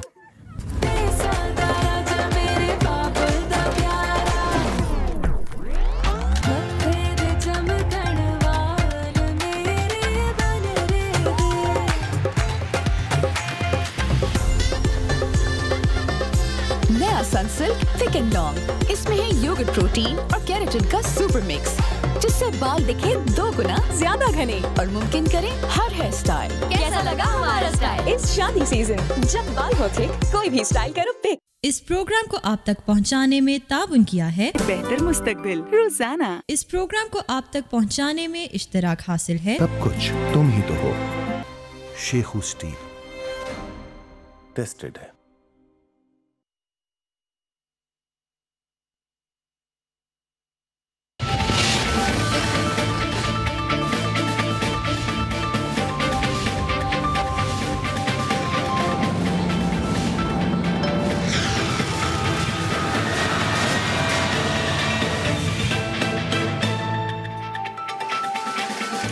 अस्सलामुअलैकुम, आपके साथ मैं हूं आयशा बख्श। ये है पोस्ट बजट ट्रांसमिशन। खुसूसी तौर पर आपके लिए लेकर आए हैं, जानने समझने की कोशिश करते हैं कि जो बजट दिया गया है हुकूमत की तरफ से कितना हकीकत पसंदाना है और कितना मसनूई है। जो बजट दिया गया है वो पूरे साल के लिए है, मिनी बजट आते रहेंगे। दरअसल मामला क्या है? हुकूमत की जानिब से माशी जमूद, कर्जों के बोझ, बराए नाम शर नमूद, बढ़ती हुई बेरोजगारी, महंगाई और माशी गैर यकीनी के माहौल में 2023-2024 का बजट दे दिया गया है, जबकि इस पार्लियामान या इस हुकूमत की मुद्दत अगस्त तक की है। बहुत से लोगों को तवक्को थी कि ये बजट को मुल्क को मौजूदा बहरान से निकालने के लिए एक सोची समझी हिकमत अमली के तहत एक प्लान तरीके से एक खाका देगा। सियासी बजट नहीं होगा, ये माशी बजट होगा और माशी इस्तेहकाम की राह पर लेकर जाएगा। ताहम मईशत की डॉक्यूमेंटेशन और खसारे में चलने वाले सरकारी सफ़ेद हाथियों की निजकारी जैसे अहम इक़दामात को नज़रअंदाज किया गया है। लॉन्ग टर्म बुनियादों पर माशी मसाइल का हल इस बजट में दिखाई नहीं देता है। वज़ीर ख़ज़ाना इसहाक डार की गुज़िश्ता रोज़ की बजट तकरीर, आज की पोस्ट बजट प्रेस कॉन्फ्रेंस, वाज़ेह नहीं हो रहा कि मुल्क को माशी मामलात, बजट खसारों, इस पूरी दलदल से कैसे निकाला जाएगा। आया कोई ठोस मंसूबा मौजूद है या नहीं? दावे ज़रूर हैं, बार बार ये बताया ज़रूर जा रहा है कि डिफ़ॉल्ट नहीं करेंगे। एक प्लान बी का भी आज उन्होंने जिक्र किया, मगर बताया नहीं कि पब्लिकली इस पर बात नहीं हो सकती है। बजट में अगले इंतखाबात से पहले $6.5 बिलियन के बेल आउट कर्ज के प्रोग्राम को दोबारा शुरू करने के लिए IMF की तरफ से आयद करदा सख्त शराइत के साथ कुछ पॉपुलिस्ट इक़दामात के जरिए एक तवाज़ुन पैदा करने की कोशिश की गई है। ये हुकूमत का दावा है कि मुतवाज़िन बजट है। इस पर भी बात करेंगे कि आया बैलेंस्ड बजट दिया गया है या फिर एक पॉलिटिकल कहा जाए और पॉपुलिस्ट अप्रोच के तहत ये बजट दिया गया है। हुकूमत $2.5 बिलियन के गैर तकसीम शुदा फंड्स का कुछ हिस्सा महफूज रखना चाहती है ताकि मार्केट में जो बार बार डिफॉल्ट को लेकर अफवाहें और खदशात का इजहार होता है उसको पे काबू पाया जा सके। हुकूमत की ये पॉलिसी कितना कामयाब रहेगी? बजट खसारा कम करने की कितनी कोशिश है? कितना जनरेट किया जा सकेगा रेवेन्यू हुकूमत की पॉलिसीज़ के तहत? इन्हीं तमाम मामलात पर गुफ्तगू करेंगे। इस वक्त मेरे साथ जो मेहमान मौजूद हैं, पोलिटिकल इकोनॉमिस्ट डॉक्टर हैं, टैक्स एक्सपर्ट डॉक्टर इकरामुल हक हैं, यहाँ मेरे साथ डॉक्टर कैस असलम साहब मौजूद हैं, ज़ैगम खान साहब हमारे साथ प्रोग्राम का हिस्सा हैं। ये 2 घंटे की खुसूसी ट्रांसमिशन रहेगी। वो तमाम सवालात जो आप जानना चाहते हैं, हुकूमत इस बजट में आपके लिए क्या लेकर आई है, क्या मसाइल रहेंगे, कितने वसाइल आप तक पहुंचेंगे। आगाज कर लेते हैं गुफ्तगू का। डॉक्टर फारूक साहब आपकी तरफ आऊंगी। बजट 23-24 बार बार गुज़िश्ता रोज से गुफ्तगू हो रही है, अब तक आपकी नज़र से तमाम जाविये इसके गुजर गए होंगे। इलेक्शन बजट कहें, एक सियासी बजट तरतीब दिया गया है, या ये कहा जाए मुतवाज़न माशी बजट हालात को बेहतर करने के लिए दिया गया है? देखिए, एक बात तो यकीनी है कि हमारे यहाँ बजट जो होता है उसका वो एक आप समझे कि अदाद और शुमार का गोरख धंधा होता है। आम आदमी के लिए मैं समझता हूँ कि सिर्फ एक बुनियादी चीज देखनी है पूरे के पूरे बजट के अंदर, और वो है बजट का खसारा। अब बाकी सब चीजों को बेशक भूल जाइए, लेकिन बजट के खसारे ने जो आम आदमी के ऊपर जो उसका असर होगा वो बड़ा आप समझिए कि पावरफुल असर होता है। अब हुकूमत हमें खुद से ये बता रही है कि उनका बजट का खसारा जो है वो कोई 6,900 अरब का होगा। अगर मैं सिर्फ 2 जुमलात जो वज़ीर ख़ज़ाना साहब ने इस्तेमाल किए, अदा किए अपनी स्पीच के दौरान, अपनी बजट स्पीच के दौरान, वो आपके सामने रख देता हूँ और उसके बाद फिर आप खुद फैसला कर लीजिए कि बजट की सिमत क्या है। देखिए, उन्होंने कहा कि विफाक के पास सूबों को बांटने के बाद 6,887 अरब रुपए बचेंगे, ये वज़ीर ख़ज़ाना साहब ने फरमाया।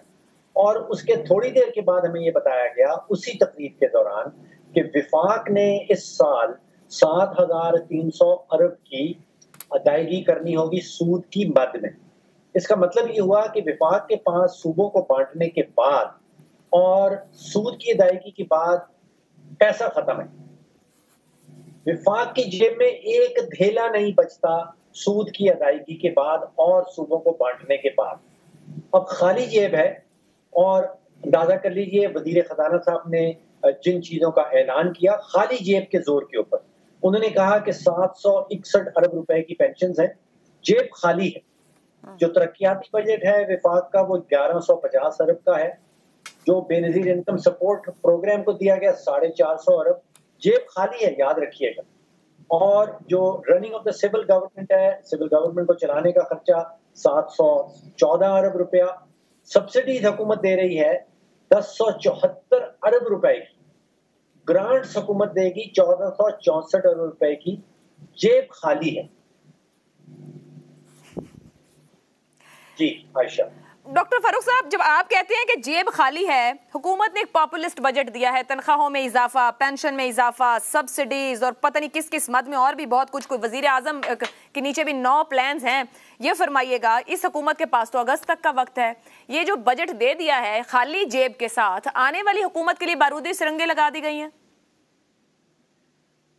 देखिए, जो आने वाली हुकूमत है वो भी तो इन्हीं 13 जमातों में से होगी। तो आप सोचिए कि पहली जमात जो पीटीआई थी वो तो अगली जमात के लिए बारूदी सुरंगें बिछा के गई थी। तो मुझे लगता है ऐसा है कि ये हुकूमत अपने लिए ही या अपनी किसी इत्तेहादी जमात के लिए बारूदी सुरंगें बिछा के जा रही। मतलब ये बात इसको सोच के ना सुनना भी या सुन के सोचना भी समझ में नहीं आता है कि कितनी गैर संजीदगी है या नाअहली कहा जाए। डॉक्टर इकराम साहब, यहाँ पे हमने खसारे की बात की है, सूद की बात की है, क्या हुकूमतें संजीदा नहीं है मामलात को कोर्स करेक्शन की तरफ ले जाने में? खाली जेब के साथ बजट दिए जाने क्या खसारा कम करने का तरीका है? क्या रेवेन्यू बेहतर तौर जनरेट करने की पॉलिसी नजर आती है इस बजट में? सबसे पहले तो अखराजात का जायजा लेना चाहिए था, क्योंकि एक ऐसी मईशत जिसमें स्टैग्नेशन हो, इन्फ्लेशन हो और बहुत बुरी हालत में हो, वहाँ ओवर टैक्सेशन करने का मकसद तो ये है कि उसको मजीद आप जो है वो तबाही की तरफ धकेल रहे हैं। और चाहिए था कि देखा जाता कि अखराजात इस वक्त कितने कम किए जा सकते हैं, उनको तो बढ़ाया गया है। और एक जो खर्चा है डेट सर्विसिंग का, वो इसलिए अब इनफ्लेक्सिबल होता जा रहा है कि कर्ज की मैं पीने की जो उनको आदत है और फिर ये ख्वाहिश भी है कि जो फाका मस्ती है वो एक दिन रंग भी लाएगी। तो मेरा ख्याल है कि उनको ये पता है कि 12 अगस्त को तो ये हुकूमत नहीं रहेगी, तो इस संजीदगी का कोई मुजाहरा करने का मेरे ख्याल में उनके पास कोई ऐसा जवाब भी नहीं था। तो डार साहब तो आपको पता है कि फिगर्स को जिस तरह से प्रेजेंट करते हैं उनकी एक खास महारत है। तो उन्होंने कहा जाते हुए चलिए एक ऐसा बजट भी देते हैं जिसपे काफ़ी लोग उनके लिए एक जो है तफरीह का सामान भी होगा। मगर ये तो चले खैर लाइट वेट में बातें थी, मगर संजीदगी से बात करें तो पाकिस्तान की मईशत में जो लोगों के हालात हैं, आप तारीख की इस वक्त बुलंद तरीन जो है वो महंगाई, फूड के आइटम में हाइपर इन्फ्लेशन, हमारा जो इस वक्त डिस्काउंट रेट है वो सबसे हाई है और उसकी वजह से कारोबार बंद हो रहे हैं। तो आम लोगों की ज़िंदगी पे जो असरात जो अभी डॉक्टर सलीम साहब ने भी फरमाया, फरूक सलीम साहब ने, कि वो तो बहुत ही यानी डेवस्टेटिंग, तबाहकुन है। और ये हुकूमतें फिर साबित करती हैं कि दरअसल इनको अवाम की कोई भी फिक्र नहीं है और ये सिर्फ चाहते ये हैं कि हुकूमत मेरे इस तरह की जो है गैर संजीदगी का मुजाहरा किया जाए बजट के अंदर जो फिस्कल अलाइनमेंट्स की जा सकती थी उसकी तरफ तो कोई तवज्जो नहीं थी, और डिस्टॉर्शंस क्रिएट की हैं, क्योंकि जब भी आप कोई वेवर्स, एग्जम्पशंस और इस तरह की चीज़ें करते हैं अल्टीमेटली तो डिस्टॉर्शंस ही होती हैं। फिर किसी ने ख़ास तौर पे बहुत ज़्यादा जिक्र नहीं किया, मगर करना चाहिए कि 2.2 ट्रिलियन की तो आपने टैक्स एग्जम्पशंस यानी टैक्स एक्सपेंडिचर की हालात देख लीजिए। तो ऐसी हुकूमत जिसको जाने से पहले सर, अभी आपने अखराजात की बात की है, हमारे यहाँ दावे और बातें बहुत सी हुकूमती और सियासी लीडर्स करते रहे, बेल्ट टाइटनिंग की बात की जाती है, ऑस्टेरिटी मेजर्स की बात की जाती है। इस वक्त जो हमारे हालात हैं, हमने तो खाली जेब, मैं वही फारूक साहब वाली बात अब दोहराऊंगी बार बार, खाली जेब बजट दिया है, पैसा जेब में नहीं है मगर ऐलानात कर दिए हैं। क्या आपको कहीं अखराजात कंट्रोल करने, उस तरफ बढ़ने, ऑस्टेरिटी मेजर्स, कोई ऐसी बात इस पूरे बजट में नजर आती है हुकूमत की तरफ से?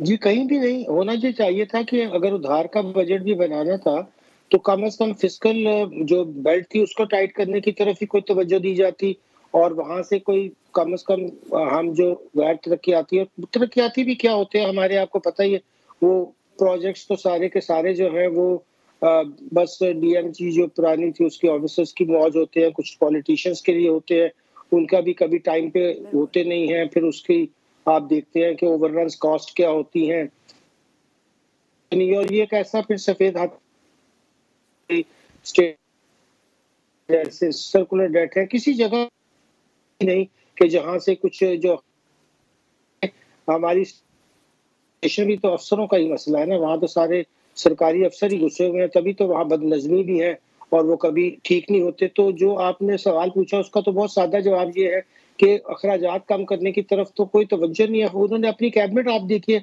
का जो साइज है वो पाकिस्तान की है कि हम इतनी बड़ी काबीना, फिर उसमें असिस्टेंट, फिर मिनिस्टर्स, फिर वेरी ट्रू। और वापस के मैं टैक्स कलेक्शन और ये सर्कुलर डेट पे डॉक्टर साहब आती हूँ, थोड़ा आगे बढ़ते हैं। डॉक्टर कैस साहब आपको शामिल करेंगे। वजीर खजाना इसाकदार साहब ने एक दावा भी किया है, उन्होंने कहा गैर जानिबदार जो माशी माहिरीन है ना, चलें आप छोड़ें जो हमारी साइड नहीं, वो कहेंगे कि बजट सियासी नहीं माशी है, ये खाली जेब का बजट है, लेकिन जो कुछ इसमें कह दिया गया है, जो दावे कर दिए गए हैं, ये कैसे पूरे होंगे? ये पूरे करने के लिए हैं या सिर्फ अच्छी बातें करने को है? शुक्रिया। देखें, मेरा ख्याल है कि माशी बजट तो बिल्कुल ही नहीं है। मैं अपने दोनों कुलीज के साथ एग्री कर रहा हूँ कि पैसे थे नहीं। आप ये देखिए कि पिछले बजट के हदाफ हमने पूरे नहीं किए थे और इस दफ़ा हमने जो हैं वो और बढ़ा दिए। आप उसमें ये देखिए कि डायरेक्ट टैक्सेस आप जो अमीरों से लेने हैं वो 3.77 के करीब हैं ट्रिलियन, और इनडायरेक्ट टैक्सेस 5.44 और अदर्स 3, तो ये 8.44, तो ये बोझ नहीं है आवाम पे। फिर ये है कि देखें, होता ये है कि ये जो भी पिछला बजट होता है उसको 10-15% इन्फ्लेशन मिला के, और अगर इन्फ्लेशन 38 थी तो उसको कर दिया होगा, तो दे दिया है। हम अब ऐसा मुल्क बन गए हैं जो कर्ज़ों पे चलता है, फिर हम कर्ज़े वापस करने के लिए भी मिन्नतें करते हैं, शर्तें मानते हैं और कर्ज़े लेते हैं, और अब हमारे दोस्त मुल्क भी हमें कर्ज़ा देने को ज़रा डरते हैं, घबराते हैं।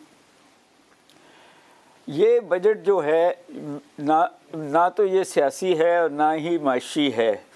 ये एक्चुअली जिसको कहते हैं कि हम पुराने ज़माने में कहते थे कि रूसी बादशाह इस किस्म की हरकत करते थे कि जो है खर्च लो फिर देखा जाएगा, फिर इकट्ठा कर लेंगे कहीं से। कौम पे और बोझ डालना है ना, नहीं तो कर्जे लेके ही चले जाना है।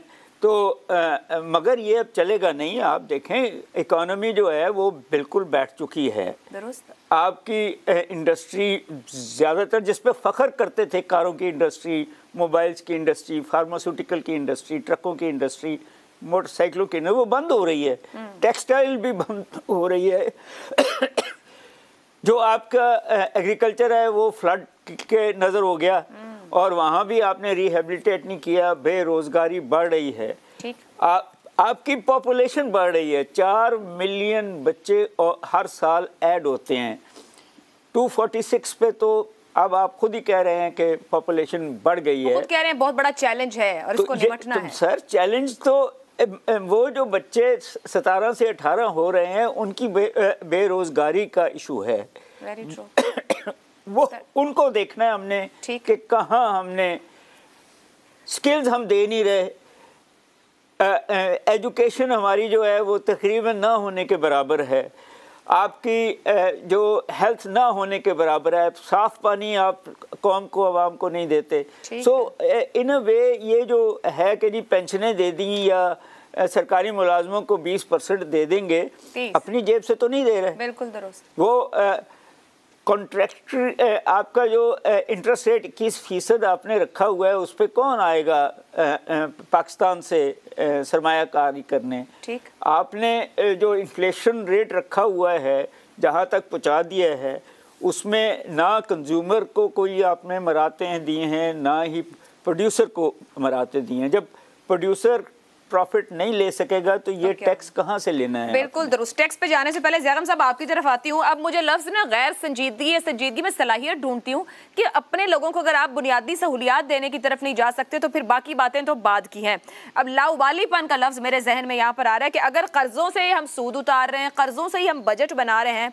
आपने भी इस पूरे बजट को देखा होगा, बड़े गौर से तलाश करने की कोशिश की। अगर आपकी समझ में आया हो खर्चे कम करने और आमदनी बढ़ाने के कोई तरीके, कोई रास्ते मिले हैं डार साहब को इस बजट में?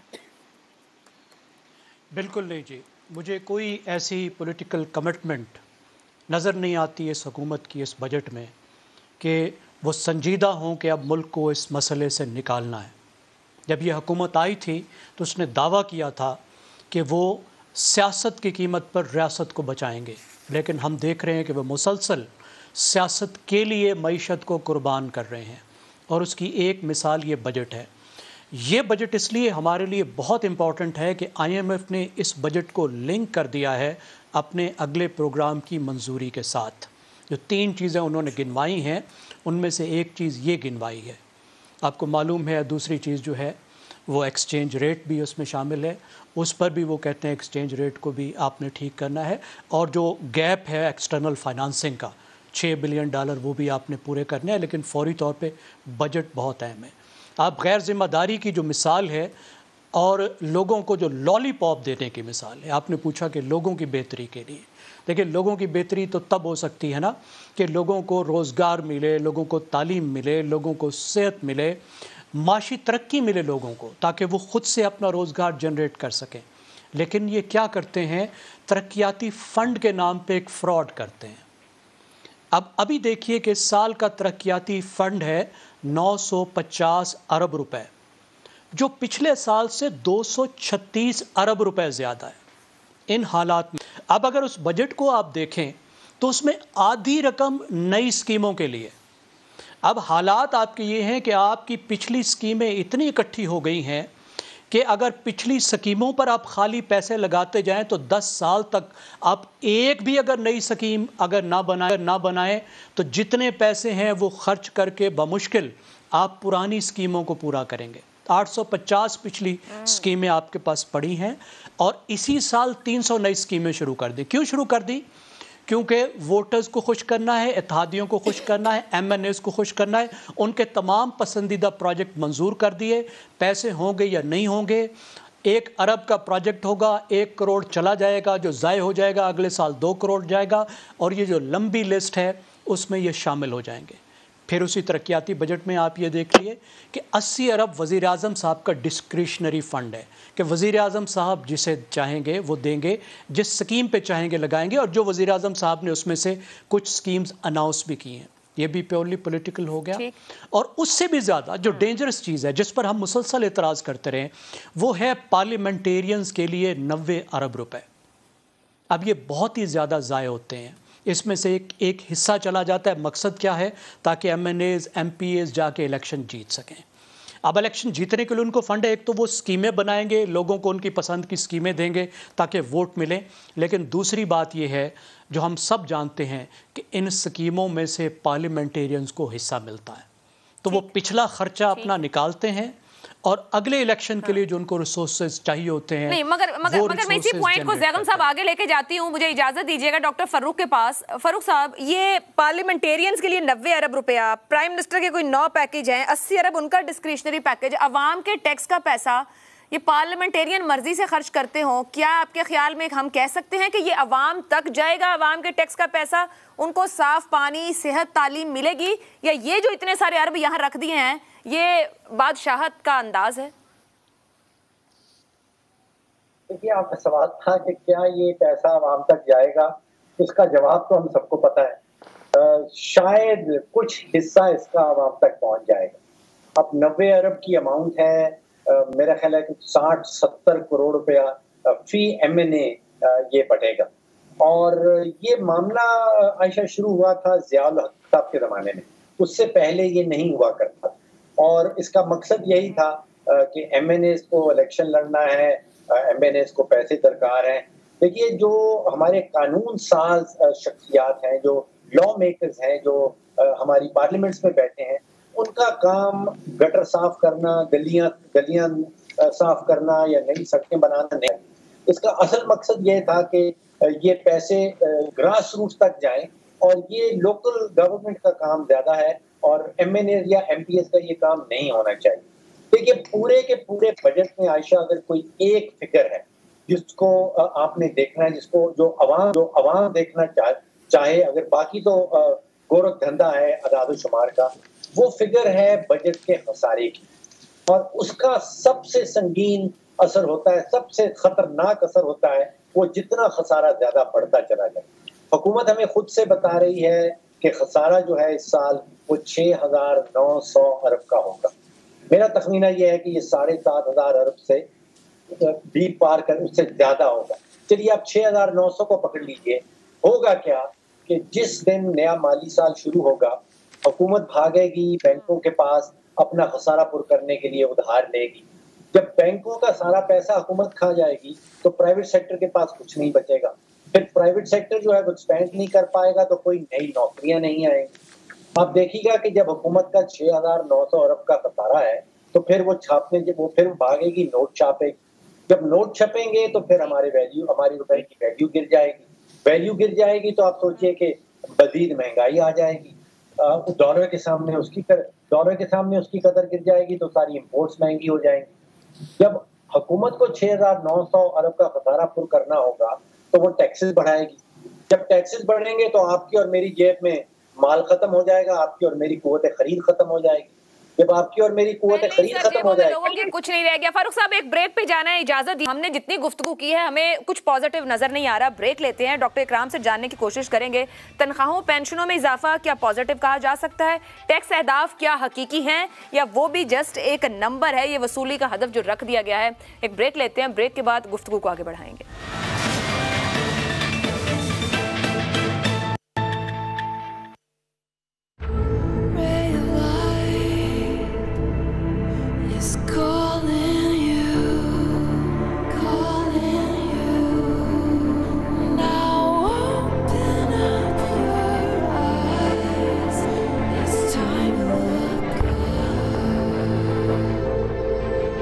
Watch me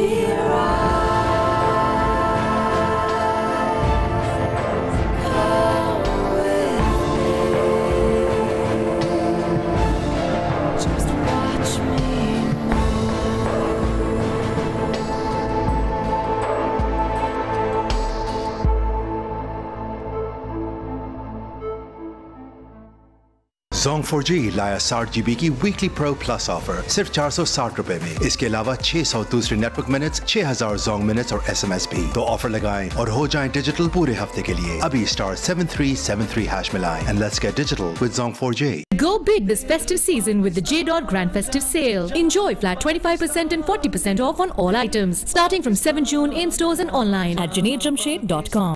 आजकल हम सौदा नहीं समझौता करते हैं, बजट में जो रहना है, मगर खाने पे समझौता। मेरे घर वाले रोज शौक से खाना खाते हैं। ऐसे कनौर चिकन क्यूब सिर्फ 70 रुपए में दे खानों को चिकन का असली मजा। Knorr chicken cubes. तो अब समझौता कैसा? राबिया का बेस्ट फ्रेंड, उसका कैमरा।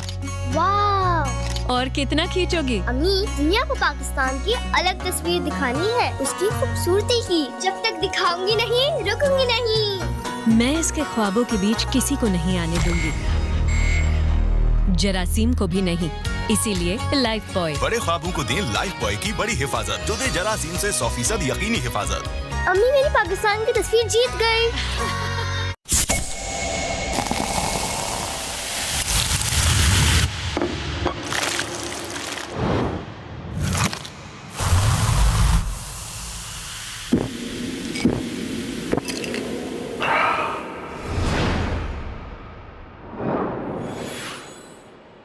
पापा bag, papa me. Good job. इतनी स्ट्रॉन्ग क्योंकि हमारे दांत स्ट्रॉन्ग हैं। Yes. दांत। सोचो ये हमारे दांत हैं। दांत स्ट्रॉन्ग होंगे तो अच्छे से चबाएंगे, बॉडी को मिलेगा पूरा न्यूट्रिशन। इसीलिए कोलगेट मैक्सिमम कैविटी प्रोटेक्शन दांतों का खोया कैल्शियम लौटाए। जब दांत स्ट्रॉन्ग तो मैं strong. Colgate strong teeth. European technology से बने डॉलन्स रेफ्रिजरेटर्स की नेचर लॉक टेक्नोलॉजी रखे फ्रूट्स और वेजिटेबल्स फ्रेश पूरे 20 दिन तक, क्योंकि डॉलन्स रिलायबल है। वाओ, दोनों ने मुंह धोया, मुझे सिर्फ इतना सा ग्लो मिला और तुम्हें इतना सारा। तुमने सोप यूज किया जिससे बस धूल निकली, तो इतना सा ग्लो। इतना सारा ग्लो चाहिए तो glow and lovely face wash. ये चेहरे से धूल चिपचिपाहट निकाले और दे विटामिन्स का भरपूर glow and lovely face wash. Zong 4G लाया 60 GB की वीकली प्रो प्लस ऑफर सिर्फ 460 रुपए में। इसके अलावा 600 दूसरे नेटवर्क मिनट्स, 6000 Zong मिनट्स और SMS भी। तो ऑफर लगाएं और हो जाएं डिजिटल पूरे हफ्ते के लिए। अभी *7373# मिलाएं and let's get digital with Zong 4G।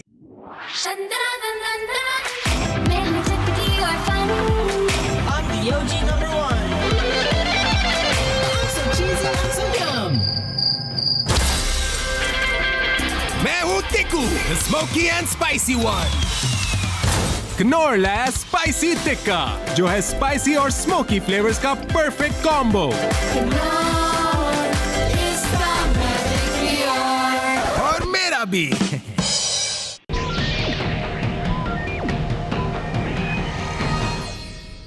This news update is brought to you by जो सिर्फ डिजिटल नहीं सुपर डिजिटल हो जाते हैं। सुपर नहीं तो 4G नहीं, जैज़ सुपर 4G। मकबूजा कश्मीर में जहाज़नुमा गैस के गुब्बारे पर PIA लिखा देखकर भारतीय फौज की दौड़े लग गईं। मुश्तरका ऑपरेशन के बाद गुब्बारे को कब्जे में ले लिया। भारतीय फौजी बड़ा कारनामा समझकर गुब्बारे के साथ तस्वीरें बनवाते रहे। गुब्बारा थाने मुंतकिल।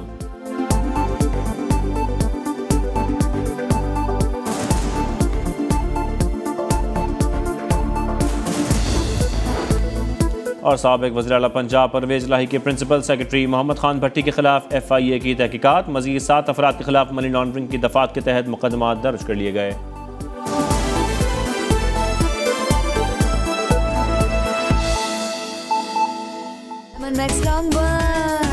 चले पूरे महीने चम चम चम चम।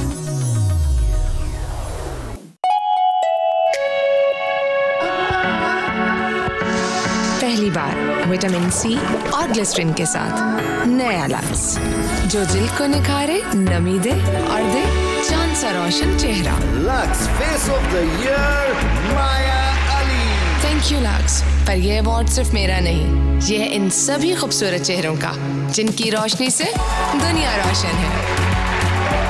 नया लक्स, दे चांद सा रोशन चेहरा।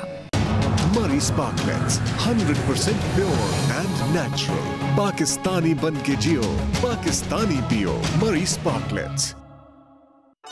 दुनिया के कोने कोने से हम चुनते हैं सिर्फ बेहतरीन क्वालिटी अज्जा, जिससे असल रिवायती जायका बने। हर किचन की शान। टैंग विटामिन C, D और जिंक का रिफ्रेशिंग सोर्स, जो इम्यूनिटी, एनर्जी और मेंटल शार्पनेस की डेली जरूरत को सपोर्ट करे, ताकि आपके बच्चे रहें रिफ्रेश और सीखें अच्छी बातें। टैंग बनाए बेहतर मुस्तकबिल रोजाना। मेरे घर वाले रोज शौक से खाना खाते हैं। ऐसे कनौर चिकन क्यूब्स सिर्फ 70 रुपए में दे चिकन का असली मजा। तो अब समझौता कैसा? जिंदगी एक टेस्ट है, तो जो सरिया जिंदगी भर के लिए लगाया जा रहा हो, वो क्यों ना टेस्टेड हो। शेखू स्टील टेस्टेड है। गर्मी में अब करो इंतजार उस चुड़ैल का, जो फोन पे मैप देख के भी फिर गुम गई। इन्हें पिक भी होना है और ख्वार भी करवाना है। ये घर से निकलने से पहले ही कह देते हैं ऑन माय वे। जी तो चाहता है हैं गाड़ी के पीछे भगा भगा के मैडम आपकी ठंडी बोतल। पिंग बंग पिंग पिंग पिंग पंग पम पम पंग स्प्राइट लगा ठंड रख। पोस्ट बजट ट्रांसमिशन में आपको एक बार फिर से खुशामदीद कहेंगे। हमारे साथ हैं डॉक्टर फारूक सलीम, डॉक्टर इकरामुल हक, डॉक्टर कैस असलम और जैगम खान साहब। डॉक्टर इकराम साहब, आपकी तरफ आऊँगी। एक तरफ रखते हुए जो हमारा खसारा है, जो हमारे कर्जे हैं, हमने रेवेन्यू भी जनरेट करना है। टैक्स कलेक्शन एक बहुत बड़ा मामला और मसला है। आज तक हम स्ट्रक्चरल रिफॉर्म्स नहीं देख सके। ये जो हदफ रख दिया गया है 92 खरब का, ये मुमकिन रहेगा रखना? हमें जिन इस्लाहात की ज़रूरत है, हम उस तरफ बढ़ क्यों नहीं पाते हैं? जी, दरअसल ये हदफ तभी पूरा होता अगर के भी कुछ इंतजाम किए जाते। ये तो मान रहे हैं कि ग्रोथ है नहीं, और जो 3.5% खुद अभी रखी है उसके अंदर अगर इन्फ्लेशन भी डाल लें और FPR का फिर आप उनकी कुछ पैसे तो एफर्ट कम ही होती है, मगर जो जिस तरह के टैक्सेस लगाए हैं उससे तो ग्रोथ और भी कम होगी, क्योंकि लार्ज स्केल जो और बड़ी कंपनीज थी वो ऑलरेडी मुश्किलात का शिकार हैं, और फिर उसके ऊपर सुपर टैक्स का रेट बढ़ा दिया गया है। और कोशिश ये नहीं की गई कि नए टैक्स पेयर्स को किस तरह से जो है वो एम्बेट में लाया जाए, बल्कि जो एग्जिस्टिंग थे उनके टैक्सेस दुनिया में बोनस शेयर्स को तो हमारे यहाँ भी नहीं था। अब ये कोई नई जिद्दत पैदा की है, 3-4 साल पहले भी। अब बोनस शेयर तो एक कागज, आप उसको बेचे, ये रियल इनकम हो तो जरूर टैक्स करे, कागज। और फिर आप देखिए 0.6% फिर टैक्स लेवी किया है उन पे जो बैंक से ट्रांजैक्शन करेंगे। ठीक है, आप उनको टैक्स नेट में लाएं, मगर ट्रांजैक्शन को इस तरह कैश का तो जब ये 2-3 साल पहले किया था तो बड़े खौफनाक नताज निकले थे। बैंकों से सारा निकल गया था पैसा और कैश सर्कुलेशन बढ़ गई थी। कहते हैं कि हम डॉक्यूमेंटेशन करना चाहते हैं, और कभी जो तो लोगों को मजबूर कर रहे हैं इकोनॉमी से निकलकर और वो इनफॉर्मल में जाएं, तो ये इतना मैंने कभी देखा नहीं कि जो बजाय आप बेहतर अलाइनमेंट्स करें। रिफॉर्म तो खैर चलिए अब छोड़िए क्या करने लोगों ने, मगर आप अलाइनमेंट्स ही ऐसे कर ले जिस फायदा हो और डिस्टॉर्शंस कम हो, आपकी बेस बढ़ जाए, आपके टैक्सेस में कुछ रैशनैलिटी आ जाए। इससे तो इन्वेस्टमेंट जो थोड़ी बहुत होनी भी थी वो भी नहीं होती। सर, जब हम टैक्स बेस बढ़ाने की बात कर रहे हैं, हमें भी मीडिया में बजट हम भी एनुअली कवर करते हैं, ये बात हम कई सालों से, बल्कि अब दहाई से ही सुन रहे हैं, इससे ज्यादा से। अब टैक्स बेस बढ़ाना है। अपने आसपास मैंने गुज़श्ता कुछ सालों में बहुत से लोगों को देखा, बहुत कम सैलरीज के साथ भी लोग अपने NTN बनवाते हैं, उस टैक्स नेट के अंदर आने की कोशिश करते हैं अगर उनकी सैलरी के ऊपर मार्जिन है। एक ट्रस्ट डेफिसिट दिखता है FBR के साथ आम लोगों का। वो टैक्स बेस का हिस्सा बन जाए तो लोग कहीं ये महसूस करते हैं कि हम पे दबाव बढ़ना शुरू हो जाता है, वो टैक्स देना हमारी फैसिलिटेशन का बायस नहीं बनता है। कहां पर कमी है, या हम उन रिफॉर्म्स की तरफ नहीं बढ़ पाते कि एक शहरी का अपनी हुकूमत पर एतमाद बढ़े, कि वो एक रिस्पॉन्सिबिलिटी से उस टैक्स बेस का हिस्सा बने और बनना चाहे, मगर उलट होता है। अगर कोई बनता है तो चंद सालों में भागने की कोशिश करता है इस निजाम से। जाहिर है जो पावर्स उनके पास रखते हैं, और उसके लिए कोई भी अकाउंटेबिलिटी एरिया, कोई अकाउंटेबिलिटी के स्टैंडर्ड कोई उसको स्ट्रक्चर वो मनमानी करते हैं। आजकल आप जून में देखें, जो आपने सही फरमाया, जो लोगों ने रिटर्न फाइल कर दी थी उनके ऊपर गलत किस्म की असेसमेंट्स कर उनके बैंक अकाउंट फ्रीज करते हैं, और एक तूफान बदतमीजी होता है। जो आप फिर ऐसे हालात में तो कोई भी टैक्स रिटर्न, आपने कहा कि सैलरी वाले लोग तो चले उनकी सिंपल रिटर्न होती है, मगर बिजनेस वाले जो 6-7 लाख सिर्फ फाइल करते हैं, क्योंकि वैसे भी 10-11 पेज की रिटर्न को बनाना, उसको अंग्रेजी में समझना लॉ को बहुत मुश्किल है। कई दफा था इसको सिंप्लीफाई किया जाए, और फिर ये कि कुछ कदगन लगाई जाए कि बिला वजह हर एक को नोटिस नहीं दिया जाएगा जब तक कोई बहुत स्ट्रॉन्ग रीजन ना। उसके ऊपर फिर कोई ओवरसाइट का निजाम तो जुडिशियल भी नहीं है माशाल्लाह। जो टैक्स अपीलेट सिस्टम है उसको तो बिल्कुल नकारा किया हुआ है। तो जहाँ जहाँ भी कोई किसी जगह भी हाई हैंडेडनेस होती है उसको किसी तरह स्ट्रक्चर तो किया जाता है, उसके ऊपर कोई ओवरसाइट की जाती है।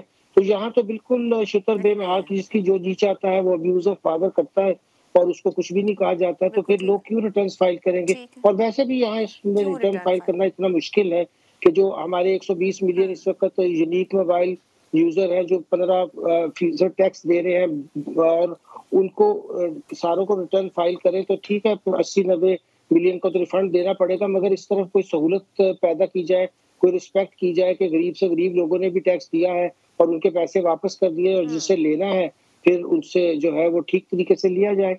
तो इसकी बिल्कुल कोई इसकी तरफ तवज्जो इस बजट में क्या कभी भी देने की कोशिश नहीं की। क्यों नहीं इसकी तरफ होती है? ये बड़ा अहम मामला है, हम बार बार बात करते हैं और एक रिस्पॉन्सिबल सिटीजन होने की भी बात होनी चाहिए। डॉक्टर कैद साहब, ये जो स्ट्रक्चरल रिफॉर्म्स की जरूरत है, बात सब करते हैं, जब तक आप स्ट्रक्चरली चीजों को ठीक नहीं करेंगे, जहां जिसकी अकाउंटेबिलिटी की जरूरत है, जहां जिसे खुद को सबमिट करना है, यहाँ पे ये जो 92 खरब का हदफ रख दिया गया है कि ये इकट्ठा करना है, ये कैसे इकट्ठा होना है और जिन इस्लाहात की ज़रूरत है, क्या वो नज़र आती हैं कि वो कर ली गई? क्योंकि पिछले दौरे हुकूमत में बहुत इस पर फोकस रहा और जोर रहा कि टैक्स बेस बढ़ाया जाना है, लेकिन हम आगे नहीं बढ़ पाए।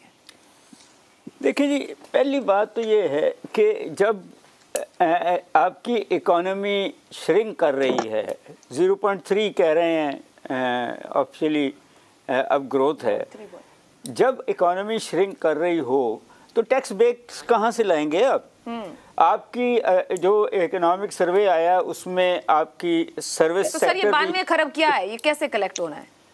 सर नहीं होगा ना, रख दिया मतलब सर मैंने आपसे पहले भी कहा कि ये रूसी बादशाहों की तरह कर दिया है, इसमें से जितना भी आ जाए।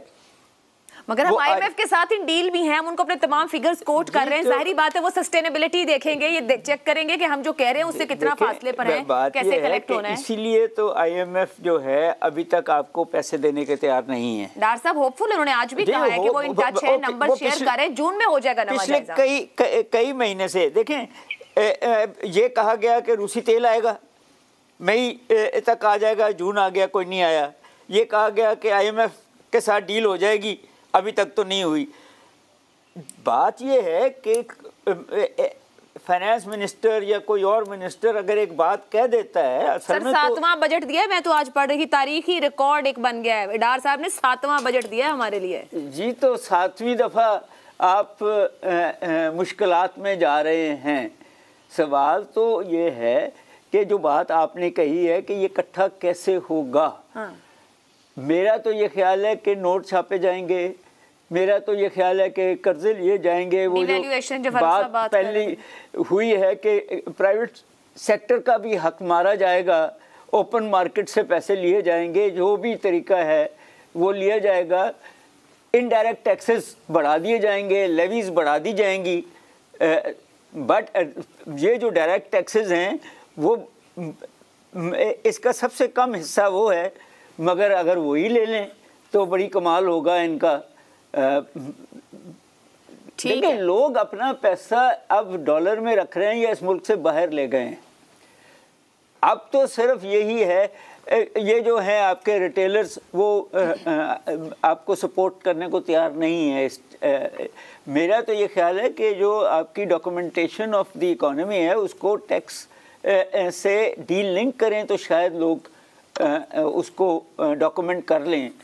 ब्लैक मनी पे चल रहा है, MST स्कीम्स आप देते हैं, अभी भी शायद अभी कोई नहीं थी मेरा ख्याल से। सर वो डॉलर जो आने हैं 1 लाख या 10 मिलियन वो बाहर से कुछ तो दिया है ना, बट द पॉइंट इज के बस रख दिए हैं। ठीक है, फोर्स करेंगे मगर ये क्यों डॉक्यूमेंटेशन ऑफ इकोनॉमी ना हो, ये एक अहम पॉइंट है। ब्रेक लेते हैं, ब्रेक से वापस आएंगे, जैगम समझ जाएंगे क्यों नहीं डॉक्यूमेंटेशन हो सकती, क्यों नहीं ट्रस्ट बिल्ड हो सकता गवर्नमेंट के साथ उसके लोगों का, इस ब्रेक के बाद।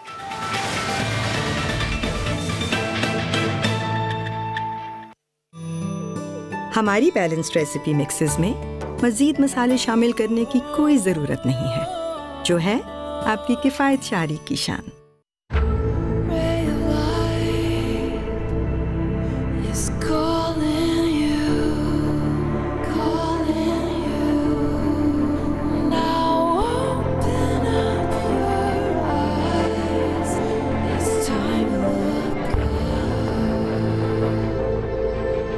Watch me rise, come with me.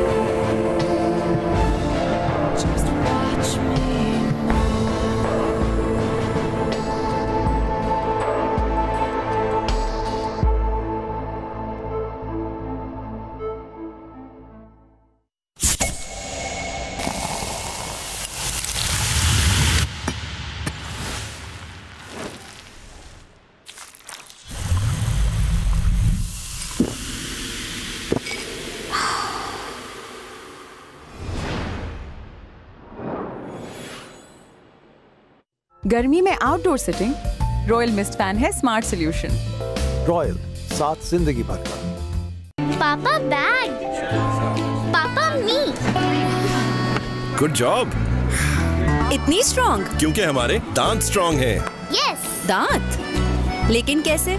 बताओ कैसे? सोचो ये हमारे दांत हैं। दांत स्ट्रॉन्ग होंगे तो अच्छे से चबाएंगे, खाने का मिलेगा पूरा फायदा, बॉडी को मिलेगा पूरा न्यूट्रिशन, राइट? दांतों को स्ट्रॉन्ग बनाए कोलगेट मैक्सिमम कैविटी प्रोटेक्शन, जिसका कैल्शियम बूस्ट दांतों का खोया कैल्शियम लौटाए। जब दांत स्ट्रॉन्ग तो मैं strong. Colgate strong teeth. Tang vitamin C, D और जिंक का रिफ्रेशिंग सोर्स, जो इम्यूनिटी, एनर्जी और मेंटल शार्पनेस की डेली जरूरत को सपोर्ट करे, ताकि आपके बच्चे रहें रिफ्रेश और सीखें अच्छी बातें। टैंग बनाए बेहतर मुस्तकबिल रोजाना। आजकल हम सौदा नहीं समझौता करते हैं, बजट में जो रहना है, मगर खाने पे समझौता। मेरे घर वाले रोज शौक से खाना खाते हैं। ऐसे कनौर चिकन क्यूब सिर्फ 70 रुपए में दे खानों को चिकन का असली मजा। Knorr chicken cubes. तो अब समझौता कैसा? लेमन मैक्स लॉन्ग वन, चले पूरे महीने चम चमा चम चम। राबिया का बेस्ट फ्रेंड, उसका कैमरा। वाव! और कितना खींचोगी? अम्मी, दुनिया को पाकिस्तान की अलग तस्वीर दिखानी है, उसकी खूबसूरती की। जब तक दिखाऊंगी नहीं, रुकूंगी नहीं। मैं इसके ख्वाबों के बीच किसी को नहीं आने दूंगी, जरासीम को भी नहीं। इसीलिए लाइफ बॉय। बड़े ख्वाबों को दें लाइफ बॉय की बड़ी हिफाजत, जो दे जरासीम से 100% यकीनी हिफाजत। अम्मी, मेरी पाकिस्तान की तस्वीर जीत गई। सिर्फ रॉयल AC/DC फैंस में है turbo speed. Permanent magnet motor से 50% बिजली बचेगी। रॉयल, साथ जिंदगी भर। Song 4G लाया 60 GB की वीकली प्रो प्लस ऑफर सिर्फ 460 रुपए में। इसके अलावा 600 दूसरे नेटवर्क मिनट्स, 6000 जोंग मिनट्स और SMS भी। तो ऑफर लगाएं और हो जाएं डिजिटल पूरे हफ्ते के लिए। अभी *7373# मिलाएं and let's get digital with Song 4G। मौसम है बेकरार, प्यास हुई बेशुमार। You've got to stop for tops.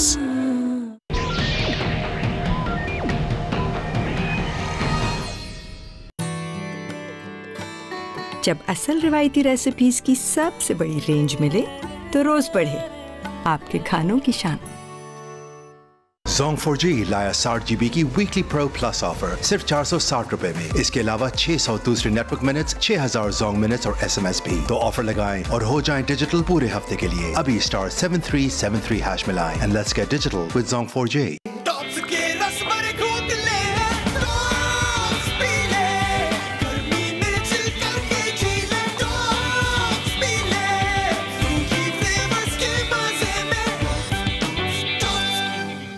मेरे घर वाले रोज शौक से खाना खाते हैं। ऐसे कनौर चिकन क्यूब सिर्फ 70 रुपए में दे चिकन का असली मजा। तो अब समझौता कैसा? लेमन मैक्स लॉन्ग वन, चले पूरे महीने चम चमा चम चम।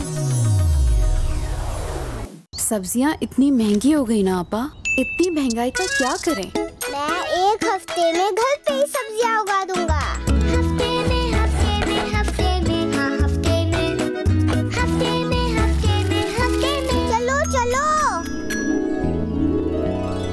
आपको सब्जी खरीदने की जरूरत नहीं है अम्मी। अरे वाह, हफ्ते भर ऐसे दाम, इसलिए सर्फ एक्सेल हफ्ता पैक 99 रुपए में चले पूरा हफ्ता। Surf Excel. प्रोग्राम में एक बार फिर आपको खुशामदीद कहते हैं। हम बात कर रहे हैं दिए गए बजट में से आम आवाम के लिए मसाइल कितने हैं, वसाइल कितने मिलेंगे। ज़ैरम खान साहब, यहाँ तरक्याती बजट की भी बात हुई, पार्लियामेंटेरियंस के लिए तजवीज़ करदा स्कीमों के ऊपर भी बात हुई। सेहत और तालीम भी ऐसे मसाइल हैं जो कि बुनियाद बनते हैं माशरे की, और सेहत के लिए 26 अरब मुख्तस किया गया है। तालीम में मैं कहूँ कम अज़ कम भी 22.8% बच्चे स्कूलों में ही नहीं है, ये कहीं तरजीह ही नहीं है। तो कैसा माशरा बनाना है, कैसा कोर्स करेक्शन चाहिए, ये हमारे बजट हमें बड़े वाज़ेह अंदाज में बताते हैं। जी, आपने बिल्कुल दुरुस्त कहा। अगरचे तालीम और सेहत जो है ये दोनों सूबाई एरियाज़ हैं और सूबाई महकमे हैं, लेकिन अगर आप सिर्फ इस्लामाबाद की हालत देख लें कि कितनी बड़ी वफाकी हुकूमत है और एक शहर है इसके पास। यहाँ के जो सरकारी स्कूल हैं वहाँ पे सिर्फ घर पे काम करने वाले जो डोमेस्टिक वर्कर्स हैं उनके बच्चे पढ़ते हैं। कोई लो स्केल का जो सरकारी मुलाजिम है, 8वें स्केल का सरकारी मुलाजिम है, वो भी इस्लामाबाद के सरकारी स्कूल को इस काबिल नहीं समझता कि वहाँ पे अपने बच्चे भेजे। ये यहाँ की हालत है। इसी तरह अगरचे बड़े यहाँ पे अस्पताल मौजूद हैं, लेकिन आप ये देखिए कि जो प्राइमरी हेल्थ है उसकी फैसिलिटीज़, और ख़ास तौर पे अब इस्लामाबाद के बहुत से ऐसे एरियाज़ हैं जहाँ पे गरीब रहते हैं, कच्ची आबादी हैं, वहाँ जाकर देख रही है सेहत की सहूलियात, सफाई की किसी तरीके से कोई तवज्जो नहीं है। और हम देख लें ये पुराना एक कंसिस्टेंट पैटर्न है। इससे पहले फाटा एक ऐसा इलाका है जो मुसलसल फेडरल हुकूमत के ज़ेर इंतज़ाम रहा है और थोड़ा अर्सा पहले ही आज़ाद हुआ और सूबाई हुकूमत के साथ चला गया। तो आप उसको देखिए कि पाकिस्तान में बदतरीन सेहत के और तालीम के इंडिकेटर्स वहाँ पे हैं। ये जो हमारे इस्लामाबाद के बाबूर कहते रहते हैं कि हमारे ज़िम्मे लगाओ तो हम कमाल करके दिखाएंगे, उन्हें फाटा को दिखाने की ज़रूरत है। फिर आला तालीम जिसका ज़िम्मा वफाकी हुकूमत के पास है, एक आला तालीम पर पूरा एक मरसिया लिखा जा सकता है कि मुसलसल उनकी ज़रूरतें पूरी नहीं हो रही, नई यूनिवर्सिटीज़ खुल रही हैं, वहाँ पे कोई रिसर्च नहीं है, कोई फैसिलिटीज़ नहीं है। वहाँ से हमने जो लोग पैदा करने थे, अभी इस बजट में देखिए कि एक बड़ा कंसिस्टेंट वज़ीर आज़म साहब का जो है वो बयान है कि हम आईटी की एक्सपोर्ट बढ़ाएंगे मराद दे के। मराद देने से कैसे आईटी की एक्सपोर्ट बढ़ेंगी? आईटी की एक्सपोर्ट तो आईटी के इंजीनियर्स पैदा करने से होती हैं। तो आपने आला तालीम में आईटी की इंजीनियरिंग पर, आईटी की अच्छी बैनुल अक़वामी सतह की तालीम पर कितनी तवज्जो दी है? आप 25,000 नए इंजीनियर्स लाएंगे तो 1 बिलियन की एक्सपोर्ट्स बढ़ाएंगे ना। आप टैक्स में मराद देकर कैसे बढ़ा लेंगे? आईटी के लोग तो वैसे ही बड़े मेहनती होते हैं, वो वैसे ही 12 घंटे काम करते हैं। आप उनको ज़्यादा मराद दे देंगे तो क्या वो रात को सोना छोड़ देंगे? तो इस तरह की एक इलॉजिकल थिंकिंग है। जो असल मामलात हैं मुल्क के, वो तरीके, वो रास्ते जिनके ज़रिए से पाकिस्तान ने आगे की तरफ जाना है, उस तरफ कोई तवज्जो नहीं है। एलिटिस्ट इकानमी है और कमिटमेंट है कि पाकिस्तान को एलिटिस्ट ही रखना है। एलिटिस्ट इकोनॉमी की बात कर रहे हैं फारूक साहब, सब्सिडी जो दी गई है 1074 अरब रुपए की है इस बजट में, गरीब की झोली में जाएगी क्या? लोगों का लाइफस्टाइल अप होगा इस सब्सिडी की से? वो खुद अपने पांव पर खड़े हो पाएंगे या कहने को अवाम के लिए सब्सिडी होगी मगर सर्व किसी और के पर्पस को करेगी? बजट का और बजट बनाने वालों का आम पाकिस्तानी से कोई ताल्लुक नहीं है, ये तो बिल्कुल वाज़ेह होके रह गए। क्योंकि आप बार बार पूछ रही हैं कि वो 9,200 अरब जो है, जो टारगेट रखा गया, वो कहाँ से आएगा। मैंने जो बजट बनता देखा है वजारत खजाना के अंदर, देखिए आप भी बजट बनाती हैं, मैं भी घर पे बजट बनाता हूँ। हमारी पहली लाइन जो होती है वो हमारी आमदन की होती है और उसके बाद फिर हम अखराजात लिखना शुरू करते हैं और उन अखराजात को हम टेलर करते हैं कि हमारी आमदन के अंदर रहें। जब जो हमारी हुकूमत है, जब वो बजट बनाने निकलती है तो आप समझिए कि वो सर के बल खड़े होकर बजट बनाती है। वो सबसे पहले अपनी अखराजात लिख लेते हैं, वजारतों से अखराजात की इन्विटेशन मंगवा लेते हैं और अखराजात लिख लिए जाते हैं और उसके बाद एक हवा से फिगर पकड़ ली जाती है कि ये हमारी आमदन होगी। उसमें जो IMF ने हमें इजाजत दे रखी है बजट के खसारे की, वो फिगर जो है वो बजट के अंदर, वो इक्वेशन के अंदर डाल दी जाती है और फिर एक हवा से फिगर पकड़ ली जाती है।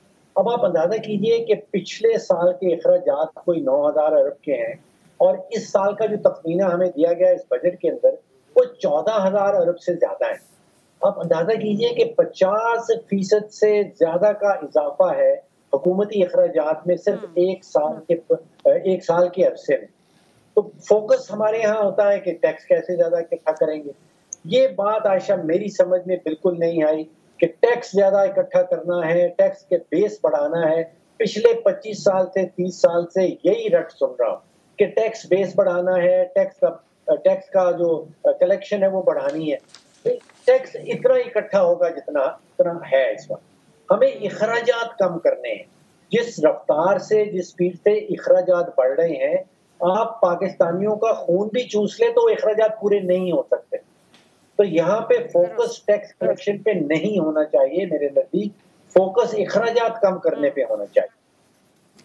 ठीक है जी, अखराजात कम करने पे होना चाहिए। खाली जेब से बजट दे दिया गया है, क्या वो फोकस है या नहीं? मजीद गुफ्तगू भी 8 से 9 में जारी रहेगी, मगर हमारे साथ नए मेहमान होंगे, डॉक्टर फारूक सलीम साहब, डॉक्टर इकरामुल हक साहब, डॉक्टर कैस असलम साहब। आप तीनों का बहुत बहुत शुक्रिया ज्वाइन करने के लिए।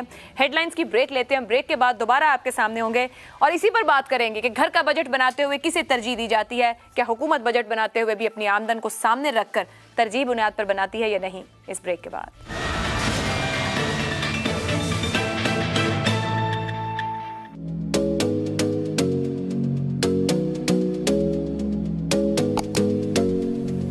Parkview Beach Resort Karachi, Pakistan's first ever 5-star beach resort. You got me singing way oh, oh. I take a chance, will you let me ride? Way oh, oh. I could be the best thing in your life. Way oh. You got me singing way oh. I take a chance, will you let me ride? Way oh. I could be the best thing in your life. Take a drive.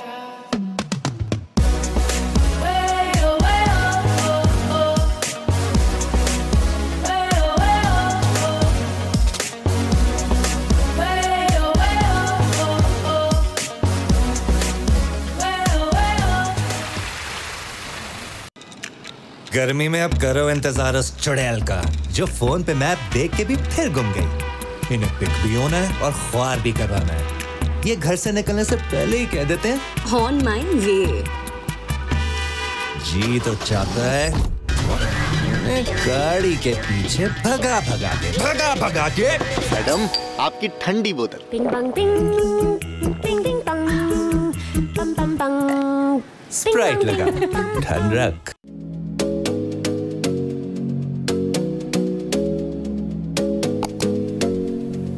Parkview Beach Resort Karachi, Pakistan's first ever 5-star beach resort. You got me singing way oh. I take a chance, will you let me ride? Way oh. I could be the best thing in your life. Way oh. You got me singing way oh. I take a chance, will you let me ride? Way oh. I could be the best thing in your life. Take a drive.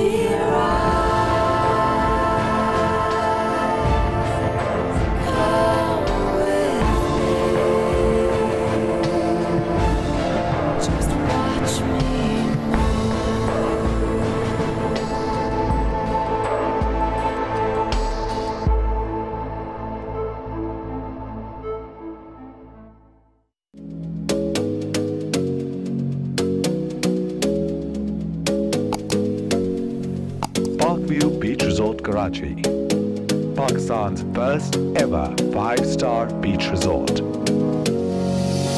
You got me singing way oh. I take a chance, will you let me ride? Way oh. I could be the best thing in your life. Way oh.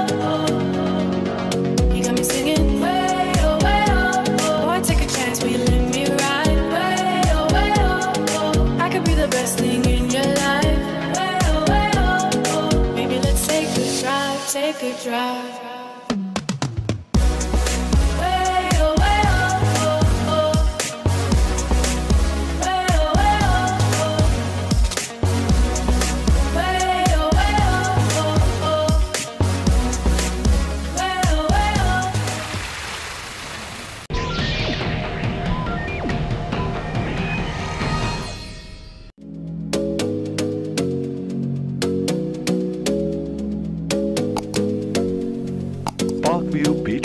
Karachi, Pakistan's first ever 5-star beach resort. You got me singing way oh, oh. I take a chance, will you let me ride? Way oh, oh. I could be the best thing in your life. Way oh, oh.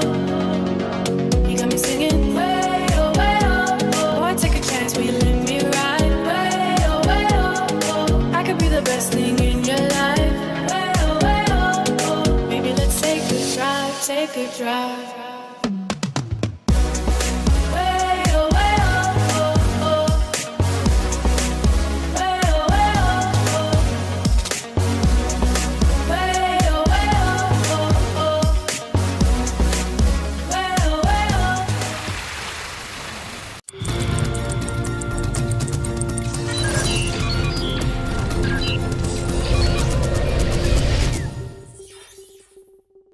New Age Cables बरसों से मिला रहा है पाकिस्तान के हर शहर और गांव को 99.9 नहीं 100% quality with 67 years of proven reliability. New Age Cables, nation's #1 cable.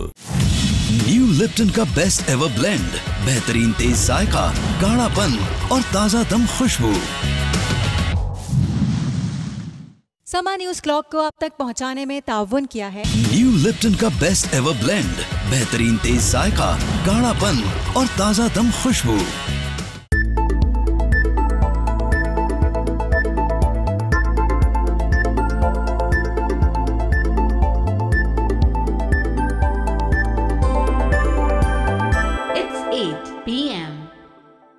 समा हेडलाइन आप तक पहुंचाने में ताउन किया है कोलगेट हर्बल, मुंह में ठंडक पहुंचाए, दांत मसूड़े सेहतमंद बनाए नेचुरली।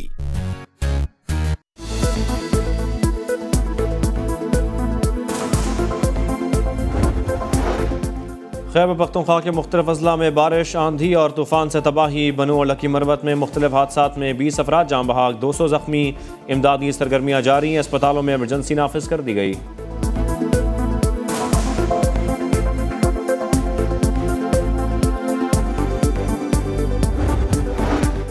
पंजाब हुकूमत का सानिया 9 मई के बाद तैनात की गई फौज को वापस भेजने का फैसला। महकमा दाखिला पंजाब ने वफाकी हुकूमत को खत लिख दिया।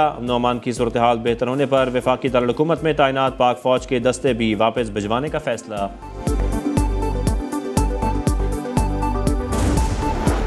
पेट्रोलियम लेवी 60 रुपये फी लीटर तक ले जाने का कोई इरादा नहीं। खुले दूध पर टैक्स नहीं लगाया। यूटिलिटी स्टोर्स पर आटा, घी और दालों समेत बुनियादी अशिया पर 35 अरब रुपये की टारगेटेड सब्सिडी देंगे। वज़ीर ख़जाना इसाक डार की पोस्ट बजट प्रेस कॉन्फ्रेंस, कहा किसी नई एमनेस्टी स्कीम का ऐलान नहीं किया, इलेक्शन के लिए रकम रख दी है। हुकूमत ने नहीं कहा इलेक्शन में ताख़ीर होगी, इत्तेहादियों को डिक्टेट नहीं कर सकते।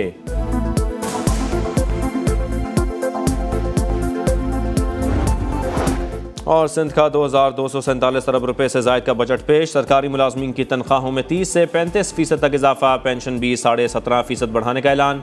मजदूर की कम से कम तनख्वाह 33,750 करने की तजवीज़। अमन व अमान के लिए 143 अरब मुख्तस।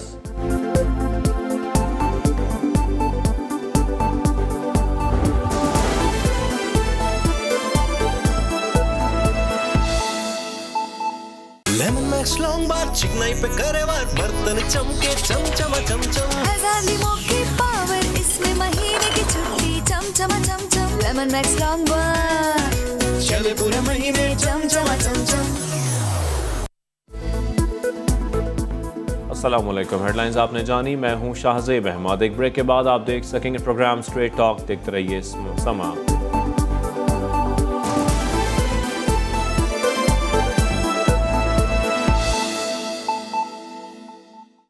परफेक्ट बर्गर के लिए मेरा सीक्रेट हेलमेंस मेयोनीज, सबसे क्रीमी और बहुत टेस्टी। अरे पकड़ो उसे, हमारा सीक्रेट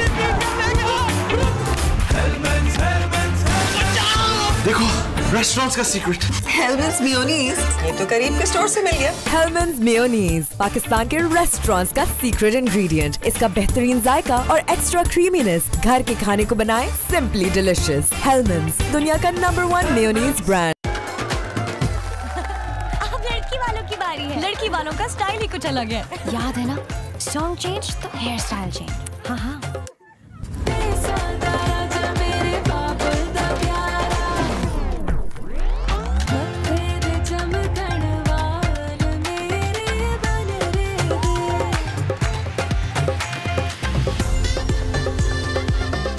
नया सनसिल्क थिक एंड लॉन्ग, इसमें है योगर्ट प्रोटीन और केराटिन का सुपर मिक्स, जिससे बाल दिखे 2 गुना ज्यादा घने और मुमकिन करे हर हेयर स्टाइल। कैसा लगा हमारा स्टाइल इस शादी सीजन? जब बाल हो थिक, कोई भी स्टाइल करो पिक।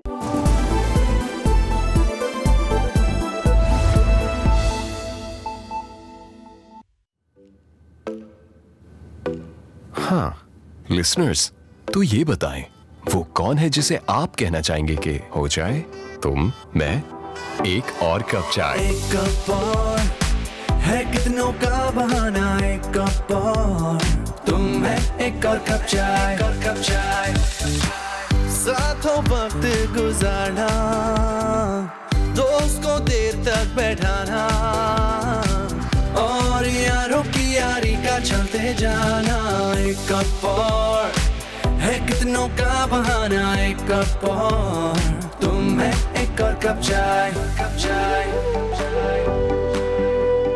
प्यार का इज़हार या बिन कहे समझ जाना, तुम है एक और कप चाय, तुम है एक और कप चाय, तुम, मैं, एक और कप चाय।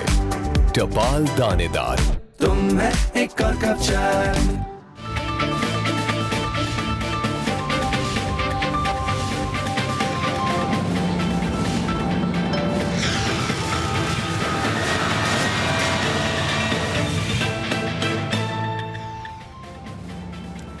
अस्सलामुअलैकुम। पोस्ट बजट ट्रांसमिशन में आपके साथ मैं हूं आयशा बख्श। एक बार फिर आपको खुशामदीद कहेंगे। हम गुफ्तगू कर रहे थे, हुकूमत की जानिब से 14,460 अरब का बजट दिया गया है। गुज़िश्ता घंटे में जो गुफ्तगू रही खसारे का बजट है। कर्ज भी आप लेंगे, सूद भी कर्जों से है, बजट भी कर्जों से है, खाली जेब है। सबसे ख़तरनाक बात जो मिफ्ता इस्माइल साहब ये कह रहे हैं, वफाकी हुकूमत के पास जो कुल 6,800 अरब रुपए की कमाई है, मगर 7,300 अरब जो है वो अदा करने हैं सूद की मद में। तो बात यह है कि आपके पास था क्या जिस पे बजट बनाया गया? क्या यही मैक्सिमम पॉसिबल बजट था? तनख्वाहों में इजाफा किया गया है, पेंशन की मद में इजाफा किया गया है, IMF के साथ डील होना अभी बाकी है। क्या इससे बेहतर बजट दिया जा सकता था या बेहतरीन बजट इसहाक डार साहब ने दिया है? क्योंकि एक रिकॉर्ड तो उन्होंने बनाया है 7वां बजट देकर। इसी पर गुफ्तगू करेंगे। 2023-24 का जो बजट दिया गया है, तालीम और आला तालीम के लिए 82 अरब और सेहत के शोबे के लिए 26 अरब रखे गए हैं। लैपटॉप स्कीम जो कि प्राइम मिनिस्टर का प्रोग्राम है, उसके अंदर 10 अरब रुपए की रकम मुख्तस की गई है। एक डिफरेंट कहा जाए या मुख्तलिफ अंदाज में IT सेक्टर को फैसिलिटेट करने की कोशिश की गई है, जिसके ऊपर थोड़ी बात भी हुई। IT बरामदात बढ़ाने के लिए 0.25% की रियायती शरह लागू की जा रही है। साथ ही साथ SMEs का दर्जा भी दिया गया है। गुफ्तगू के लिए हमारे साथ शरीक गुफ्तगू रहेंगे डॉक्टर खाकान नजीब साहब, खुरम शहजाद साहब, मोहम्मद जैगम खान साहब हमारे साथ हैं। गुफ्तगू के सिलसिले को आगे बढ़ाते हैं। एक बार फिर से खुरम शहजाद साहब, बजट आपकी नज़र से गुजरा, आप इस पर राय भी दे रहे हैं, तज्जिया भी दे रहे हैं। अगर मैं रखूं, क्योंकि बहुत सी रिस्ट्रिक्शंस या रिस्ट्रेंट भी थी इस बजट के साथ, जब आप ये कहें कि आप खाली जेब हैं और आपको बजट बनाना है 25 करोड़ आवाम के लिए, किस तरीके से बजट बनाया जा सकता है? मैक्सिमम पॉसिबल पॉजिटिव बजट दिया है हुकूमत ने, एक माशी बजट, मुतवाजिन बजट कहेंगे, पॉलिटिकल इलेक्शन बजट दिया है एक पॉपुलिस्ट अप्रोच के साथ, ये सोचे बिना कि ये साल कैसे पूरा होगा, जेब पर कितना भार बनेगा।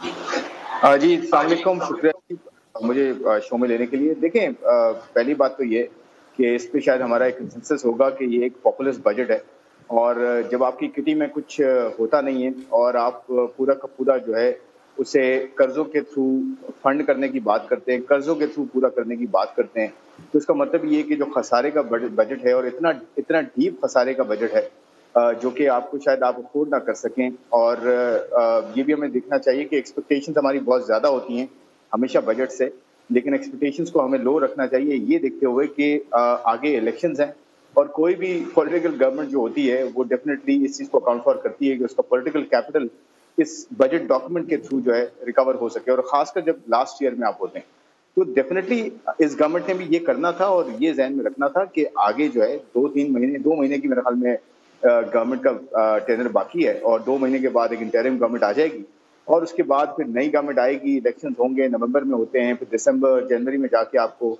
एक नया जो है वो मैंडेट मिलेगा किसी गवर्नमेंट को, चाहे कोलिशन गवर्नमेंट हो या मेजॉरिटी हो। तो मेरे ख्याल में उस वक्त जाके फिर IMF के साथ जो प्रोग्राम होगा और उस वक्त तय किया जाएगा कितना बड़ा प्रोग्राम होगा, क्या आगे लाएअमल होगा। तो आपको ये सोचना चाहिए कि 2-3 महीने का ही बजट होगा, उसके साथ क्या किया जा सकता था। देखें, बिल्कुल बेहतरी की जा सकती थी। टैक्सेस जहां लगाने, देखिए 2 एरियाज हैं, टैक्सेस और अखराजात। टैक्सेस जहां लगाने चाहिए थे वहां ऑफकोर्स नहीं लगे, और अखराजात जहां से कम करने चाहिए थे वो कम नहीं हुए। तो डेफिनेटली ये एक जो है वो जो एक कहते हैं ना स्ट्राइकिंग अ बैलेंस, और खासकर जब अनयूजुअल सर्कमस्टांसेस होते हैं, जब आपके साथ IMF नहीं खड़ा हुआ, आपके पास $25 अरब की पेमेंट है वेरी नेक्स्ट ईयर, और आपके पास सिर्फ $4-4.5 अरब आपकी किटी में पड़े हैं। तो सबसे बड़ा सवाल ये होना चाहिए नंबर 1 कि आपको ये मैनेज कैसे आप करेंगे। आप पूरा का पूरा अपना कर्जा रोल ओवर भी कर लें अपने बायलैटरल के साथ, यानी कि सऊदी अरेबिया, चाइना, UAE इन सब के साथ, और वर्ल्ड बैंक IMF भी आपको कहे जी आगे कर दे कर्जे, फिर भी $6-7 बिलियन का शॉर्टफॉल बनता है। तो वो आप कैसे पूरा करेंगे? तो मेरे ख्याल में गवर्नमेंट ने शायद इस चीज़ को नहीं कंसिडर किया उस तरह से कि हमें जो है IMF के साथ जाना है और IMF के साथ एक कुछ कड़ी कोई एक एफर्ट्स करनी है और फिर इकोनॉमी को जो है ना वो ट्रैक पे लाना है। उन्होंने ये सोचा कि हम जो है टैक्सेस लगाते हैं, एग्जिस्टिंग टैक्स पे से टैक्सेस लगाते हैं, और अपना जो एक पॉलिटिकल कैपिटल है वो बचाते हैं। एग्रीकल्चर को आपने मुराद दी, आपने जो गवर्नमेंट एम्प्लॉइज को मुराद दे दी, पेंशन में कुछ दे दिया। इससे बहुत बेहतरी हो सकती थी अगर टैक्स एडिशनल टैक्सेस ना लगते। शहजाद साहब, पता है कलामी की आपने बड़ा वो पॉइंट रखा है जिसके ऊपर वाकई डिस्कशन हम भी गुज़िश्ता 1 घंटे से कर रहे हैं। आपने इसमें एक बात बोली, मैं उसको थोड़ा चाहूंगी आप इलैबोरेट कीजिए। आपने कहा टैक्सेस जहां लगाने थे वहां नहीं लगाए, अखराजात जहां कम करने थे वहां नहीं किए। जरा हमारे लिए थोड़ा खोलिएगा, क्योंकि एक तो टैक्स तो एक कोई टैबू बन गया हमारे यहाँ के, उसके ऊपर ना खुल के बात होती है, ना उसके लिए कोशिश होती है, ना कोई रिफॉर्म्स होते हैं। कहाँ टैक्स नहीं लगने चाहिए थे, लगा दिए गए, और कहाँ से अखराजात हो सकते थे कम, हुकूमत ने नहीं किया। देखें, सबसे पहले टैक्सेस कहाँ लगाए जा सकते हैं, हम सब ये बात करते आए हैं। 3 एरियाज हैं बड़े जहाँ पर टैक्सेस लगते, तो कम से कम 1 ट्रिलियन, वैसे तो उसका एस्टिमेट 2 ट्रिलियन और 3 ट्रिलियन है, कम से कम 1 ट्रिलियन या 500 से 800 अरब रुपया एडिशनल जनरेट हो सकता था। नंबर 1 जो है ना वो रिटेल सेक्टर है। रिटेल सेक्टर आपकी इकोनॉमी में 20% कॉन्ट्रीब्यूट करता है और 1% जो है वो टैक्स देता है। इसी तरह एग्रीकल्चर सेक्टर है, वो 20% इकोनॉमी का, अब तो शायद 22-23% दोबारा हो गया है, और 1% टैक्स देता है। इसका मतलब ये हुआ कि पूरी इकोनॉमी का जिन सेक्टर्स का कंट्रीब्यूशन 45% तक है वो सिर्फ 2% टैक्स देते हैं, और बाकी जो सेक्टर्स हैं जिनका वेट 55% है वो 98% टैक्स देते हैं। तो आप देखें कि टैक्स किस तरह से बेहतर हो सकता था और कहाँ पे टैक्स लगाना चाहिए था। लेकिन ऑफ कोर्स आपको पता है ट्रेडर्स और रिटेलर्स ये सारे एक वोट बैंक का भी हिस्सा होते हैं। डेफिनेटली बहुत मुश्किल है। गवर्नमेंट के इसी गवर्नमेंट के पिछले फाइनेंस मिनिस्टर ने लगाया था, उनके लिए प्रॉब्लम हो गई थी, वो दोबारा से वापस ले लिया। अब मैं आता हूँ खर्चों पे। खर्चों में आपको सैलरी इंक्रीजेस जो आपने 35% दिया है, 25% से 35%, आपको वो कम देना चाहिए था। हम ये नहीं कह रहे कि नहीं देना चाहिए था, कम देना चाहिए था, बट उसकी जगह BISP में इंक्रीज ज्यादा करना चाहिए था। तो अजीब सी बात यह है कि सिविल सर्वेंट्स की तनख्वाहों में 35% तक इजाफा किया है, जबकि बेनजीर इनकम सपोर्ट प्रोग्राम जो कि गरीब से गरीब के लिए होता है उसमें सिर्फ 12.5% इंक्रीज है। तो ये देखें, ये डिसबैलेंस है। फिर एनर्जी की सब्सिडीज, जो एनर्जी की सब्सिडीज हैं 1.3 ट्रिलियन या 1 ट्रिलियन से ज्यादा जा रही हैं सब्सिडी। इसका मतलब ये होगा कि आप ये सोच रहे हैं कि शायद आपने कोई रिफॉर्म्स नहीं करने एनर्जी में, आपने सब्सिडीज देनी है। तो देखिए कितना खर्चा बच सकता था जो आप बचा के, और टैक्सेस जो है सही जगह लगा के, और फॉर्मल सेक्टर से टैक्सेस कम करने चाहिए थे। ये 0.6% नहीं लगाना चाहिए था, भी कम करने चाहिए। ठीक है, ठीक है। मैं इजाजत दीजिएगा, डॉक्टर खाकान नजीब साहब आपको शामिल करेंगे यहाँ पे। आपके ख्याल में बजट की बात वाज़ेह कर रहा है कि किस तरह से $6 बिलियन के फाइनेंसिंग गैप को वो पूरा करेगा IMF की शराइत के लिए। IMF एक ऐसा मामला है जिसके बिना शायद ना ये बजट मुकम्मल हो पाए, ना कोई मामला आगे बढ़ पाए। क्या वो क्लैरिटी मिलती है इसके अंदर से, जिस तरह का बजट दिया गया है, क्या वो वहां पर परफेक्टली उनके लिए ठीक रहेगा? डार साहब ये कह रहे हैं कि उनको ठीक है। Ayesha, thank you for having me. तो एक तो ये देखिए कि IMF की सबसे जो की प्रिंसिपल है आजकल बजट का पाकिस्तान से रिलेटेड, वो है कि आप जो अपना सरप्लस करें प्राइमरी। इससे मतलब है कि जो आपके पास पैसे हों और जब आप दे दें अपने सारे पैसे इंटरेस्ट को छोड़ के, तो आप नुकसान ना कर रहे हों, आप डेफिसिट में ना हो। हुकूमत ने ये देखते हुए उसको 0.4% ऑफ GDP या एग्जैक्ट अमाउंट आई थिंक 360 अरब रुपए का है, उसको पॉजिटिव रखा है। मेरा ख्याल है कि इस वक्त वो 0.5% ऑफ GDP मांग रहे हैं हुकूमत से। सो ये तो उनसे दूर नहीं है, ये तो पहली चीज़ है। But I think things are not that simple क्योंकि जो बजट अगर सिर्फ अभी हम पहली में मैं चूँकि आपने IMF से पूछा तो IMF के रिलेटेड बजट पे कमेंट कर देता हूँ। आई थिंक कि एक तो वो आपका जो 9,200 अरब रुपया जो आपने टैक्स का हदफ रखा है, और मेरी एक्सपेक्टेशन इतनी नहीं थी कि हम शायद कोई टैक्स में बहुत आगे बढ़ जाएंगे और हम सेक्टर्स हैं इनको कर लेंगे, इसलिए कि I work with the government for good more than a decade. I know कि आज जो पॉलिटिकल कंपल्शंस खड़ी हैं और जहाँ पे हुकूमत खड़ी है वहाँ पे ग्रोथ जैसे बार बार अथॉरिटीज़ कहती हैं वो क्या है, जो मार्जिनल ग्रोथ आनी है, यानी कि 7,100 पे ये साल ख़त्म करेंगे, वहाँ से वो समझेंगे कि तकरीबन 20% ग्रोथ अगले साल आ जाएगी। ये क्यों आ जाएगी? क्योंकि आपकी इन्फ्लेशन और GDP मिला के ये 24% वो समझ रहे हैं। मेरा ख्याल है IMF मानेगा इसको 15-18% के करीब। सो ये कहीं 8,000 के करीब चले जाएंगे, उसमें 200-250 के टैक्सेस हैं, तो अभी भी आई थिंक IMF समझेगा कि शायद ये गैप है। So we might have to make a little bit more effort अगर 9200 को हमने पूरा करना है। The other area I think is of concern to IMF will be के ख़र्चे जो हैं, ये तो नहीं मैं शायद समझ रहा था कि जो रिफ़ॉर्म मैं चाहता हूँ हुकूमत में रह के करना, जैसे पेंशन्स का रिफ़ॉर्म है, जैसे सब्सिडी का रिफ़ॉर्म है, जैसे हमें अपनी civil running of the civil government को तब्दील करना है कम्प्लीटली 18वीं तरमीम को सोच के कि ये सारा कुछ किया जा सकता था। पर अब जो मैं इस वक्त ये देख रहा हूँ कि IMF आपसे ज़रूर पूछेगा कि अगर अब मैं नंबर जब जाके आज मैं सारे डायग्नोस्टिक्स कर रहा था तो 18% ओवरऑल करंट बजट जो है वो ज़्यादा है। अगर मैं निकाल भी दूँ 7,300 जो हमारा इंटरेस्ट पेबल है उसको, तो ये एक बहुत बड़ा अमाउंट है आई थिंक। और अगर मैं लास्ट बजट से कंपेयर करूँ तो 26% करंट एक्सपेंडिचर ज़्यादा आ रहा है। तो पहले जैसे खुरम भी कह रहे थे कि आपको थोड़ा सा देखना पड़ेगा कि running of the civil government वगैरह के खर्चे जो हैं ये एक थोड़ा सा ऑस्टेरिटी लेवल पे रहें, क्योंकि बहुत बड़ा रिफॉर्म तो मैं समझ सकता हूँ कि नहीं किया जा सकता। दूसरा, पहली दफ़ा कल डेट रीप्रोफाइलिंग की की है, that will sit well with the IMF। आपको बहुत काम करना पड़ेगा डेट रीप्रोफाइलिंग में पाकिस्तान पे, this is not that simple. So ये एक ओवरऑल आई थिंक पैरा है जहाँ पे हम इस वक्त काम कर रहे हैं। ठीक है मोहम्मद सुहेल साहब, ये जो डॉक्टर खाकान साहब बात क्लैरिटी लेवल के साथ 18% करंट जो आपका बजट है वो बाहर है, क्या हम पिछले फिगर्स के साथ रह के बजट नहीं दे सकते थे? इससे बेहतर बजट अपनी जेब को देखते हुए देना मुमकिन था, नहीं मुमकिन था? लेकिन थ्योरेटिकली तो मुमकिन था, मगर प्रैक्टिकली पाकिस्तान की हिस्ट्री रही है कि कोई भी गवर्नमेंट हो उसके पास 2 माह हो और इलेक्शन हो तो फिर इसी तरह का बजट आता है। तो बजट मेरे ख्याल में कोई बहुत चौंका देने वाला नहीं था।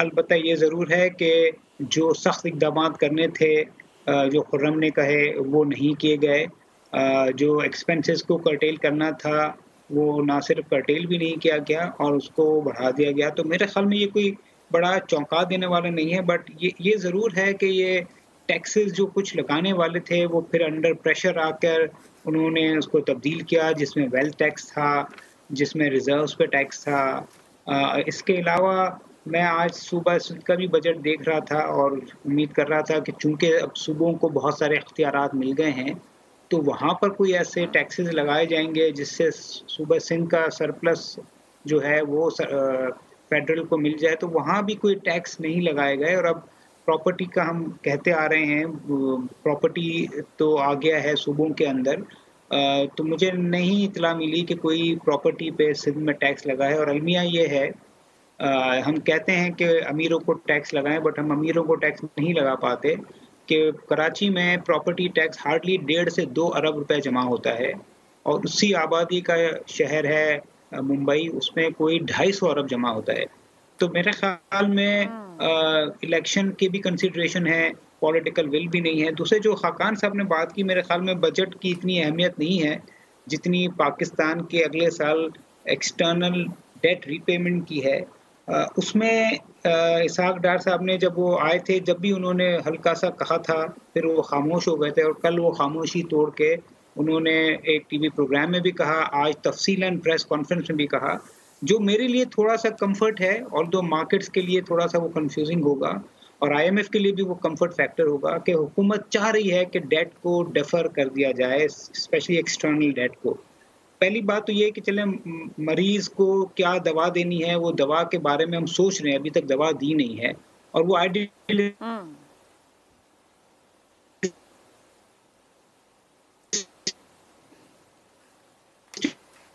सुहेल साहब की आवाज़ नहीं आ रही है। ज़ैगम साहब मैं आपकी तरफ आती हूँ। यहाँ पर बात हुई एग्रीकल्चर सेक्टर की, फिर रिटेल सेक्टर की हुई, अभी सुहेल साहब प्रॉपर्टी सेक्टर की भी बात कर रहे हैं। जितना बड़ा कोई भी सेक्टर है वहाँ से टैक्स उस तरह से इकट्ठा नहीं हो पाता है, या वो इकट्ठा हम कर नहीं पाते हैं। सारे का सारा पॉलिटिकल विल कहा जाए, या फिर मैं इसको यूँ रख लूँ सादा ज़बान में कि वो अशराफिया या डिसीजन मेकर्स जो ऊपर बैठे हैं वो अपनी सहूलत के हिसाब से इस बजट को डिज़ाइन करते हैं, फिर इसी बायस इसका ट्रिकल डाउन नहीं होता है। मैं आपके दूसरा जो एनालिसिस है या दूसरा जवाब है उसके साथ जाऊंगा। मेरी नज़र में पाकिस्तान एक तगड़ी स्टेट है। जब इसमें पॉलिटिकल विल होती है तो बड़े बड़े टेढ़ों को ये सीधा कर देती है। हमने देखा है, बार बार देखा है कि बहुत मुश्किल लोगों को, बड़ी बड़ी टेररिस्ट ऑर्गेनाइजेशंस को सब कुछ कर सकती है। ऐसी बात नहीं है, पाकिस्तान उस तरह की रियासत नहीं है जिसके पास इन्फोर्समेंट की पावर ना हो। लेकिन मसला पाकिस्तान में ये है कि पाकिस्तान में जिस तरीके से सरमाए और रियासत का एक गठजोड़ शुरू हुआ है, ख़ास तौर पर ज़ियाउल हक के दौर से, जिस तरह कारोबार सियासत में आया है और सियासत कारोबार में गई है, यानी ऐसे सेक्टर्स जो क्रोनी सेक्टर्स कहलाते हैं, जो चल ही इस वजह से सकते हैं कि उनका हुकूमत के साथ गठजोड़ हो, फिर ऐसे ग्रुप्स, ऐसे मफादात के ग्रुप्स, ऐसे बिजनेसेस जिनकी खुशनुदी बहुत अरसे से हुकूमतों के लिए बड़ी इम्पॉर्टेंट हो गई है। अब आप देख लीजिए जिन सेक्टर्स का आपने नाम लिया, इसमें से एक दो सेक्टर्स मैं भी ऐड कर लूँगा। आप रिटेल को देख लीजिए, बताया गया कि 20% मईशत में हिस्सा है, 1% टैक्स नहीं देते। करीब तरीन मिसाल है, पिछली थोड़ी सी 2-3 साल पहले चले जाएं, 4 साल पहले, तो इमरान खान साहब ने, PTI के साबिक चेयरमैन साहब ने, उन्होंने लेने की कोशिश की टैक्स। फजलुर रहमान साहब का उस वक्त धरना था तो वो भाग गए।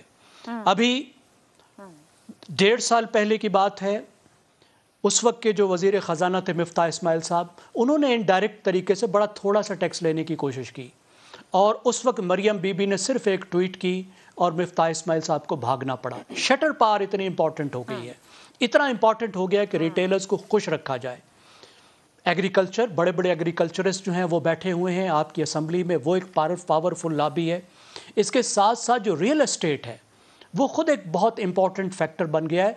लेकिन मैं ऐड करना चाहूँगा, सर्विसेज सेक्टर में जो मिडिल क्लास है, मिडिल क्लास टैक्स नहीं देती, सिर्फ तनख्वाहदार मिडिल क्लास टैक्स देती है। कितने डॉक्टरों को जो आप जानते हैं जो टैक्स देते हैं, कितने इंजीनियर्स को आप जानते हैं जो टैक्स देते हैं, वुकला को देख लीजिए जो कानून पे अमल दरामद कराते हैं, कितने वुकला टैक्स देते हैं। और सितम ये है कि इन वुकला में से बहुत से वुकला जज भी बन जाते हैं जिनकी कोई हिस्ट्री नहीं होती टैक्स देने की, और वो जज बनकर आ जाते हैं। तो कैसे अपने आप को टैक्स करेंगे?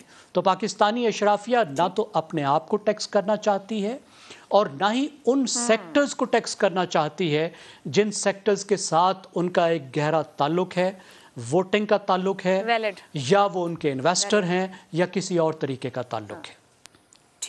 ठीक है। खुर्रम शहजाद साहब, ऊपर पिछले घंटे में आप गुफ्तगू कर रहे थे, उस वक्त हमारी एक्सपर्ट की जानिब से ये जो अब वो टैक्स की जो बात हो रही, तो मैं उसको कि डॉक्यूमेंटेशन ऑफ इकोनॉमी की बार बार हर हुकूमत बात कर रही है, गुज़िश्ता कुछ सालों से कर नहीं पाते हैं, तो उन्होंने कहा डीलिंग कर देना चाहिए, क्योंकि इस वक्त भी आपका तमाम का तमाम जो इकोनॉमी है वो ब्लैक मनी के ऊपर चल रही है, ये डॉक्यूमेंटेशन ऑफ इकोनॉमी हो नहीं पा रही है, तो डीलिंग करने में मामला शायद बेहतर हो जाए। आपकी राय इस पर क्या है?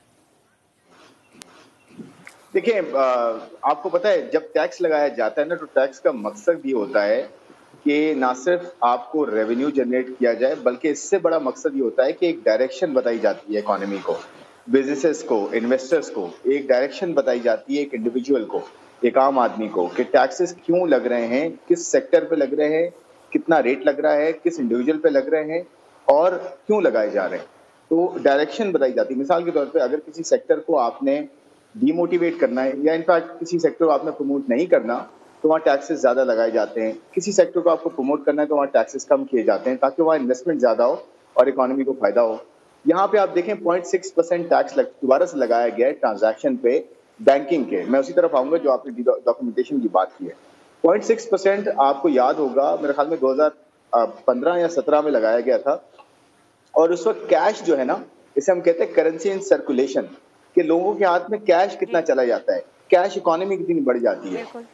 तो आपकी currency in circulation in percentage terms तकरीबन 10% बढ़ गई थी। यानी कि जो जीडीपी का परसेंटेज है वो 9% था जीडीपी का, और वो 10% हो गया था, यानी कि 1% से बढ़ गई थी। तो अगर 1% से बढ़ी, और वो एक डिसीजन की वजह से हुआ कि आपने वो ट्रांजैक्शन टैक्स लगाया कि अब आप कैश निकालेंगे तो आप पे टैक्स लगेगा, तो लोगों ने बैंकिंग ही आना छोड़ दिया, लोगों ने बैंक में पैसा रखना ही छोड़ दिया, निकालना शुरू कर दिया। जब आपके पास ये एविडेंस है, ये एविडेंस है आपके पास कि एक डिसीजन का जो है वो नेगेटिव इम्पैक्ट आया, डी डॉक्यूमेंटेशन बढ़ गई और लोगों ने कैश में डील करना ज्यादा शुरू कर दिया, हमने वही डिसीजन दोबारा ले लिया है। तो मेरा कहने का मतलब ये है कि हम क्या सोच रहे हैं, हम डायरेक्शन क्या दे रहे हैं, कि क्या हम कैश इकोनॉमी को प्रमोट करना चाह रहे हैं, या हम ये कह रहे हैं कि भाई आप डॉक्यूमेंट हो जाओ, हम आपको इंसेंटिवाइज करते हैं, डॉक्यूमेंटेशन अपनी कराओ, आ जाओ, आसान करते हैं। मुझे लगता ये है एक ब्रेक पे जाना है, और यही वो पॉइंट है जिसपे मैं चाहती हूँ कि हम डिस्कस करें कि आखिर क्यों पाकिस्तान के शहरियों का अपनी हुकूमत पर वो ट्रस्ट क्यों होता है। अभी हमने बहुत से सेक्टर्स की बात की कि उनका हजम बहुत ज्यादा है मगर टैक्स नहीं है, ये रेवेन्यू जनरेट क्यों नहीं कर पाते और वो ट्रस्ट का फैक्टर क्यों नहीं होता। डॉक्टर खाकान नजीब से जानेंगे ब्रेक के बाद। पब्लिक पॉलिसी एडवाइजर भी रह चुके हैं, फॉर्मर एडवाइजर भी हैं मिनिस्ट्री टू फाइनेंस के, बेहतर तौर पर शायद समझा पाए कि वहां कौन सा लिंक है जो एस्टैब्लिश गवर्नमेंट्स नहीं कर पाती। इस ब्रेक के बाद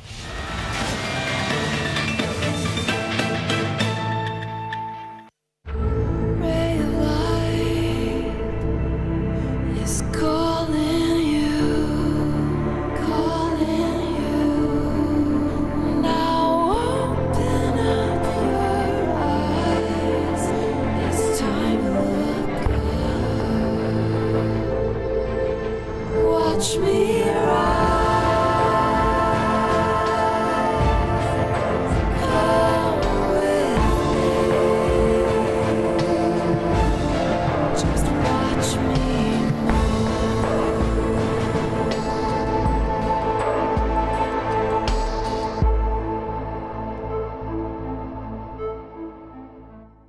Zong 4G लाया 60 GB की वीकली प्रो प्लस ऑफर सिर्फ 460 रुपए में। इसके अलावा 600 दूसरे नेटवर्क मिनट्स, 6000 Zong मिनट्स और SMS भी। तो ऑफर लगाएं और हो जाएं डिजिटल पूरे हफ्ते के लिए। अभी *7373 हैश मिलाएं and let's get digital with Zong 4G।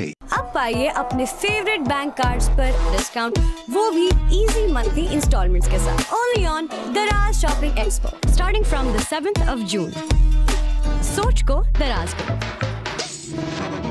आजकल हम सौदा नहीं समझौता करते हैं। बजट में जो रहना है, मगर खाने पे समझौता।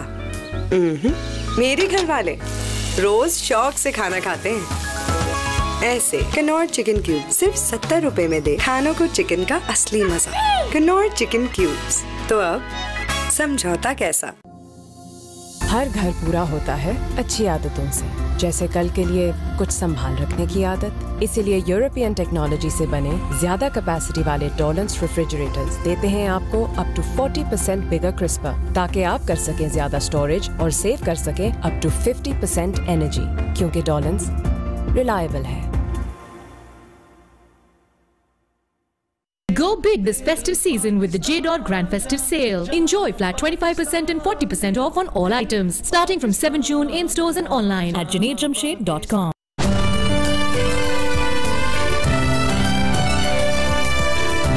अब घर हर एंगल से परफेक्ट। GFC बेहतरीन बेयकीन।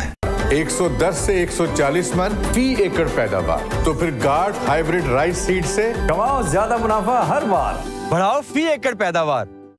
कहती है जिंदगी आज जी भर के आराम कर लो, मुद्दतों बाद अपने घर आया हूँ। KDA peoples sky view apartment. तफसीलात के लिए अभी कॉल कीजिए। मेरे घर वाले रोज शौक से खाना खाते हैं।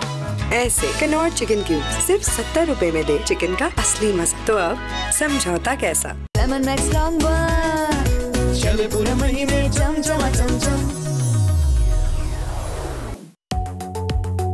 क्या आपका निखार खो गया है?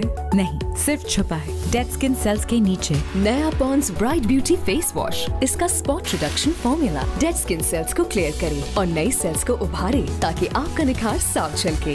Pond's bright beauty face wash, पाएं स्पॉटलेस स्किन हर दिन।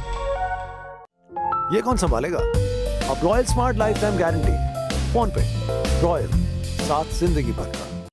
बाहर से तालीम हासिल की और अपनी मिट्टी से रिश्ता जोड़ने पाकिस्तान लौटा है। देखने में तो ये काम मुश्किल नहीं लगता, लेकिन किसान होना कोई आसान काम नहीं। सरसब्ज की टीम की मुकम्मल रहनुमाई से हम साल सरसब्ज नाइट्रोफ्लॉस और कैन गवारा खाद का इस्तेमाल करके धान की फसल पे 10% से भी ज्यादा इजाफी पैदावार हासिल कर रहे हैं। किसान, तेरा एहसान। सरसब्ज Pakistan. Tang vitamin C, D और जिंक का रिफ्रेशिंग सोर्स जो इम्यूनिटी, एनर्जी और मेंटल शार्पनेस की डेली जरूरत को सपोर्ट करे ताकि आपके बच्चे रहें रिफ्रेश और सीखें अच्छी बातें। टैंग बनाए बेहतर मुस्तकबिल रोजाना।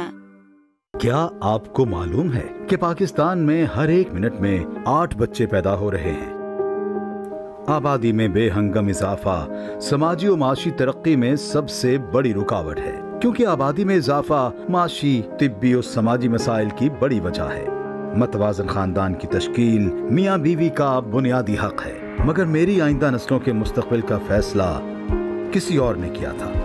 मसाइल बढ़ रहे हैं और वसाइल महदूद होते जा रहे हैं। इसीलिए मैंने अपनी खुशियाँ कुर्बान की हैं बच्चों के रोशन कल के लिए, क्योंकि मैं जानता हूँ मुश्किल है आने वाला कल।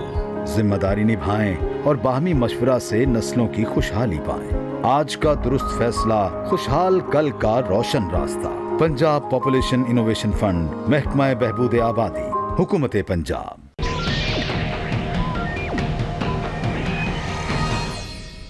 This news update is brought to you by जो सिर्फ डिजिटल नहीं, सुपर डिजिटल हो जाते हैं। सुपर नहीं तो 4G नहीं, जैज़ सुपर 4G। कशकोल मिशन ने मुल्क को तरक्की की बजाय तनज़्ज़ुली की तरफ धकेला। सूद के खात्मे का वादा हवाई साबित हुआ। अमीर जमात इस्लामी सिराजुल हक कहते हैं बेहतर होता बजट में हुक्मरान अपनी मुराद कम करके अवाम को रिलीफ देते।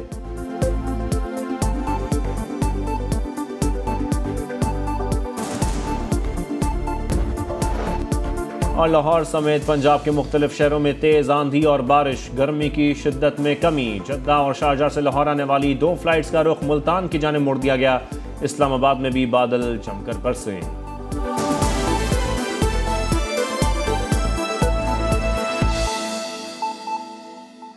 दुनिया के कोने कोने से हम चुनते हैं सिर्फ बेहतरीन क्वालिटी अज्जा, जिससे असल रिवायती जायका बने। हर किचन की शान। जिंदगी एक टेस्ट है, तो जो सरिया जिंदगी भर के लिए लगाया जा रहा हो वो क्यों ना टेस्टेड हो। शेखू स्टील टेस्टेड है। Think natural. Be natural. Drink natural. Mari Puri, getting better with age. हमारी बैलेंस्ड रेसिपी मिक्सेस में मजीद मसाले शामिल करने की कोई जरूरत नहीं है, जो है आपकी किफायत शारी की शान। Zong 4G लाया 60 GB की वीकली प्रो प्लस ऑफर सिर्फ 460 रुपए में। इसके अलावा 600 दूसरे नेटवर्क मिनट्स, 6000 जोंग मिनट्स और SMS भी। तो ऑफर लगाएं और हो जाएं डिजिटल पूरे हफ्ते के लिए। अभी *7373# मिलाएं and let's get digital with Zong 4G।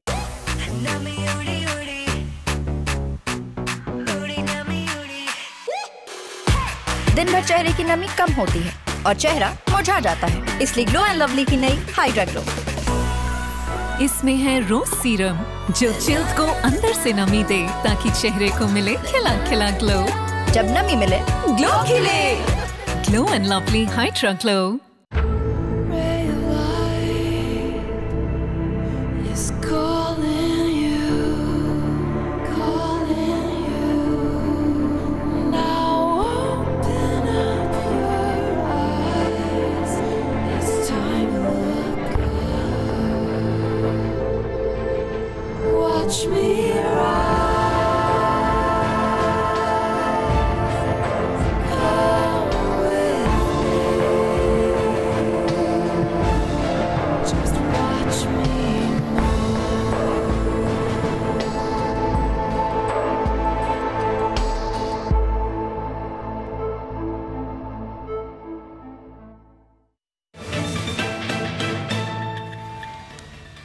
आपको इस खुसूसी ट्रांसमिशन में एक बार फिर खुशामदीद कहेंगे। डॉक्टर खाकान नजीब साहब, जो गुफ्तगू हो रही थी डॉक्यूमेंटेशन ऑफ इकोनॉमी को लेके, जब हम टैक्स कलेक्शन और रेवेन्यू जनरेट करने की बात करते हैं, बहुत से ऐसे सेक्टर्स की बात हुई जिनका हजम बहुत ज़्यादा है मगर वहाँ से टैक्स कलेक्शन उस तरीके से नहीं है।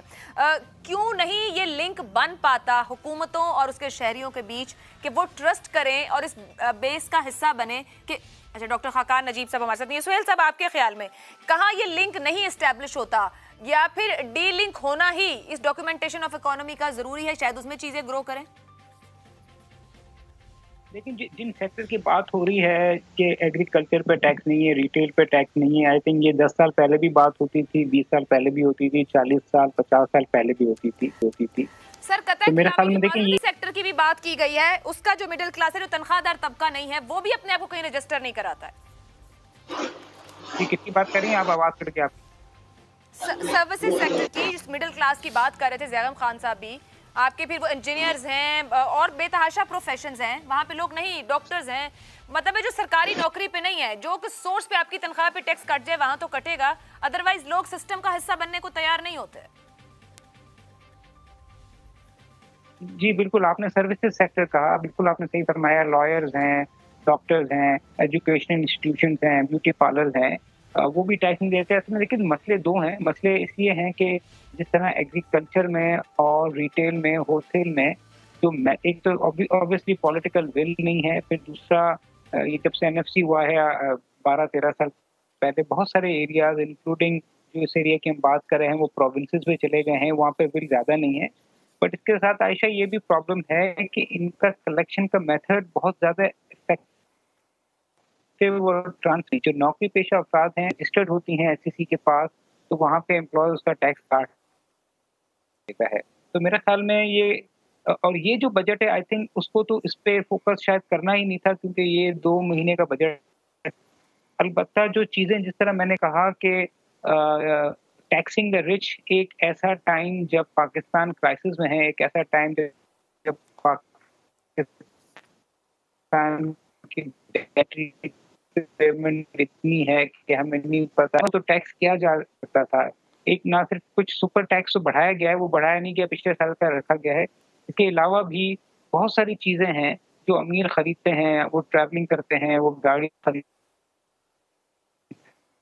हैं, वो होटल को तो टैक्स किया जा सकता था। यानी मैं कह रहा हूँ कि जो अमीरों की चीज़ें हैं, बट वो भी नहीं किया गया पॉलिटिकल मकासद के लिए। और जिस तरह पहले हमारे मेहमानों ने कहा कि ये बजट चल नहीं सकता है क्योंकि रेवेन्यू इतना कलेक्ट होगा नहीं, खर्चे बढ़ जाएंगे, क्योंकि सैलरीज तो जुलाई से सारे सरकार में जो काम करते हैं बढ़ जाएगी। तो ये डेफिनेटली मुझे तो लगता है कि हो सकता है कुछ एडजस्टमेंट जो केयर टेकर गवर्नमेंट ही कर दे अगर हालात खराब है। बाकी एडजस्टमेंट जो है वो नहीं आने वाली हुकूमत कर देगी। तो मेरे ख्याल में इसमें पॉलिटिकल विल का भी मसला है, और जो स्ट्रक्चरल चेंजेस हुए हैं, चूंकि बहुत सारे इख्तियार सूबों को चले गए हैं, तो वहाँ भी थोड़ा सा फोकस कम है, क्योंकि सूबे जो हैं उनका खसारा इतना बड़ा नहीं होता और वो सारा मलबा जो है फेडरेशन पे गिर जाता है। डॉक्टर खाकान साहब, मजमूई रेवेन्यू की जो वसूलियाँ हैं 12,163 हैं, सूबों का शेयर 5,276 है। अभी यहाँ गुफ्तगू हुई कि ये तो 2 माह का ही मामला है, निगरान सेटअप आ गया तो कुछ वो करेक्शन करेगा, कुछ आने वाली हुकूमत करेक्शन करेगी।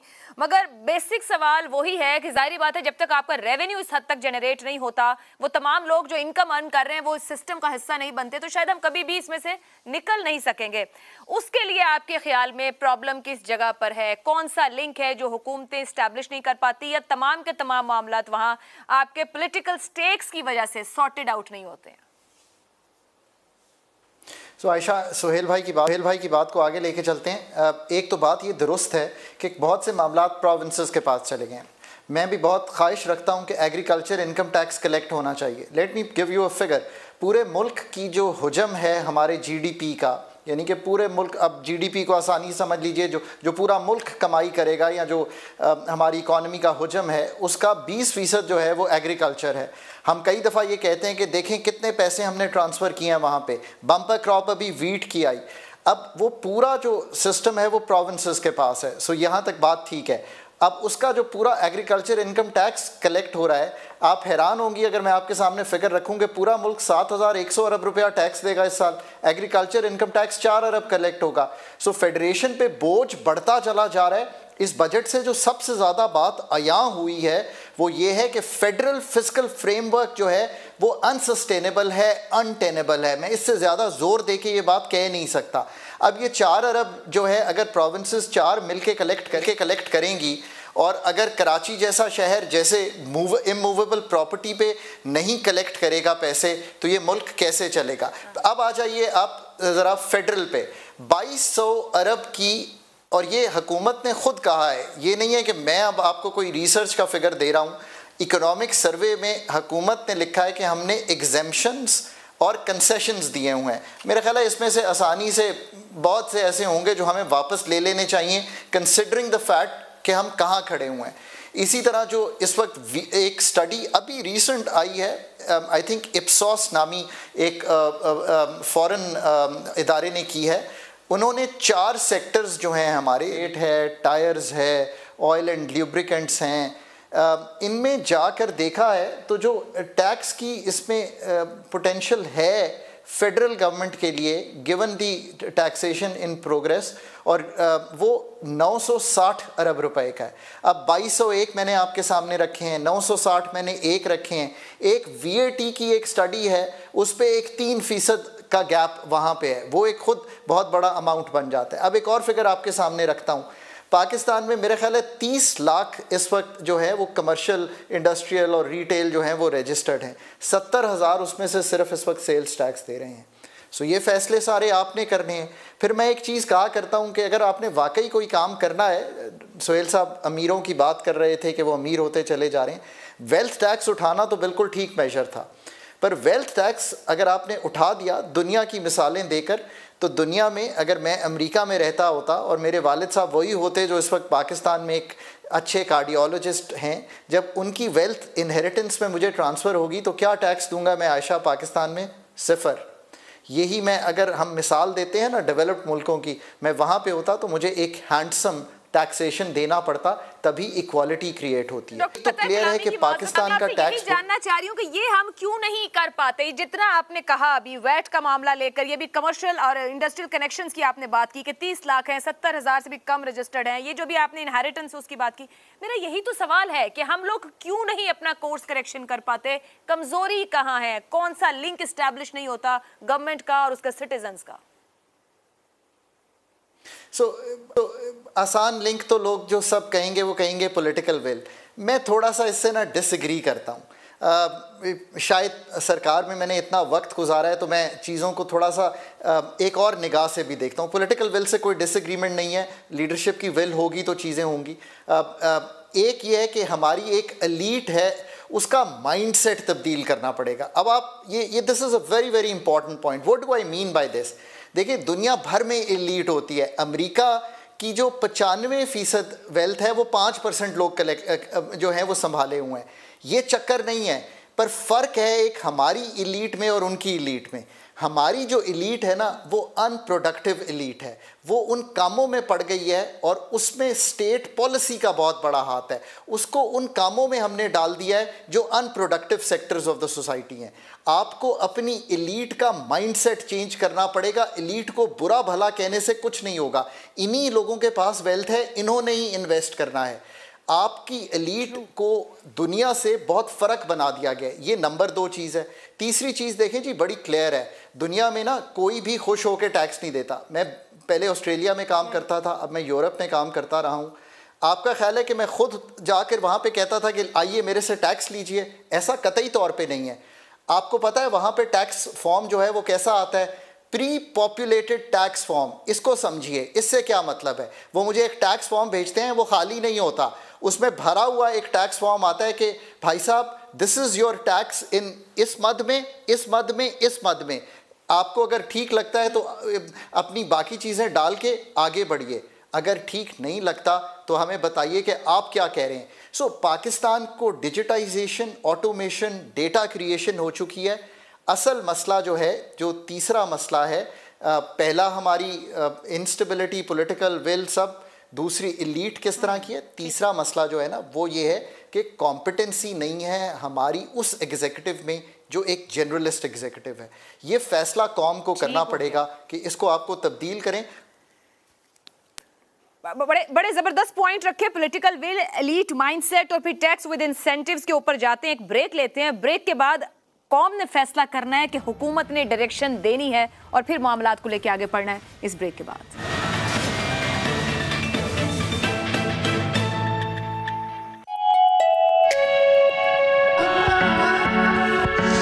पहली बार विटामिन सी और ग्लिसरीन के साथ नया लक्स जो दिल को निखारे, नमी दे और दे चांद सा रोशन चेहरा। Lux face of the year Maya Ali. Thank you lux, पर ये अवार्ड सिर्फ मेरा नहीं, ये है इन सभी खूबसूरत चेहरों का जिनकी रोशनी से दुनिया रोशन है। नया लक्स दे चांद सा रोशन चेहरा। यूरोपियन टेक्नोलॉजी से बने डॉलन्स एसी का विंड ब्लास्ट फीचर करे कमरे में फौरी ठंडक, 30% स्ट्रॉन्गर एयर फ्लो क्योंकि डॉलन्स रिलायबल है। क्या आपका निखार खो गया है? नहीं, सिर्फ छुपा है डेड स्किन सेल्स के नीचे। नया Pond's bright beauty face wash, इसका spot reduction formula dead skin cells को क्लियर करे और नई सेल्स को उभारे ताकि आपका निखार साफ झलके। Pond's bright beauty face wash, पाएं स्पॉटलेस स्किन हर दिन। राबिया का बेस्ट फ्रेंड, उसका कैमरा। वाव!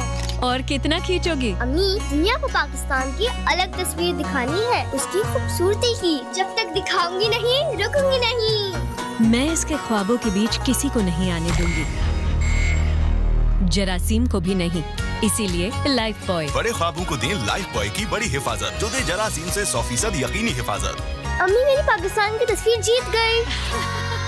110 से 140 मन फी एकड़ पैदावार, तो फिर गार्ड हाइब्रिड राइस सीड से कमाओ ज्यादा मुनाफा हर बार, बढ़ाओ फी एकड़ पैदावार। आजकल हम सौदा नहीं समझौता करते हैं, बजट में जो रहना है, अगर खाने पे समझौता। मेरे घर वाले रोज शौक से खाना खाते हैं। ऐसे कनौर चिकन क्यूब सिर्फ 70 रुपए में दे खानों को चिकन का असली मजा। Knorr chicken cubes. तो अब समझौता कैसा? क्या हुआ? स्कूल में लड़कियों ने तंग किया। बैठो, ये देखो तुम्हारे बाल, इन्हें खींचो, मड़ोड़ो, तंग करो। इन्हें चोट लगती है? क्योंकि ये मजबूत हैं। तुम भी तो मजबूत हो ना। एक माँ ही बनाती है बेटी को सर से मजबूत, जड़ से मजबूत। लाइफ बॉय शैम्पू का मिल्क प्रोटीन और एलोवेरा फॉर्मूला बनाए इसके बालों को मजबूत। और अब लाइफ बॉय शैम्पू लाया नया डबल पत्ता, सिर्फ 10 रुपए में। लाइफ बॉय शैम्पू, तुम मजबूत हो।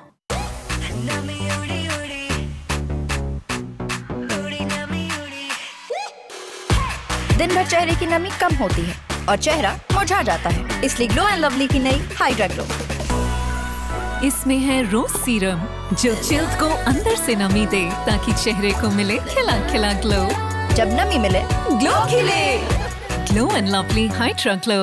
लेमन मैक्स लॉन्ग बार चले पूरे महीने चमचमा चमचम।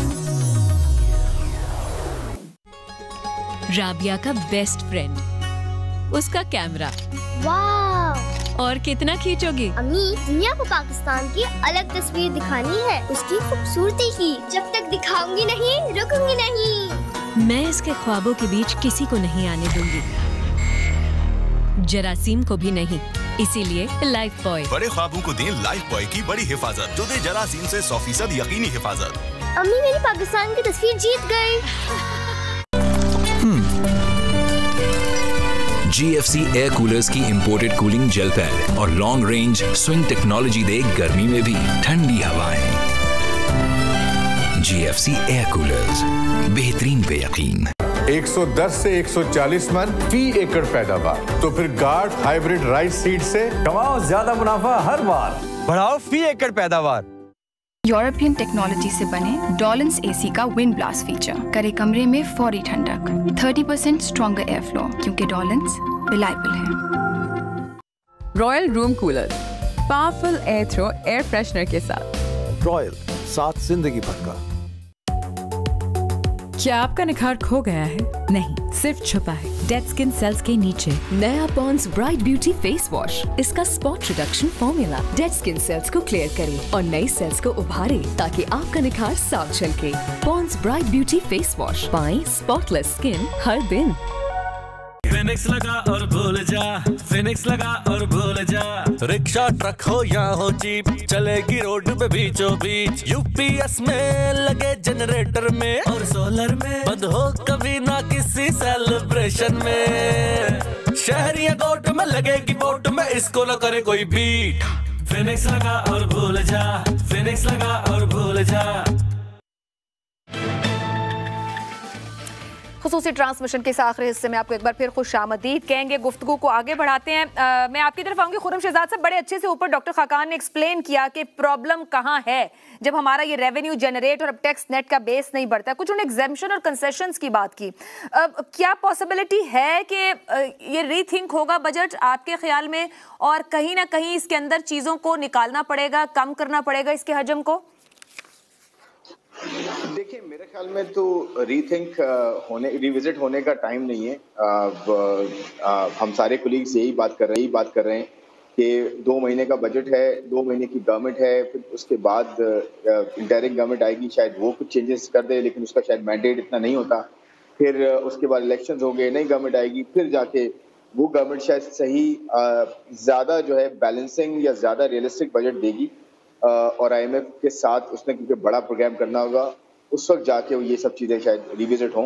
बट लेट्स से इसमें भी बहुत सारी चेंजेस जो है एक्सपेक्टेड हैं और होनी भी चाहिए। मिसाल के तौर पे इसमें बहुत सारा एंगल ऐसा है, बहुत सारा कंटेंट ऐसा है जो कि डिसइंसेंटिव है बेसिकली इन्वेस्टमेंट के लिए, डिसइंसेंटिव है बेसिकली इंडस्ट्रियलाइजेशन के लिए, डिसइंसेंटिव है ऑनगोइंग इंडस्ट्रीज के एक्सपेंशन के लिए, ये एक्सपेंशन कह लें या ऑनगोइंग बेसिस पे सस्टेनेबिलिटी के लिए, क्योंकि इसमें कुछ इस तरह के टैक्सेस भी हैं जो कि उनको इलेबोरेशन की ज़रूरत है। मिसाल के तौर पे इसमें एक विंडफॉल लेवी की बात की गई है। विंडफॉल लेवी का मतलब ये होता है कि आपको एक क्विक रिटर्न कहीं से मिले, क्विक आपका कोई प्रॉफिट हो, क्विक आपका कोई गेन बने, जैसे कि ऑयल प्राइसेस में होता है।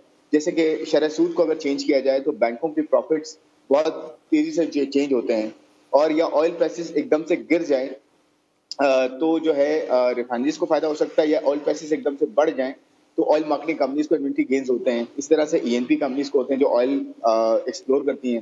तो उसमें टैक्स इस तरह से लगाया गया है कि पिछले 5 साल को रखते हुए लगाया गया कि पिछले 5 साल में जितने भी गेन्स आपने किए हैं उसका 50% टैक्स लग जाएगा। तो आप ये सोचें कि ऑलरेडी जो चीज़ टैक्स हो चुकी है और आपके प्रॉफिट से निकल के टैक्स नेट हो के टैक्स लग के प्रॉफिट बाकी जो नेट ऑफ टैक्स आ चुका है उस पर फिर आप वापस जाएंगे 5 साल तक। कि उसके दरमियान जैसे कि अभी हुआ ये कि एक्सचेंज कंपनीज या जो बैंक्स हैं इन्होंने बहुत बड़े गेन्स दिखाए कि जो एक्सचेंज यानी कि जो रुपये की डिवैल्यूएशन हुई, रुपये नीचे गया, डॉलर ऊपर गया, इसकी वजह से बैंकों की प्रॉफिटेबिलिटी बहुत तेजी से बढ़ी है पिछले 2 सालों में। उसकी वजह से उनके ऊपर टैक्स लग सकता है। तो देखें इस तरह के टैक्सेस से होता क्या है कि जो इंडस्ट्रीज होती हैं, इन्वेस्टर्स होते हैं, वो डीमोटिवेट होते हैं। तो इसको रिविजिट करना चाहिए। फिर 0.6% जैसे मैंने कहा वो आपका जो बैंक की ट्रांजैक्शन पे लगा है नॉन फाइलर्स के लिए, वो आपकी कैश इकोनॉमी बढ़ा सकता है, उसको खत्म होना चाहिए। फिर इसके अलावा जो है मजीद जो सुपर टैक्स लगाया गया है वो एक एडिशनल बर्डन है। आपको मैं एक चीज बताता हूँ, पाकिस्तान का जो टैक्स का बर्डन है, टैक्स रेट जो है पाकिस्तान में सबसे ज्यादा हो चुके हैं रीजन में, और पाकिस्तान का जो टैक्स टू GDP है वो सबसे कम है। आप ये सोचें पूरी दुनिया में, तो ये कितना बड़ा एक फ्लॉ है कि हम एग्जिस्टिंग टैक्स फिर को टैक्स करते जाएंगे तो टैक्स भी नहीं आएगा, वो जो ग्रोथ कर रहा है वो भी नहीं करेगा, और अपने खर्चे कम नहीं कर रहे। हम ये कह रहे हैं कि हम सारा का सारा कर्जों के और अखराजात कम करना बहुत जरूरी। फ्लॉज पे ऊपर खुर्रम साहब बहुत माजरत, टाइम खत्म हो रहा है, फ्लॉज के ऊपर बिल्कुल काम करने की जरूरत है। लास्ट 30 सेकंड है। मैं जैगम साहब आपसे, IMF के साथ हमारी स्मूथ सेलिंग हो जाएगी या मसाइल बढ़ेंगे? मुख्तसरन सर फरमा दीजिएगा। मेरा ख्याल है आयशा साहिबा के आज का सबसे अहम तरीन सवाल यही है कि क्या ये हुकूमत जाने से पहले IMF के साथ अगला मुआहदा करके जाएगी या नहीं करके जाएगी, क्योंकि जून के बाद हमें एक नए मुआहदे की ज़रूरत है, कम से कम $9 बिलियन का। उसके बगैर हम बहुत ही ख़तरे में होंगे और ख़तरा बढ़ता ही चला जाएगा। तो अगर ये काम करके नहीं जाते तो क्या पाकिस्तान अक्टूबर तक ये अफोर्ड कर सकता है कि प्रोग्राम से बाहर रहे, फिर नवंबर में एक नई हुकूमत आए और निगोशिएट करना शुरू करे? उस वक्त तक मेरा ख्याल है हमारे ख़तरात बहुत ज़्यादा बढ़ जाएंगे डिफ़ॉल्ट करने के। इस वक्त नंबर 1 प्रायोरिटी ये होनी चाहिए हुकूमत की, और हमारी नंबर 1 डिमांड ये होनी चाहिए कि आप अपनी मुद्दत ख़त्म होने से पहले IMF के साथ मुआहदा करें। और इस लिहाज से जो हमारी हुकूमत है उसका रिकॉर्ड अच्छा नहीं है, बदकिस्मती से। डॉक्टर खाकान नजीब साहब, खुरम शहजाद साहब, मोहम्मद सुहेल साहब, जैगम खान साहब, बहुत शुक्रिया आप चारों का। डार साहब आज भी ये दावा कर रहे हैं कि तमाम मामला ठीक हैं, प्लान बी मौजूद है जो कौम के सामने रखा नहीं जा सकता और डिफ़ॉल्ट हम नहीं करेंगे। और जिस मुआहदे का जिक्र जैगम साहब कर रहे हैं, डार साहब का ये कहना है कि वो आने वाली हुकूमत करेगी। बाकी फैसला आप करें कि साथ डार साहब कितना और किस हद तक का आपके सामने सच रख रहे हैं। मुझे इजाज़त